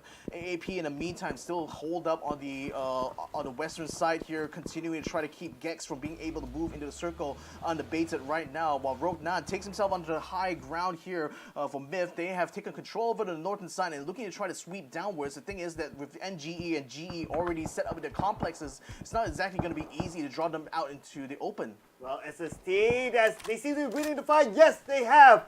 They managed to eliminate Global Esports Xsset at number 8. SST now has an entry into the zone. Yep, they should be able to get their way in. The thing is, they still have to contend against NHE, who is still set up to north of them. AAP right now getting themselves out in the middle of the ground, taking some fire from GE there. Lambao Wu from team number 1 still attempting to get themselves out of the Ruins here, but still under fire from Myth at the moment, who still has a full stack, making sure that they watch every single movement that both Lambao as well as Virtue 2222 is able to do right now. It's wow, GE is able to get a headshot at Tay9, and that finishes off the rest of Sun Striker, Sun Sisters. Well, GE breaking the heart of SST, not allowing him to get in at all. And now speaking about getting in, looks like Lambao Wu managed to slide into the circle, and he's the last man standing for his team number 1. And Lambao Wu will be hoping they can get the number 1, but looks like it's a serious coverage. All nades onto Lambao Wu, only 1 more nade left to take him down. Yeah, Myth the whole time has been hoarding those grenades, and only now they were able to get that last kill onto Lambao Wu, so that will be team number 1 taken out in 6th place here. 5 still remaining in Rogue, continuing to bring some hurt on the NHE as well. Now that they've already eliminated 1 team, they want to try to go for the second one here, and NHE just happened to be within their sights. Well, I'm being eliminated by Rogue, and now New House Esports here on the outside circle, circle shifted away from them. Myth will be on their right side, but at the same time, GE, Yuda as well as Zaz will be taking out members of Myth. Yep, the thing is that Myth, unfortunately, now having to turn around and run. Energy is going to try to force the issue under extra right now. Okay, I think Maya spotted one. He's going to see Jacob on the other end as well. Tries to kick a ping onto him. Sends a frag grenade in his direction as well. They need to watch out for Dougman, though. I don't think he has a beat on him quite yet. And they're still moving rapidly, but he didn't realize Xsset was still hiding behind the tree. So now he's going to be taken down a peg. Oh, 3-2 now. That's fine. Xsset close one. But this shot came from the other side. T1706 will cut him down. Yep, that's going to be a pretty brilliant run, but it's all going to be cut short a little bit. NHE is not quite out of the woods, though, as GE, having seen the commotion now, is starting to put some fire onto T1 because he's being spotted right now on that side of the circle with the blue zone still intact here. Duckman has to get into the blue zone a little bit to pick up his vehicle here, but there's only that piece of cover that he has to use here against NHE right now. And with Jacob trying his very best to land some shots here, it's not going to be hold his own very much. He needs Duckman's support right about now. Looking here who's in the circle. It's going to be Arkangel Predator, but the tackle coming for Jacob! Jacob will annihilate New House Esports. Yep, that is the end of them for now. So with GE moving up here, I think Jacob, again, finding himself in a rather familiar position. At least he has a he had a teammate. Now he doesn't have one anymore. Picks up the vehicle and moves away from that position. But now he'll be running straight to the NGE there. And then she gets knocked down and taken out with a headshot from Bang Ung. Ooh, Jacob, a heroic move, and now he's been eliminated, but that's fine. As long as he managed to get a couple of points for his team, that's A-OK. Right now, Glory spots out one right, tries to tap it away, but not able to connect those shots. Not able to connect quite yet, and they're putting themselves very much in a very precarious position by being so out in the open here. At least the vegetation somewhat obscures some of their movements here, but that's not going to be enough for Zest, though. He got spattered by Ung, and he finishes off so quickly. The Glorious even react in time. Oh, Zest just got eliminated by Venom, and now Venom, he's not done yet though. He's trying to stop the rest of GE from defending their ground because New Generation Esports, they're the one on the edge of the circle now. Yep, this is such a messy situation here because GE is fallen back to the compound, and GE still has a bit of a compound to use here, but only half of one building is inside the circle, so FIVE is going to hold that as an anchor while the rest of his team are going to try to keep control over the northern side, surfing the blue zone now. AAP still stretching their legs a little bit, keeping an eye on both NGE as well as GE at the same time. Now, the question now is where the circle going to land, left or right here?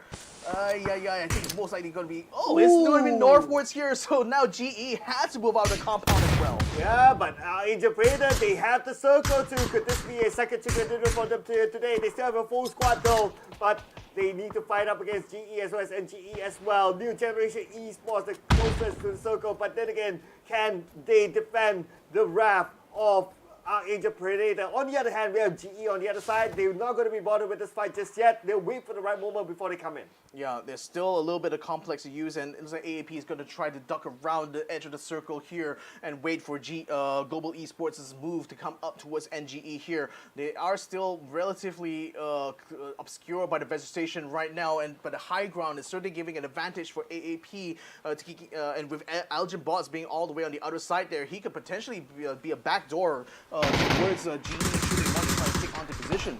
Okay, Alex tries to find where his opponent is at, but the smoke right now is going to give him a little bit cover on the right side, just in case anyone shoots from the flank.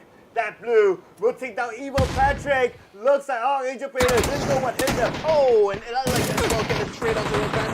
It looks like AAP is already starting to get some good hits there onto GE. The thing is that Nan is going to have to finish off Glorious quickly though before Surtees is going to be able to get a beat onto him, but it seems like he's under fire a lot. Woo! And the NG New Generation in the meantime, a Molotov there from Glorious is going to be able to finish off Nan. And AAP, they thought they could try to take this fight. They lost 2 members for their efforts. Oh, burned down to bits then. Nan will be burned down as well by Glorious. Looks like they're just trading mollies at this point. New Generation Esports still on the outside of the circle, and now the blue is starting to close and putting pressure onto them, forcing them to move towards Arkangel Predators. And that blue, he has the high ground advantage, but he doesn't have visual onto his opponent.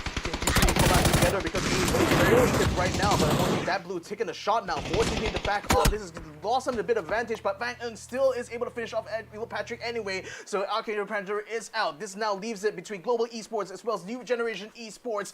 Two teams now trying to vie from Vietnam, trying to vie for this last this chicken dinner here on Erangel. And the thing is that with them still having 3 stacks, this still could go anywhere. Okay, GE versus NGE, who will be the one to take home this chicken dinner? And right now we can see that NGE, they're playing variations, opening up the flanks. They want to secure a bigger perimeter within the circle, but then again, will the circle favor them? And the answer is the circle. It's going to be 50-50 between these two teams. Yeah, it's still status quo right now. The New Generation on the north and GE on the south here. Surti actually picked up a care package and landed on top of him there, so he's going to be able to get some, hopefully some good long-range weapon. Gets a Mark 14. That's going to be easy. That's going to be a huge here for GE if they want to try to take some pot shots against Van Eung and that blue. But you also got GE's Chloris now moving up on the left-hand side. They got Pap. They will be able to knock him down, so Pap is still able to return fire, but he's still unabated right now. Ooh, here we go. The nade coming and now exposing himself. The shot's firing for Yuta. It does connect, but not enough to take anyone down. Yeah, GE is still very far forward, keeping Fab occupied. Surti putting some fire to Van, keeping him under pressure. Fab has already been knocked down, so now GE can focus on both the remaining 2 members of GE here, collapsing onto Van. They get a knockdown on him as well. That's still trying to hold his own, still trying to stand his ground, but then all his lost here as all the shots come through. GE Global Esports takes the chicken dinner. Oh, and with a sip of a drink, well-deserved chicken dinner for GE. Fist bumps all around, and this is GE, ladies and gentlemen, with 12 kills in the bag, bringing them 22 points for this round. Genius Esports pulling one out of the bag here, and it seems like they, along with New Esports, were probably in the most favorite position coming to final circle. So I kind of expected it was going to be down to the wire between both of these guys. But fantastic move though from Chloris to be able to flank out Fab, and by taking him out completely, they lost basically one of the snipers they could have used to keep the pressure going on them, and that just gave them the opening, just collapse onto the rest of New Generation. And we had to see the splash here from Rascal to Xsset to secure that kill. But at the same time, I think this mountaintop fight, I think it's one of the more interesting ones. But okay, speaking about interesting, a little bit unfortunate scene here. Yes, he took the parachute down, but he landed on a very difficult position. I mean, again, we try to take those hot drops. You know, you're especially this late in the game using the E pickup. You're going to be inviting a lot of trouble, especially from other teams who just happen to be around the area to just shoot at you while you're parachuting down. So I wonder, you know, if they're going to be rethinking that plan next time around to get the E pickup. But nevertheless, Cerberus as well as PLM, AAA, and E Arena were just constantly vying for, you know, position on top of this hill, and I think this eliminated the original group of teams who were fighting up here. So that left a toss-up of frag grenades all around here between Theeerathon FIVE as well as EA. But Pam Tobong did quite well until the point where he caught a stray frag grenade, and that actually ended his opportunity to try to keep control of the top. And unfortunately, Theeerathon FIVE couldn't quite hold their own in that mountaintop fight. Yeah, while on the other end, on the area on the outside of Ruins, we did see like a good number of teams fighting with each other. Myth, and in the blink of an eye, eliminated another team. So they were defending their ground really, really well. But towards the end, when we only had like, 3 teams left, Arkangel Predator didn't look good for the chicken dinner until this Molly happened. I mean, it was a good call as well on GE's part to fall back to Ruins, because that allowed them maybe to recoup some regroup and also recoup some health before coming to do this next complex here in this final circle, and that wouldn't allow them, you know, to be in this position to try to get up against NGE here. But the geniuses as they were, you know, perfect flanking maneuver in that final circle completely ruined New Generation Esports' plan, and thus gave them the chicken dinner. Yes, absolutely. I mean, GE today so far, they had one round where they went out really, really early. I think it was one of the Miramar fights, but I think this is like kind of like a redemption moment for whatever happened during the first half of the day. Indeed it is. So we're going to be waiting for the full scores to be tabulated. I really wasn't able to keep track of like the kills this round simply because of how many movements we've been having, especially in this final phase here. But nevertheless, you know, I mean, right now, between Thailand and Vietnam, I feel like the Vietnamese squads are really rising to the cream of the crop here. Oh, no doubt, no doubt. I would say that even like Redsea Esports, despite this is not their round because there was just so many teams around them, but they held on to their ground really, really well as well overall. It's not because of so many teams coming in at the same timing, but in general, I would agree that the Vietnamese teams, they are showing their strength inside of PUBG Asia Super Cup. Yeah, and you know the battle of like Mount Gatka, my Oh goodness. man, that was epic. That was an absolute bloodbath. I mean, a dogfight between not 3 but 6 teams actually in total. I think I counted, and like the original 3 teams who were fighting on that hill just completely wiped by the next 3 teams that got up there. So it seems like that king of the hill there is a battle of attrition really going up there, and I think. The fact that there's so many dips and valleys inside there made it a very difficult battlefield actually to navigate overall. Yes, it was. It was either you win the fight or nothing. Because even if you exit, you'll be on the lower ground, and whoever's on top can shoot you. So you pretty much have no choice but to just win the fight, basically. Yeah. So, my goodness, and let's also talk about. I mean, I keep highlighting this, but like GE, you know, they had really smart decision making there because you know they had either the option to try to continue to push the issue onto, I think it was SST that was taking control of a complex they wanted to assault, but they decided instead, no, we're gonna grab Surti, we're gonna pull out of there and get back to the ruins, and that I think secured them an opportunity to get in this final fight. Let's go ahead and have a look at the leaderboard here. Genius Esports, having taken a chicken dinner, also takes the haul of the kills here as well, 12 points in total, making it 22 for them. A handsome haul of points here for Genius Esports. Wow, okay, the only team with a double-digit amount of kills there. So that's looking good there for GE. That's definitely redemption for what happened in the first half of the day. But on the other end, we do see that a good number of teams are getting 0 points this round, and only GS getting only 1 point without a single kill. But on the flip side as well, coming back to the flip side, EA Arena, 6 kills. Who needs placement points? You can get the kill. Yeah, and you know, Purple Mood as well as one call where the 2 of the squads who were involved in that battle got zero points whatsoever from that. But I think not for lack of trying. The PLN definitely got quite a few good knocks, but it was still T5 that was able to hold their own on top of the hill, and that allowed them to suppress not only PLN but also AAA as well. So an absolute bloodbath for that battle on Mount Gatka. Yes.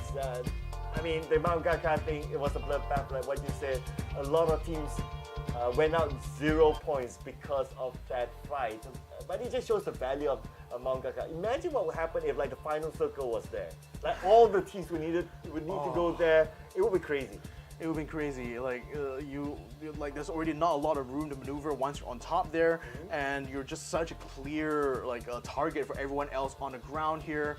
So wow, I mean, it's a minor blessing, I suppose, that the circle didn't end up there. It ended up on the flat ground, but this is where New Generation was quite brilliant in what they did. You know, they not only they tried a bit to take control of the hill, but they didn't really push too much for that control. Instead, they kept themselves a little bit more spread out, and that still allowed them the option really to pull back and try to regroup so that they can focus more on the final circle fight.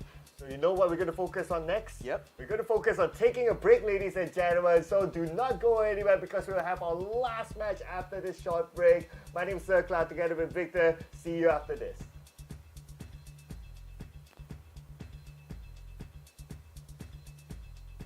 Teammates, transport knocked out allies onto vehicles, and engage in a new social feature, the clan system. Let's dive right in. First on the menu is the brand new revival system. To reduce frustration during squad play and promote diverse strategies in normal matches, you will now be able to revive your fallen teammates. Just retrieve the blue chip from their death boxes and register it at one of the transmission towers scattered across the map, or through a wireless transmitter item obtained through farming. They can then rejoin the match via a respawn plane that flies once per phase. Note that this feature is available only in normal and custom matches on Arkangel, Miramar, and Jester. Next, we're introducing a new DBNO feature, allowing you to carry knocked out teammates and place them inside vehicles. This addition provides players with an alternative way to evade danger without having to only abandon or revive your teammates. We are also finally ready to unveil our new clan system. Create or join a clan, play matches, and earn XP to level up your clan. As your clan levels up, you will be able to upgrade your clan tags. Not only that, but you can also earn a BP boost by playing with your clanmates. Definitely worth. And as always, make sure to check out the patch notes for all the details. Update 23.2 has plenty more in store this month, including a DBNO rebalance, general lobby UX UI improvements, a slight buff to the Ace 32, and more. Starting with this update, prepare to become your team's hero, transport teammates to safety, and establish your own PUBG Battlegrounds clan for double the excitement. And we'll see you on the Battlegrounds.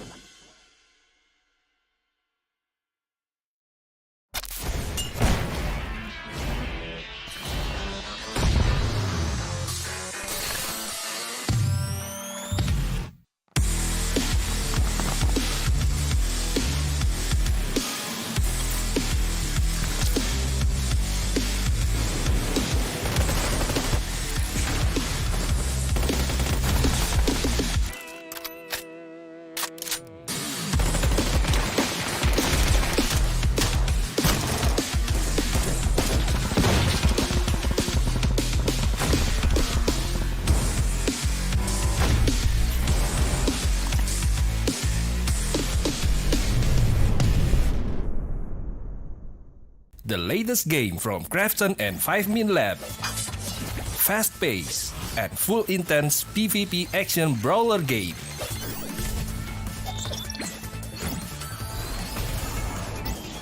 Use your best combo to send your opponent to the lobby.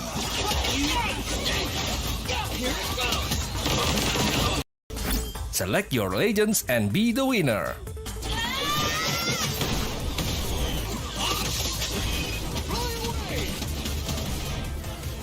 Pick the mode that suits your fighting style, from 1v1, 2v2 to Battle Royale.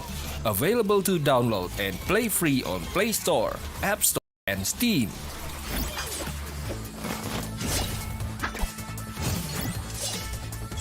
Let's be legends today!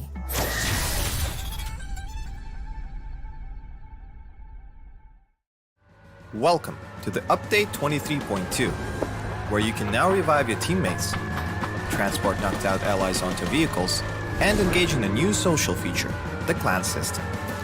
Let's dive right in. First on the menu is the brand new revival system.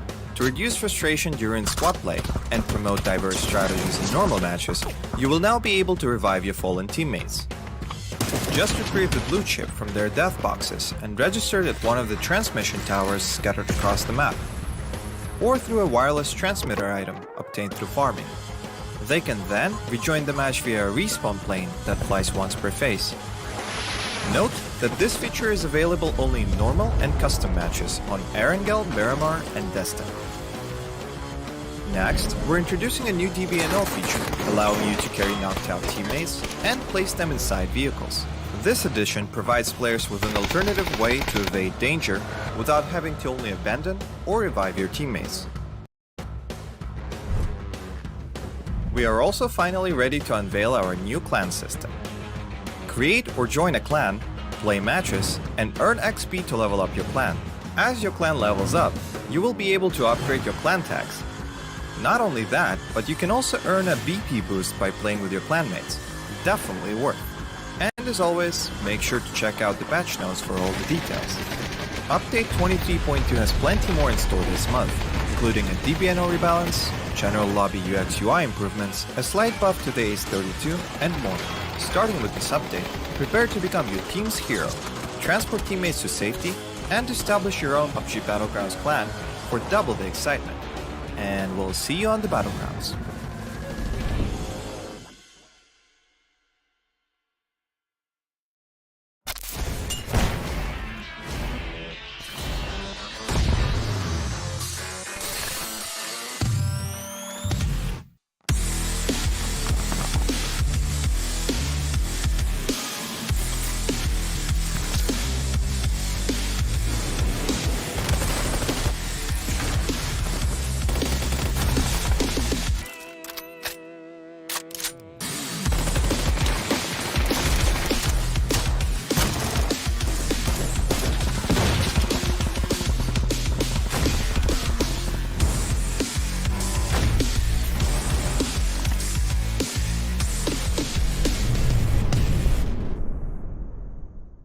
the latest game from Krafton and 5min Lab. Fast pace and full intense PvP action brawler game.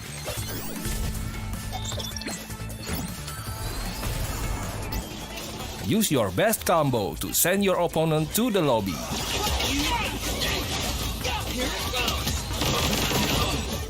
Select your legends and be the winner.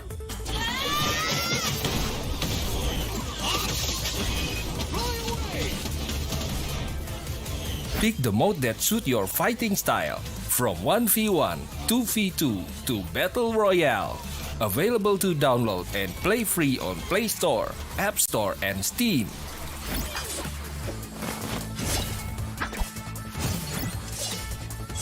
Let's be legends today!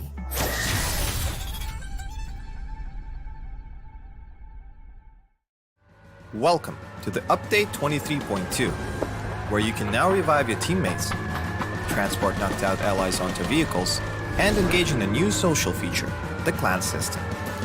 Let's dive right in. First on the menu is the brand new revival system. To reduce frustration during squad play and promote diverse strategies in normal matches, you will now be able to revive your fallen teammates. Just retrieve the blue chip from their death boxes and register it at one of the transmission towers scattered across the map, or through a wireless transmitter item obtained through farming. They can then rejoin the match via a respawn plane that flies once per phase. Note, this feature is available only in normal and custom matches on Arkangel, Miramar, and Destiny. Next, we're introducing a new DBNO feature, allowing you to carry knocked out teammates and place them inside vehicles. This addition provides players with an alternative way to evade danger without having to only abandon or revive your teammates. We are also finally ready to unveil our new clan system. Create or join a clan, play matches, and earn XP to level up your clan. As your clan levels up, you will be able to upgrade your clan tags. Not only that, but you can also earn a BP boost by playing with your clanmates. Definitely worth. And as always, make sure to check out the patch notes for all the details. Update 23.2 has plenty more in store this month, including a DBNO rebalance, general lobby UX UI improvements, a slight buff to the Ace32, and more. Starting with this update, prepare to become your team's hero, transport teammates to safety, and establish your own PUBG Battlegrounds clan for double the excitement.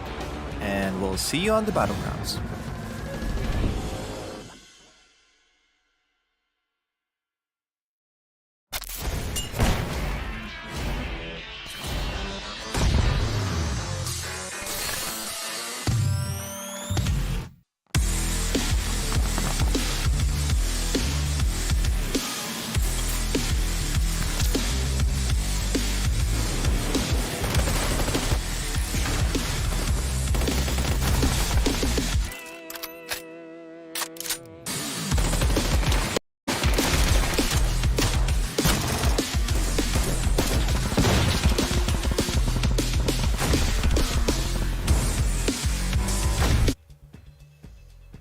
And welcome back, ladies and gentlemen, to the PUBG Asia Super Cup. We're finally here, ladies and gentlemen. Last day, last match. What's gonna go down here, my man? Oh man, I mean, we don't know. At this point, we can see like their teams like there are ups and downs for these teams, right? So who's going to be in the top 8? We'll find out after this match. But at this point, I seriously couldn't tell. I know, and I also want to apologize for the viewers at home because I realized I slipped up a little bit. I kept calling Genius Esports Global Esports during that little fight, but then again, it was so chaotic at that moment, you know, so I do apologize for all you fans there who definitely have noticed that I made a little bit slip up, so hopefully I can keep in mind now that GE meets Genius Esports here because they're absolute geniuses in terms of the way they play here. Well, in terms of the way they play, they also put in a global performance, so either way, correct. But anyway, new generation esports. They played really, really well, especially a team that smartly moved away from the guard car mounted. It was a prime position at some point, but they'll be like, okay, nope, there's just too many teams there. We'll just back off, and they rewarded themselves with a third place finish. Indeed, they have, and you know it's a lot of good decision making they had to do on their part, and the fact they didn't really bog themselves too hard with that fight on that Gatka mountain also actually ended up being better for them anyway, because you know again they're so caught up in trying to fight for the top of that mountain they didn't realize the circle has already moved so far away from them that it was going to be like it was just going to be worthless even if they were to take control of the mountain anyway. So it's a good thing that New Generation was able to pull away from there. This time around, this flight path is going to be moving from east to west and still over Sofnoka Islands. So we'll expect some of the early droppers here like Purple Mood as well as okay, it looks like Myth as well as NHE are going to be going northwards instead, so that leaves the island pretty much for the taking here for Purple Mood instead. Wow, look at the spread by Purple Moon. The entire island is basically for them. They got Novo, they got the entire military base to play with, so there's going to be a lot of loot there for them. They don't need to be worried about looting somewhere else after this. But I'm keeping my eye on any other hotspots that we might see an early clash. So far in the previous Erangel, we did not see any early clashes at all. But this time around, it could change because on the northern side, on North Jogopool, I see two teams heading that way. Yeah, so, a bit of a hot drop as well going on for NGE as they were dropping together with number 1 at the same time. So this is going to be a bit of a civil war going on between the two of them. Right on the crossroads itself, so there's not even any weaponry for them to pick up. In fact, number 1's already taken onto the houses there, so they already have some guns to bear onto Boba Hakai as that blue. Just as when we were props, it was NGE. Oh no! I hope it's not one of those casters kills. He might just be here. Hakai has been taken out of that right now. Bob trying his best to run away. Should be able to stay out of the range of MP. So number 1 should be at least happy enough with those 2 kills for now. But then again, for New Generation Esports, this is not the start they were looking for sure. And speaking of starts, look at where that circle is.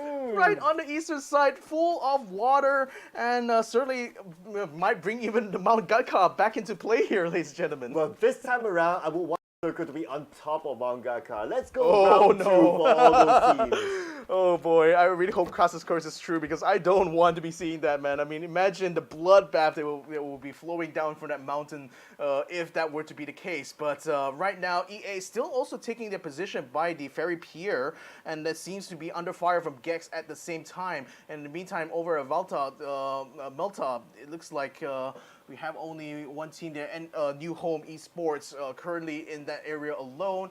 T5 is also taking position close to where Mount Gatka is, so it seems like that's they're attempting to try to gatekeep anyone coming in from the bridge on the northern side, which is going to be both Deadly Strike as well as SST that could potentially be gatekept by them. Yeah, I would say that it's despite the putting aside that earlier fight where everyone dropped and I think they were trying to get the vehicles. I think we're going to have a similar kind of pace like the previous Erangel, whereby we're going to see a lot more action towards like the 3rd or 4th phase of the circle, considering that there are no other hot drops onto everywhere, and it does look like teams are well spread out across the map as well. Yeah, so as we said, other than that hop drop between number 1 as well as New Generation, there isn't any other teams that are looking to try to get any fights right now. With this circle position here, it seems like teams, especially like Myth, they've landed all the way over at Milta Power, so they're going to be having the longest path right now to get towards the circle, unless they find an E pickup somewhere, and that should certainly allow them to skip over a lot of the ground that they need to cover, because you got New House Esports to set up just close by to them. You got Cerberus as well along the coastline of Sofnoka Island. And yeah, I mean, those are 2 encounters I don't think that Myth would want to necessarily take, especially trying to get to this first circle itself. So an E pickup is really what they're looking for here. Yeah, they just want to avoid the choke points in case there's any of that. But they also need to rely on the RNG that the E pickup appears for them. And like what you said earlier, there's only a handful of E pickups. Icon, where they knocked down onto Zendan. Yep, Zen9 is already outside there, and Gex's Leo is still inside the complex of houses just down south, and Cerberus pretty much have Zen9 left there as bait right now, waiting for the rest of Gex to try to get on. But looks like they're not going to be budging though, so Tycon's going to try to finish off and will finish off Zen9 quite handily there. So Gex is already one man down and not even able to respond a little bit onto Cerberus here. Oh, there you go. Cerberus opening up their account this round, but right now Cerberus has 77 points, including that one kill. So I think 77, based on our mathematical calculation, they'll be in the grand finals. Okay, I just realized this is actually a lot worse for Gex because Upchen actually has dropped further, actually moved himself further into the circle here, so he's not going to be able to support both Leo and Xavier. They're pretty much left to their own devices here to face off against the full stack of Cerberus at this point. So this is actually, this could be a really good one here for Cerberus because this could be an easy couple of kill points here. Should they be able to get the drop onto both of members of Gex? Purple Mood has found an E pickup for themselves. Let's see where they're going to try to drop here.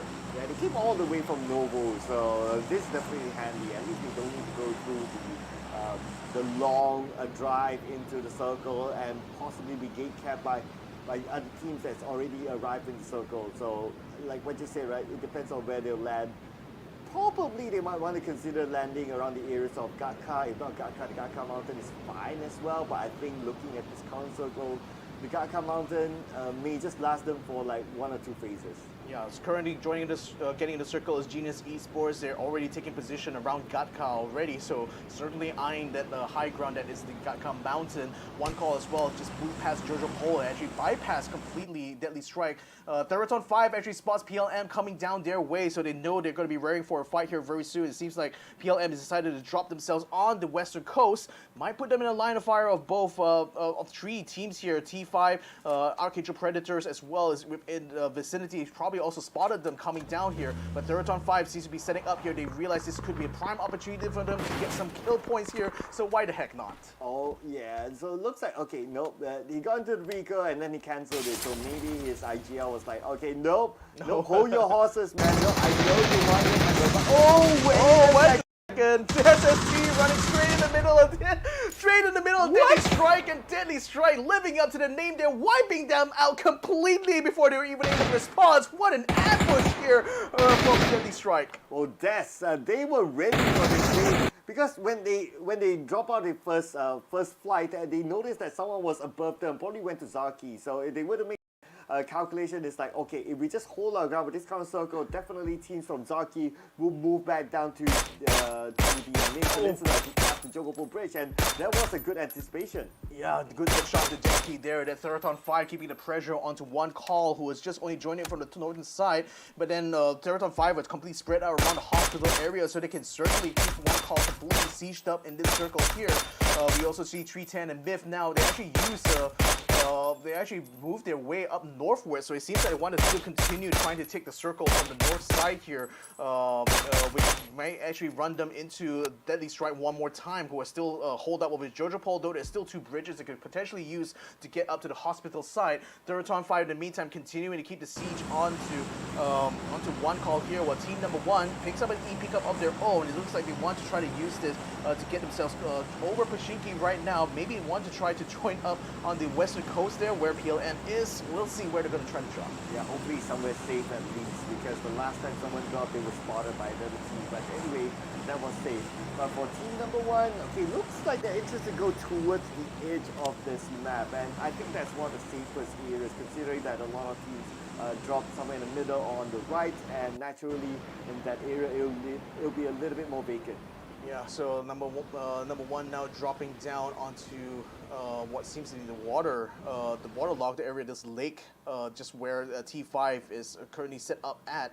So at least that should provide some cover, though AAP spots their parachutes coming down and just raining fire on them. It's a wonder that none of them took too much damage there, got knocked down in the process, though Miu is going to be dropping a little bit further from the rest of his team there to try to head up against T5. Tanadol continuing to try to get a beat onto Miu, not able to get the headshot, but at least it's going to try to disable the Jeep nearby to hopefully reduce their capabilities for them to try to peel out from this area. Oh, that is a smart move there by Tanadol. If you can't get the opponent, why not get the vehicle instead? So that Oh, wow, what a good shot there. I believe that was a headshot, but no knockdown yet. But anyway, Tanado will be happy with the shot. Yeah, and that is certainly going to keep no one's MiuYu completely stuck there. So now he's going to use this opportunity to reposition himself, perhaps regroup together, because the Deadly Strike has actually come down from Jojo Paul now to try to keep some pressure onto T5 and actually found Hasawat over down by south side. So Tanado is going to try to wrap around from the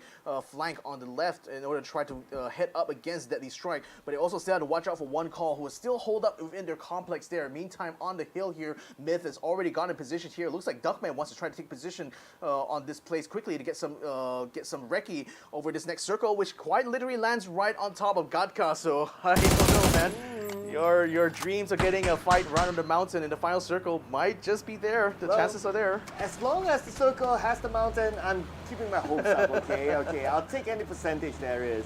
But look at the current circle, it's very likely for it to move down to the Gadka instead. But anyway, I'll take anything at this point. It's the last round of the group stage anyway. Right now, Cerberus Esports just looking over at the rotations of the other teams, gathering information, and that's the advantage that you will get if you play somewhere in the middle of the circle. T5 is on the move, so is NHE, and then they might run into GE as well. But then Sir T and Zest is already set up on Godcard itself.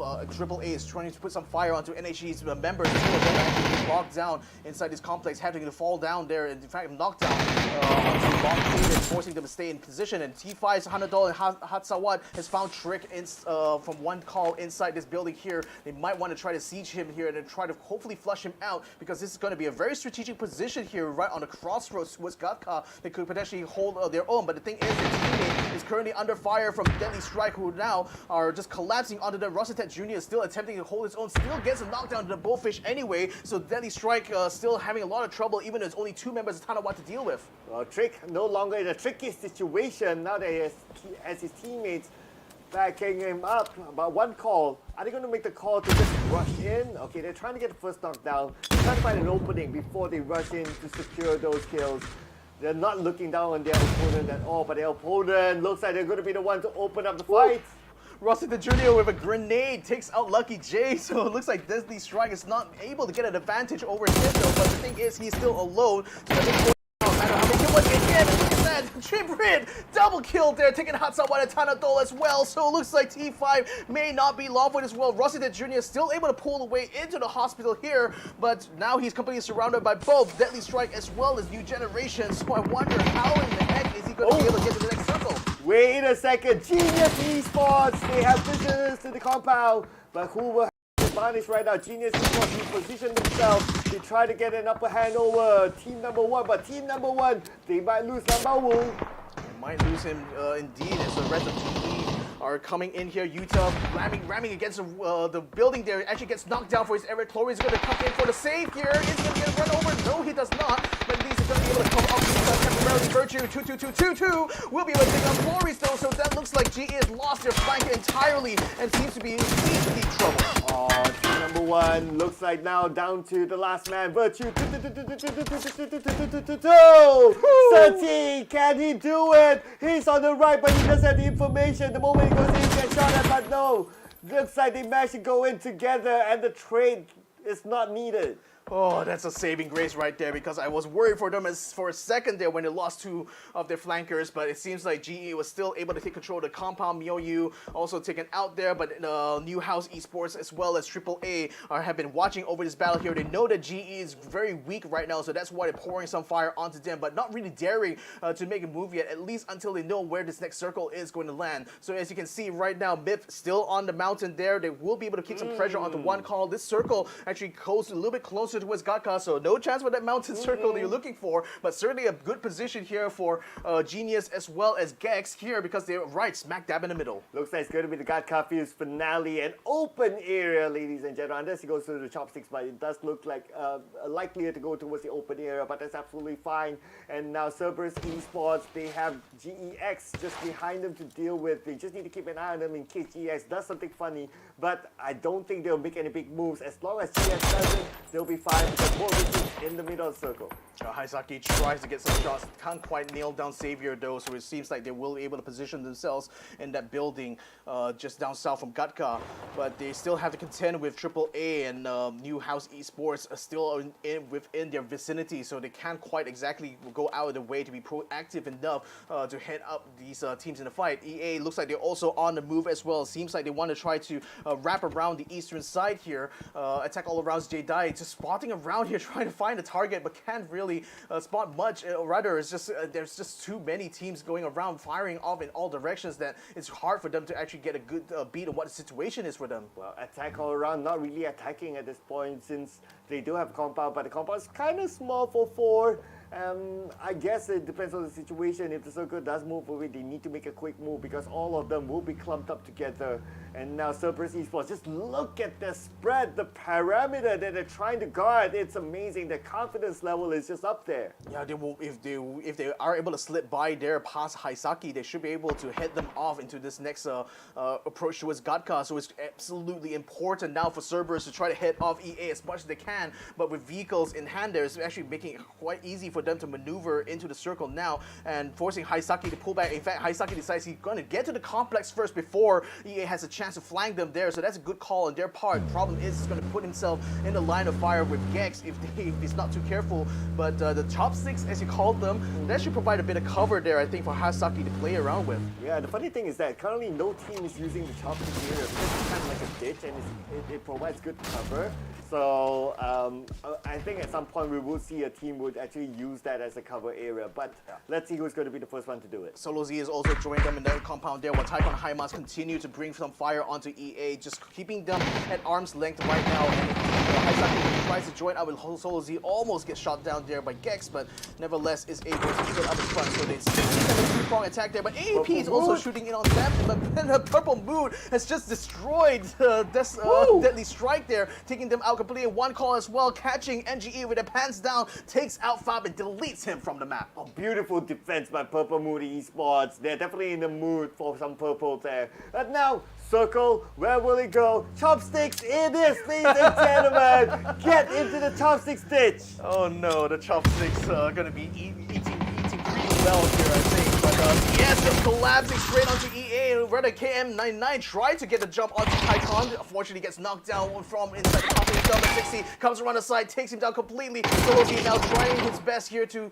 head off Leclerc, but in on Kaiser, he does have a bit of a lead. Nailed down inside until just now. Trying to get a knockdown, but 60 comes around a corner and eliminates Cerberus there. 12th place is the best that they can do. Well, anyway, Cerberus Esports, they managed to get a good amount of points, so I think we'll see them in the next round, but we'll tabulate the scores later on, ladies and gentlemen. Right now, EA on the outside of the circle, they need to move. They will have about 15 seconds because it's so cool to them. AAP just making their way, bursting right through towards Gex's backyard. Themselves in the ditch, actually gets a knockdown on the Xavier here, so it looks like they want to try to take control over the chopsticks right now, and Gex is still attempting to try to hold their own, but the thing is, PLM also on the move, making their way to the center now. So is EA. Zixi and Larry's will actually meet the Purple Boot right in the middle there on the road, so looks like another battle forming there on the roadside, while Evil Patrick tries to take out and finishes off Xavier. Oh, here we go, Arkangel Predator, they try to get as many points as possible from the long range. Evil Patrick managed to get the knockdown to Xavier, but couldn't secure the kill just yet. Purple Mood Esports, they are in the mood right now. They try to take down their opponent, but then the Purple Mood Esports are trading it back and forth, putting down to Tanawa versus Luki. Make that only Tanawa. Oh no, this is going to be really bad right now. Tanawa still on the outside. Thunders is already taken out. Fluky and Borboats are having to crawl their way out. He still cannot find Leclerc. He's trying to send some flashbangs there to try to force him out. He gets it. Oh, he gets a beat onto him and takes him out as well. Inside now, having forced to pull away from here. Looks like they lost this fight completely. He's going to have to try to do this the hard way. Oh, here we go. Inside is coming in instead. Oh, his teammates, but he's all alone, so it's going to be a 1v1 Inside versus Tanawa. Who's going to win this fight for this compound? But AAA has arrived. A challenger appears here. J-Dai gets the finisher onto board boats now, but then with two people there, they might just have the big effect. No, actually, all four of them have joined into this fight here. So Inside will be finished off. Tanawa having to quake around in his boots right now because all four members of AAA are coming for him. Oh, Tanawa's picking on his teammate. He managed to do that, but can he reset the time? And AAA is trying to find the next target. They're making sure that this compound is clear, but they need to do it fast because Arkangel Predator is just looking at this compound. Who knows? They can go ammo and try to get those kills. AAP is just lurking like vultures right now, having seen all the commotion happening across from them. You also see Gex, the Leo, and Upchen still holding in this position here, while the other two members are currently locked in battle with Myth right now, and Sir T has been knocked down, so it looks like Zest might be left out in the lurch here because Myth still has a 4-man stack just hunting him down up north, so I think Gex pretty much has to rely on both Leo and Upchen to hold their hopes for this next circle here. Now, fire off to AAA, but how can they continue to fight like that? They are 2-man versus 4 right now against AAA. Oh, Jacob managed to get a knockdown, managed to get a kill on the T1706. And right now they're still on the outside circle. The fight's not over yet though. Zest is still alive. Zest, where are you, Zest? Are you in this compound? No, Zest has been eliminated. Yeah, unfortunate for him though. This is the most dangerous game of hide and seek if I've ever seen one here. And Jacob picking onto the rooftop. There. Oh, he's still there. Yeah, Zest actually still there. He's still hiding inside the building. Myth is taken onto the rooftops. They can't quite flush him out yet. But I don't know whether they actually know that he's in the position there though. Ooh, okay. Now he has made his move. He's moving around. They definitely heard the footsteps. So now we move over to the Chopsticks, where new House Esports is trying to win the fight against 310. This Chopstick is definitely going to be the focal point. It is indeed, and Long K using the tunnel here is not exactly the best position to be in, but considering he's got the entirety of 310 headed in his direction here, he's gonna need that junction as much as possible here. So Wesker is gonna be taking point, heading inside the tunnel right now. Long K has his AKM at the ready, just waiting for them to show their faces right now. Wesker, sending grenade through. Oh, the flashbang flashes him temporarily, and unfortunately catches him off guard. Wesker is gonna be able to take the kill, and NHG is out in 8. Unfortunate for that flash to be on top of him. If not, he might be able to secure like maybe at least 1 or 2 kills, but that just happened. But anyway, it's going to be 310 taking over this ditch. But on the other side, there's another team as well. Jacob, on the other hand, managed to finish off Zest, finally been taken out. Yep, finally they were able to clear the area, so they have control over the north side, which is exactly what Myth has been looking for here. In the meantime, AAA having cleared out their side as well. It seems like they now try to focus their attention onto Gex, who are still holed up in that building. They had been in there for the last phase and still in this building for the 5th phase as well. One call has already made themselves onto the top of the ditch here, but then 310 has already taken control over the junction in between, so they seem to be using that as a base for themselves, but that puts them right in the neighborhood together with AAP as well, so not exactly the most secure position, but a position nevertheless. Well, speaking about secure position, made in Thailand, so far, yes, they're still on the outside circle, but then again, for them to enter the circle, it's kind of okay. They just need to be aware that right in front of them is a little bit open, but if everyone's busy on the southern side, well, it's going to be okay for them. Yeah, so no major movements right now. All the teams just holding and waiting right now for Phase 6 to come alive here before they know exactly which position they need to move to. But you can imagine the tension in the air right now amongst these teams as they still continue to try to exchange fire from a distance, but not able to secure any knockdowns nor any kills at this point. It's up to where this next circle is going to. Blue zone should be closing about now. Where is it going to go? Is it going to be north, south, east, or west? It's going to be down south, and that's perfect for Gex. Oh, perfect indeed. They not only have the circle, they're in the middle of it. They have the compound. It's a perfect scenario for them. But if you look at this, 310 and Arkangel Predator will need to fight because 310 needs to get into the circle, and their only opponent right in front of them is Arkangel Predator. Yep, so Wesker, Kine, and Relo, if AAP knew they were all gathered right there, a frag grenade could easily put a world of hurt onto them now. But the compound for AAP, it has a bit of a courtyard area, so they can potentially make a field of fire if they want, should 310 decide to assault on that position. But for now, though, the blue zone hasn't quite closed in yet. 310 is still trying to wreck as much positions as it can. Send some smoke grenades through the windows as well to obscure vision, but really, yeah, like I said, time is running out for them. They need to make this assault. Yes, they need to make this move. Okay, they're somewhat within the circle, so they can kind of bought themselves some time, but then again, on the northern side of the Chopsticks, looks like shots being fired onto 360, so they need to defend their area. But right now, Arkangel Predator just looking over the commotion, 310, ready for the assault. And one calls Nando is moving up forward here, so it looks like he wants to hopefully get some stragglers. In fact, he's going to send some frag grenades up in front here to put some pressure onto 310 as well. This could actually help AAP in this regard because now they can actually have the initiative to jump onto 310. And with this AAA though, they're on the move on the outside, going towards Gex's building here. here. Alec attempting to try and knock them down, wouldn't be able to get them now, but then Triple A is now assaulting Leo as well as Xsset very, very hard here, making sure that they have to kind of get away. Myth at the same time is moving up as well, so it looks like it's going to be an absolute bloodbath out in the open here as Gex, they lose one, but they manage to trade one there in the form of Ecclesia. Oh, GEX against Triple A right now in the same compound. It's going to be Leo all alone getting full of a Rambo here, but now, no heroic move. No heroics here for Global Esports Xsset. They will be out here in 6th place. 310 already have lost one member, have one member knocked down right now, and one call is keeping the pressure going through the ditch while AAP is keeping themselves away. Away from the compound and keeping them bogged down within this ditch here. So this position, you know, it's not looking too good here for 310 right now as AAP is able to put up a two-pronged attack here. Molotov also making it hard for Kind to actually get a beat onto Alec there. So this is making it harder than necessary it has to be. Evil Patrick already taking down Goni here. Kind is going to have to send a frag grenade. It's a last-ditch attempt to try to get out of this position here, but the smoke grenade makes it hard for him to see where exactly they are, but at least it gives him some space to get the revive back with Goni. Right now, the revive is being kicked in, and at the same time, Rascal will be the guardian of this area. But then again, on the other side, there's another team actually in the top stage to stop them. But now the circle will move in about 10 more seconds. The long way coming from there, putting pressure onto the other side. Myth is having trouble moving it.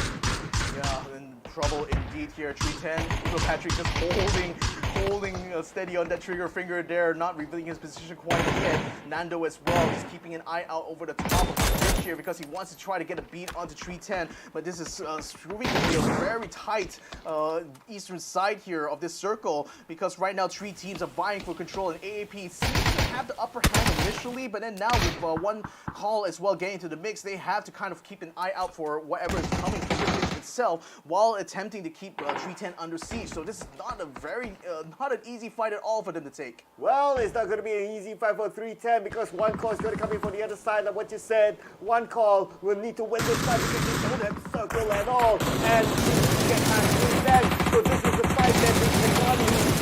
Oh, Wesker, headshot there is going to knock him down. Get a Kind taking a bit of damage. On the side to try holding Wesker before he moves into the tunnel right now, but smoke making it very hard for him to pop there. Oh, Buelo watching out here. He's back hurt there, but I don't know whether he's going to be being Oh my God! He's on top of him! What? And he's just taken down completely. 310's Rascal Jester still able to take down Chiprit. Oh, he can't see him through the smoke, so they didn't know that he was there. And then now he's able to pull back. He sees finishes it off before he could do anything more. Goni still is able to stay standing in that melee there, but one call has been eliminated. And in the blink of an eye, we're down to the top 4 teams, ladies and gentlemen, who will get the chicken dinner. And at the same time, we can see that Arkangel Predator is coming in. They want those kids well taken down. None is waiting for the next target. We still have one more left to go. None moves in, none shoots, and none will finish it off. And the whole time, Myth has been collapsing onto Triple A at the same time. So now AAP is taking control of the ditch. Myth now is taking control over the compound. So they are in a position where Triple A and Gex were initially. Now they still have the full stack actually once it being rolled back up to speed. So there's still going to be a 4 versus 4 here between Arkangel Predators as well as Made in Thailand. Let's go, Arkangel Predator, Made in Thailand by taking the Dogbats, opening it up by taking on land. And Arkangel Predator immediately retreats. Alec is still alive. Oh, what a misstep there from AAP. Now they can't go out there to save none at all, so they have to run with just these 3. And Myth just keeping their eyes peeled there, just making sure that Myth is not going to be able to maneuver that well. Now they still have the rooftops to use, and Antibots certainly could try to use that to try to keep some pressure onto Myth, but none will be finished off there in spite of the smoke grenades coming out. That one is a little bit too late there to save their teammate. Oh, but look at this. This circle seems to favor Myth a little bit more as compared to AAP. So that means AAP will need to drive past by onto Myth, and there's a lot of open area between the both of them. Myth can easily shoot them down. Yeah, so now Agent Bot again with a sniper rifle. He sees Jacob, can't quite get the shot onto him though. Has to duck away. Now he's just out of the shed there. Oh, he's just anticipating someone to try to flank there from Bip, but there's no one there unfortunately. EXO Clan is still up on the rooftops. So is the rest of Bip. They want to try to hold this position because this is still within a circle here for Bip. Not so much for AAP though. Okay, anyway, AAP seems to be making their move right now. Alec positioning his vehicle. He has about 15 more seconds to decide what he wants to do. But but it's going to be tough for AAP at this point. I don't know. Would they want to consider to deny the point? I don't know. I mean, again, AAP needs to move, but unfortunately, Myth have them pretty much locked down in the compound near the water tower, so it's not going to be it's not. I'm going to say impossible, but very, very difficult here for AAP to make any maneuvers. They will still try, nevertheless, though. Agentbot's going to be joining up with Alec. Oh no, he's going to be taking the top there, while Arkangel Predator, Patrick, as well as Alec will be taking the to try to flank. So this is going to be a last-ditch attempt here. Here we go. Oh, Patrick taking so much damage already, forcing it on the hay bales with 15 health. Wow, that was so close there for Evil Patrick, but can't say the same for Alec. Alec was knocked down, and now that means there's only 2 left for Arkangel Predator. Myth, they're holding this strongly. I mean, this is a chicken dinner that they cannot lose. This is their game to lose now. I mean, AAP is completely wounded here. Jacob smells the blood. He wants to draw fire here. He wants to be able to take the headshots onto Evil Patrick as well as Agentbots, and once he does that, that will be a chicken dinner here for the Made in Thailand squad. Right now, the circle going to be coming to a close now. Agentbots gets hit by a headshot there by Jacob one more time. This could be a terrible one here for AAP now, because Evil Patrick, even though he's healed up, he's stuck out in no man's land in only a hay bale for cover, and he can't get out of the way. Now the zone is going to close entirely, and at this point, Arkangel Predator will be pressured by the zone surely. They will be forced to show themselves, but Made in Thailand, they are not going to give it. They're not going to let the point go, and instead they're going to finish it off with a winner chicken dinner for Made in Thailand. The myth, the man, the legends here, finally getting a chicken dinner for themselves, and certainly a lot of elations for them, as this is the last chicken dinner that any team can possibly get here in the group stage, and man, that's certainly going to bode well for the chances on the leaderboard here. I mean, again, that position by the chopsticks there, a lot of people were fighting over that, only for the circles spawn to actually end up turning it into an absolute bloodbath for everyone else. And Myth, you know, they moved in from the northern side. They were completely uninvolved in most of those fights on the eastern side, so that allowed them very much not only have a full stack, but also plenty of room to maneuver for themselves, and pretty much took the best location on that circle. Yeah, absolutely. I mean, the circle kind of scammed everyone, and like everyone was like, okay, that's going to be a safe spot. It's a ditch. We can hide from everyone else, but no, the circle just chooses to pull away, and immediately that area became a bloodbath area. But here are the highlights, ladies and gentlemen, from the previous round, and this roadblock, this was a good one. I mean, Deadly Strike were already set up in that place, and you know, they were just trying to gatekeep anyone trying to get to the bridge, and that gatekeep position just worked so brilliantly onto SST, which kind of feels bad for SST themselves, because, you know, being caught out in that side of cars means that they weren't able to return fire in any meaningful way either. Then one call, this was a very, very tight fight here against T5, a very messy one in fact, but nevertheless, they managed to clean up House here and took control over the compound very well. This was a hot drop that number one tried to do on kind of forced them into a bit of a quandary too, and that actually forced Chloris to try to come in for the flank, and got themselves caught out on the outside and almost completely ruined the chances here with Gex, but in spite of that, they still managed to hold their own. And Purple Moon Esports, they're definitely in the mood for this round. They eliminated 2 teams back to back, and all of those fights were taken by them, as in like they were the ones who crashed into someone's compound and they win those fights. So that was an amazing showing by Purple Moon Esports. Indeed it is.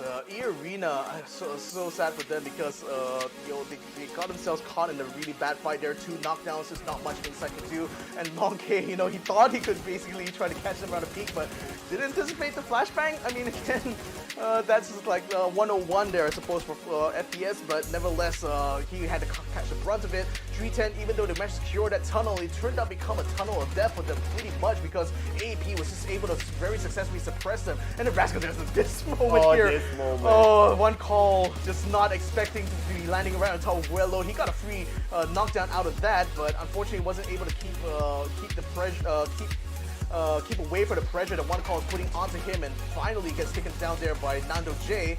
And with AAP constantly hounding him from the top, it wasn't looking like they were going to be long for this world. Yeah, in fact, AAP, they just came in as a mop-up crew just to secure those kill points from the chopstick area. So it was kudos to them. They knew what they were doing. They were like, okay, let's not rush in.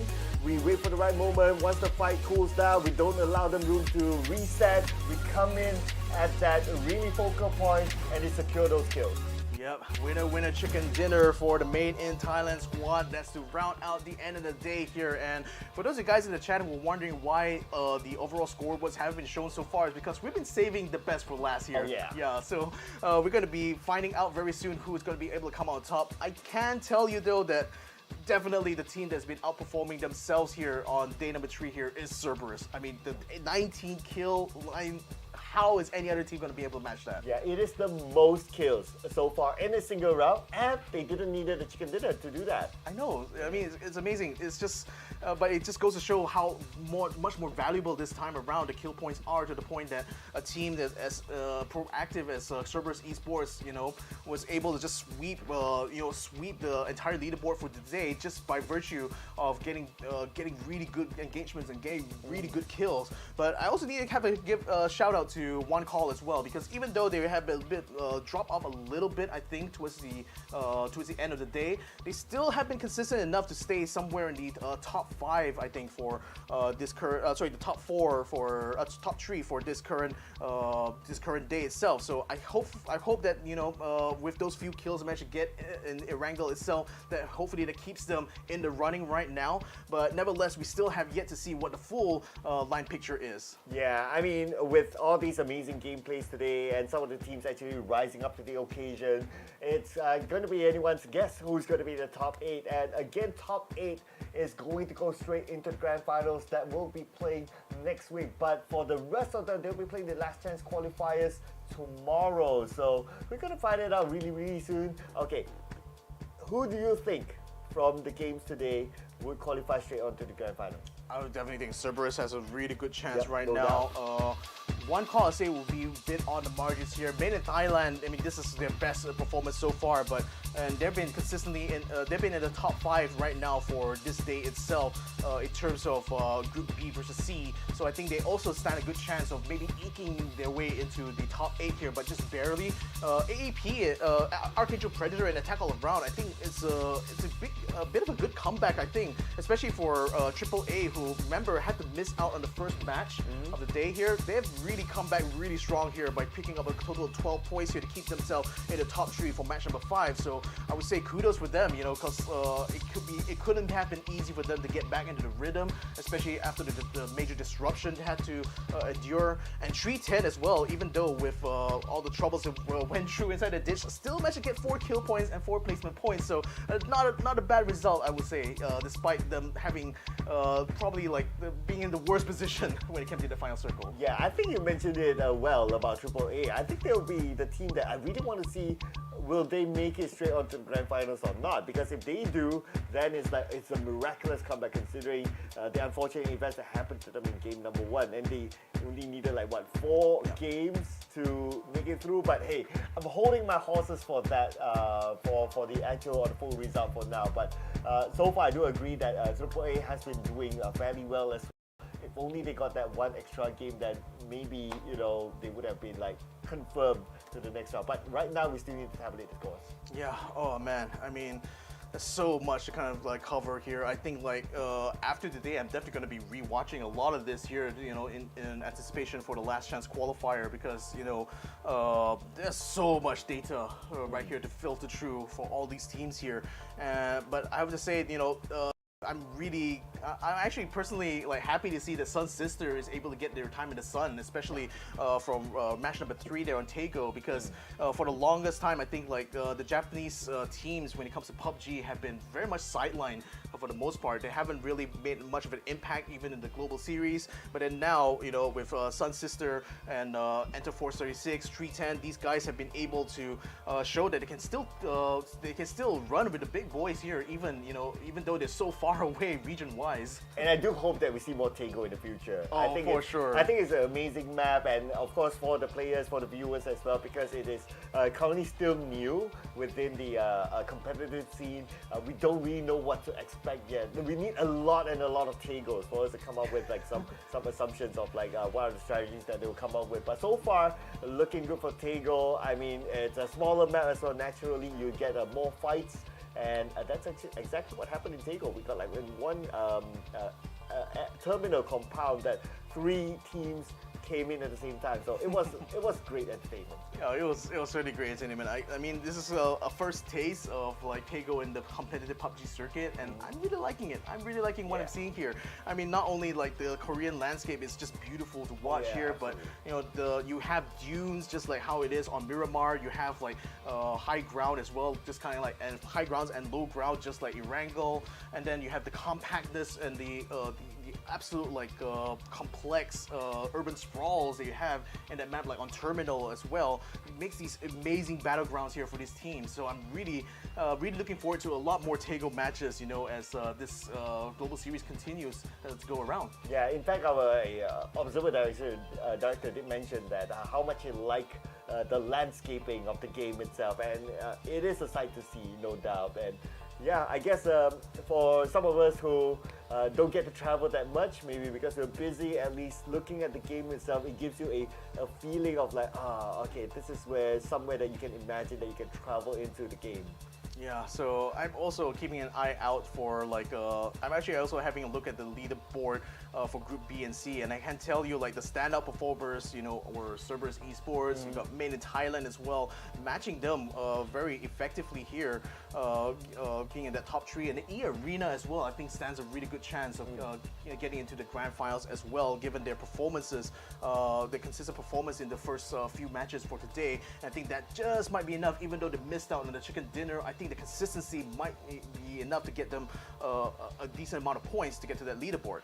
Yep, but anyway, that's all from us trying to guess who it is. Let's check it out. And oh, wait a second. AAA! Oh no! Just so close, yet so far. I mean, oh my god, 44 points to 56. That was 12 points they needed and they couldn't find at all to get themselves into the top 8. So just barely missed out on an opportunity to have a one-way ticket to the grand finals there.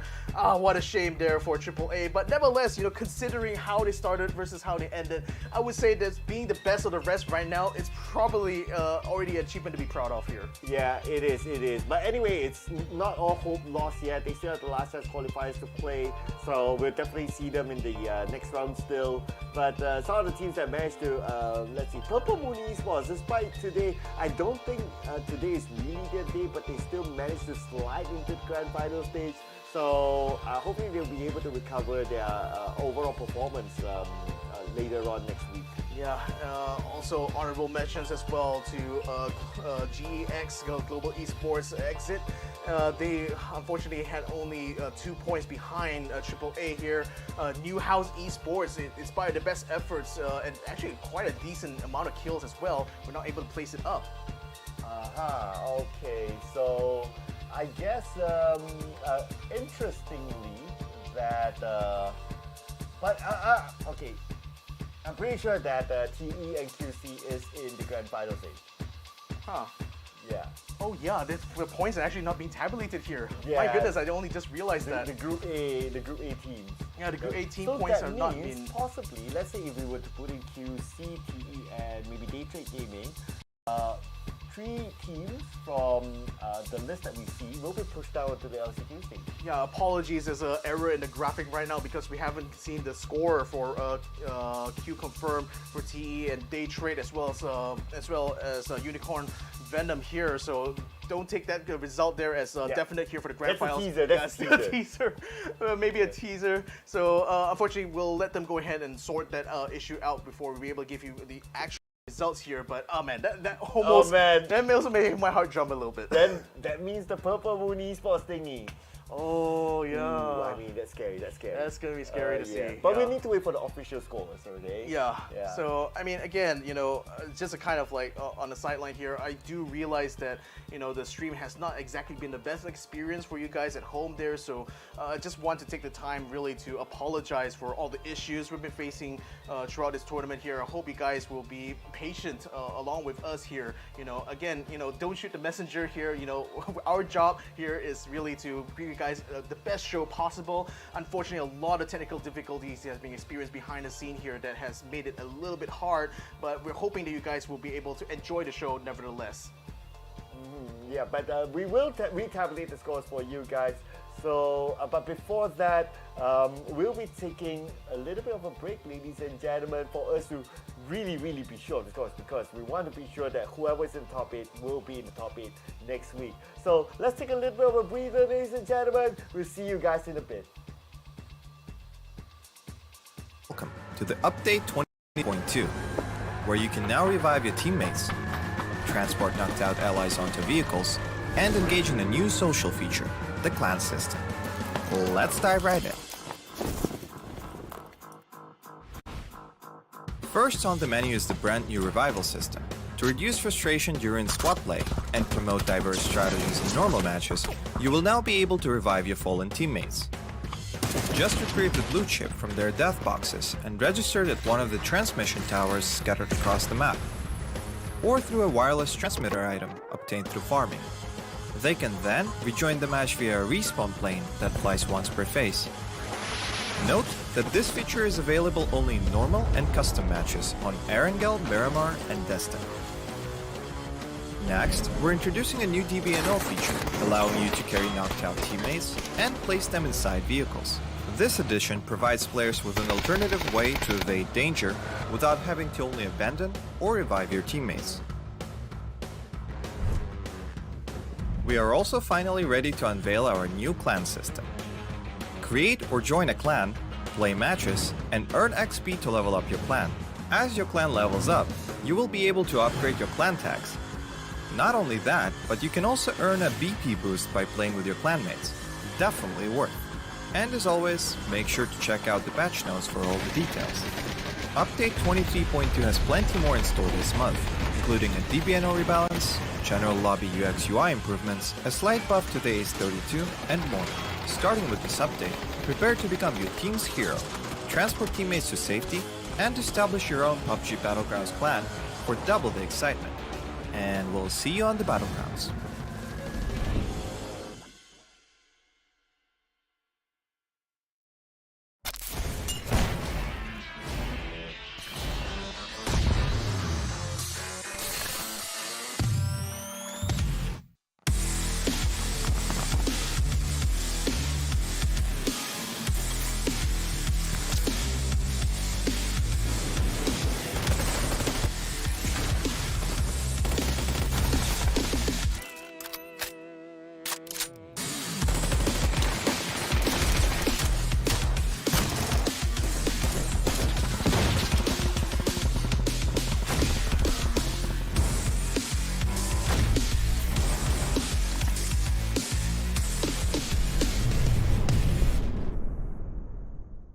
The latest game from Krafton and 5 Min Lab. Fast pace and full intense PvP action brawler game.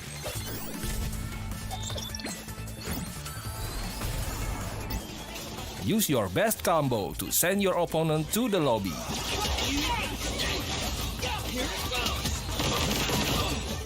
Select your legends and be the winner.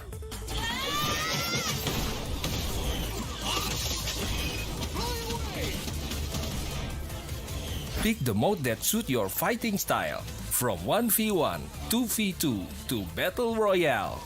Available to download and play free on Play Store, App Store, and Steam.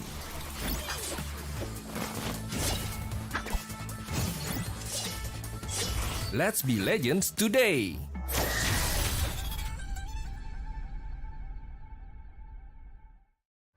Welcome to the update 23.2, where you can now revive your teammates, transport knocked out allies onto vehicles, and engage in a new social feature, the clan system. Let's dive right in. First on the menu is the brand new revival system. To reduce frustration during squad play and promote diverse strategies in normal matches, you will now be able to revive your fallen teammates. Just retrieve the blue chip from their death boxes and register it at one of the transmission towers scattered across the map, or through a wireless transmitter item obtained through farming. They can then rejoin the match via a respawn plane that flies once per phase. Note that this feature is available only in normal and custom matches on Arkangel, Predator, and Jester.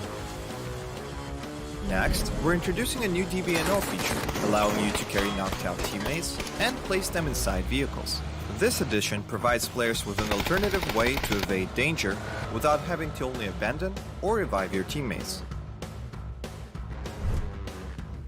We are also finally ready to unveil our new clan system. Create or join a clan, play matches, and earn XP to level up your clan. As your clan levels up, you will be able to upgrade. Welcome back, ladies and gentlemen. Oh my goodness, so sorry for jumping the shark a little bit on that score, because a technical error with that score line meant that, you know, we misread the situation a little bit here. Yeah, we got a little bit too excited. Yeah, but it's okay, I mean, we are excited for all the teams that have played, right? But anyway, we're going to show you the full scores right after this, and I think that's how the teams from Group A, it's kind of obvious by now who went through. I know. So we know that for a fact, you know, QConfirm is still, you know, having the majority of the points at 113. So we know they're going to be true, but who is the official leaderboard here? And you can look at that. Arkangel Predator, they're the last ones who managed to make it through. It's quite a comeback for Arkangel Predator because their day one wasn't that great. But they managed to really pull it through today. I mean, they got a chicken dinner, they got a good few rounds, and they merit themselves onto the grand final stage. Yeah, and made in Thailand as well. A massive comeback for them to manage to make up 4 places to stay ahead of AAP. So they too get a ticket to the grand finals as well. So that's 4 Thai teams making it to the grand finals here. 3 from Vietnam and AAP. Arkangel Predator being the sole Filipino squad in the competition is also the sole Southeast Asia, so not sole Southeast Asia, but really the best of the rest, so to speak here, being able to get to the top 8. I mean, I think they should be glad enough with this kind of result. Yeah, and the gap isn't that far for NTE. It's only 7 points, but I'm sure they wish they would have at least one more round to play. But anyway, it is what it is at the end of the day. The rounds are done. Right now, we'll be focusing on the LCQ stage. It's going to happen tomorrow, same time, same channel, wherever you're watching this. And the LCQ stage teams will be eyeing for the top 8 spot into the grand finals. If not, elimination will be waiting for them. And you can see like very clearly how much the weightage is now for the kill points, because vast majority of the teams that made it up in the top 8 have way more kill points compared to placement points. In fact, I mean, that's by virtue of like being less placement points going around, to be fair. But again, these guys were racking up like 60 kills, 40 kills, 50 kills overall. It's like, if you're not even that score line there, it feels like you're not going to be able to compete really for that ticket to the grand finals. Bruh, Redsea Esports only at 19 placement points. Right. That's your answer. That's the answer right there. I mean, 71 more than like 7 kills here. I mean, my goodness, it's an amazing performance from them, from Redsea Esports. The thing is that, you know, with the Expendables and QConfirm having brilliant runs for themselves, you know, over the last 2 days, that made it so that pretty much like they were unbeatable. You know, I think the scoreline was just way too high for everyone else to meet, and you know, that's the way it rolls here. So we already got 8 teams now confirmed to the grand finals. 16 more teams will be fighting it out over the weekend here for the final 8 slots. Yeah, but before we wrap up the show, we'd like to give you guys a reminder that there is a new function within the game right now, and you guys can experience the integration of clans within PUBG Battlegrounds, and this is an opportunity for you to band together with whether it's existing friends or maybe even make new friends within the game and engage with each other for more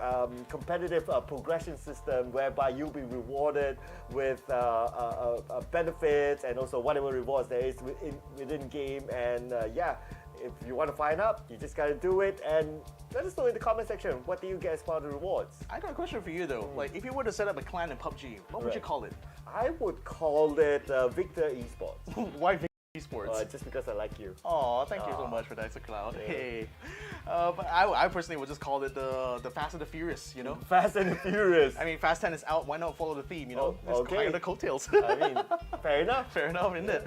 Oh my goodness, what a topsy-turvy day it's been. Lots of action going on here in this group stage, and still plenty more to go. We still got the last chance qualifiers. You'll be there along with me, right? Over this weekend. Yeah, we will. Yeah. So that's going to be exciting to see it on, because again, there has been no eliminations out of these 24 teams here, but tomorrow and the day after, that's when things really come down to the wire, because only 8 teams going to be going, the other 8 teams just going to have to sit at home. But you know who else needs to be going? That's going to be us, ladies and gentlemen. We'll be seeing you again tomorrow, same time, same channel. Don't forget to mark your calendars, because tomorrow is going to be the elimination weekend starting tomorrow. My name is Sir Cloud, together with the amazing Victor. We'll be signing up for now. See you guys. Bye.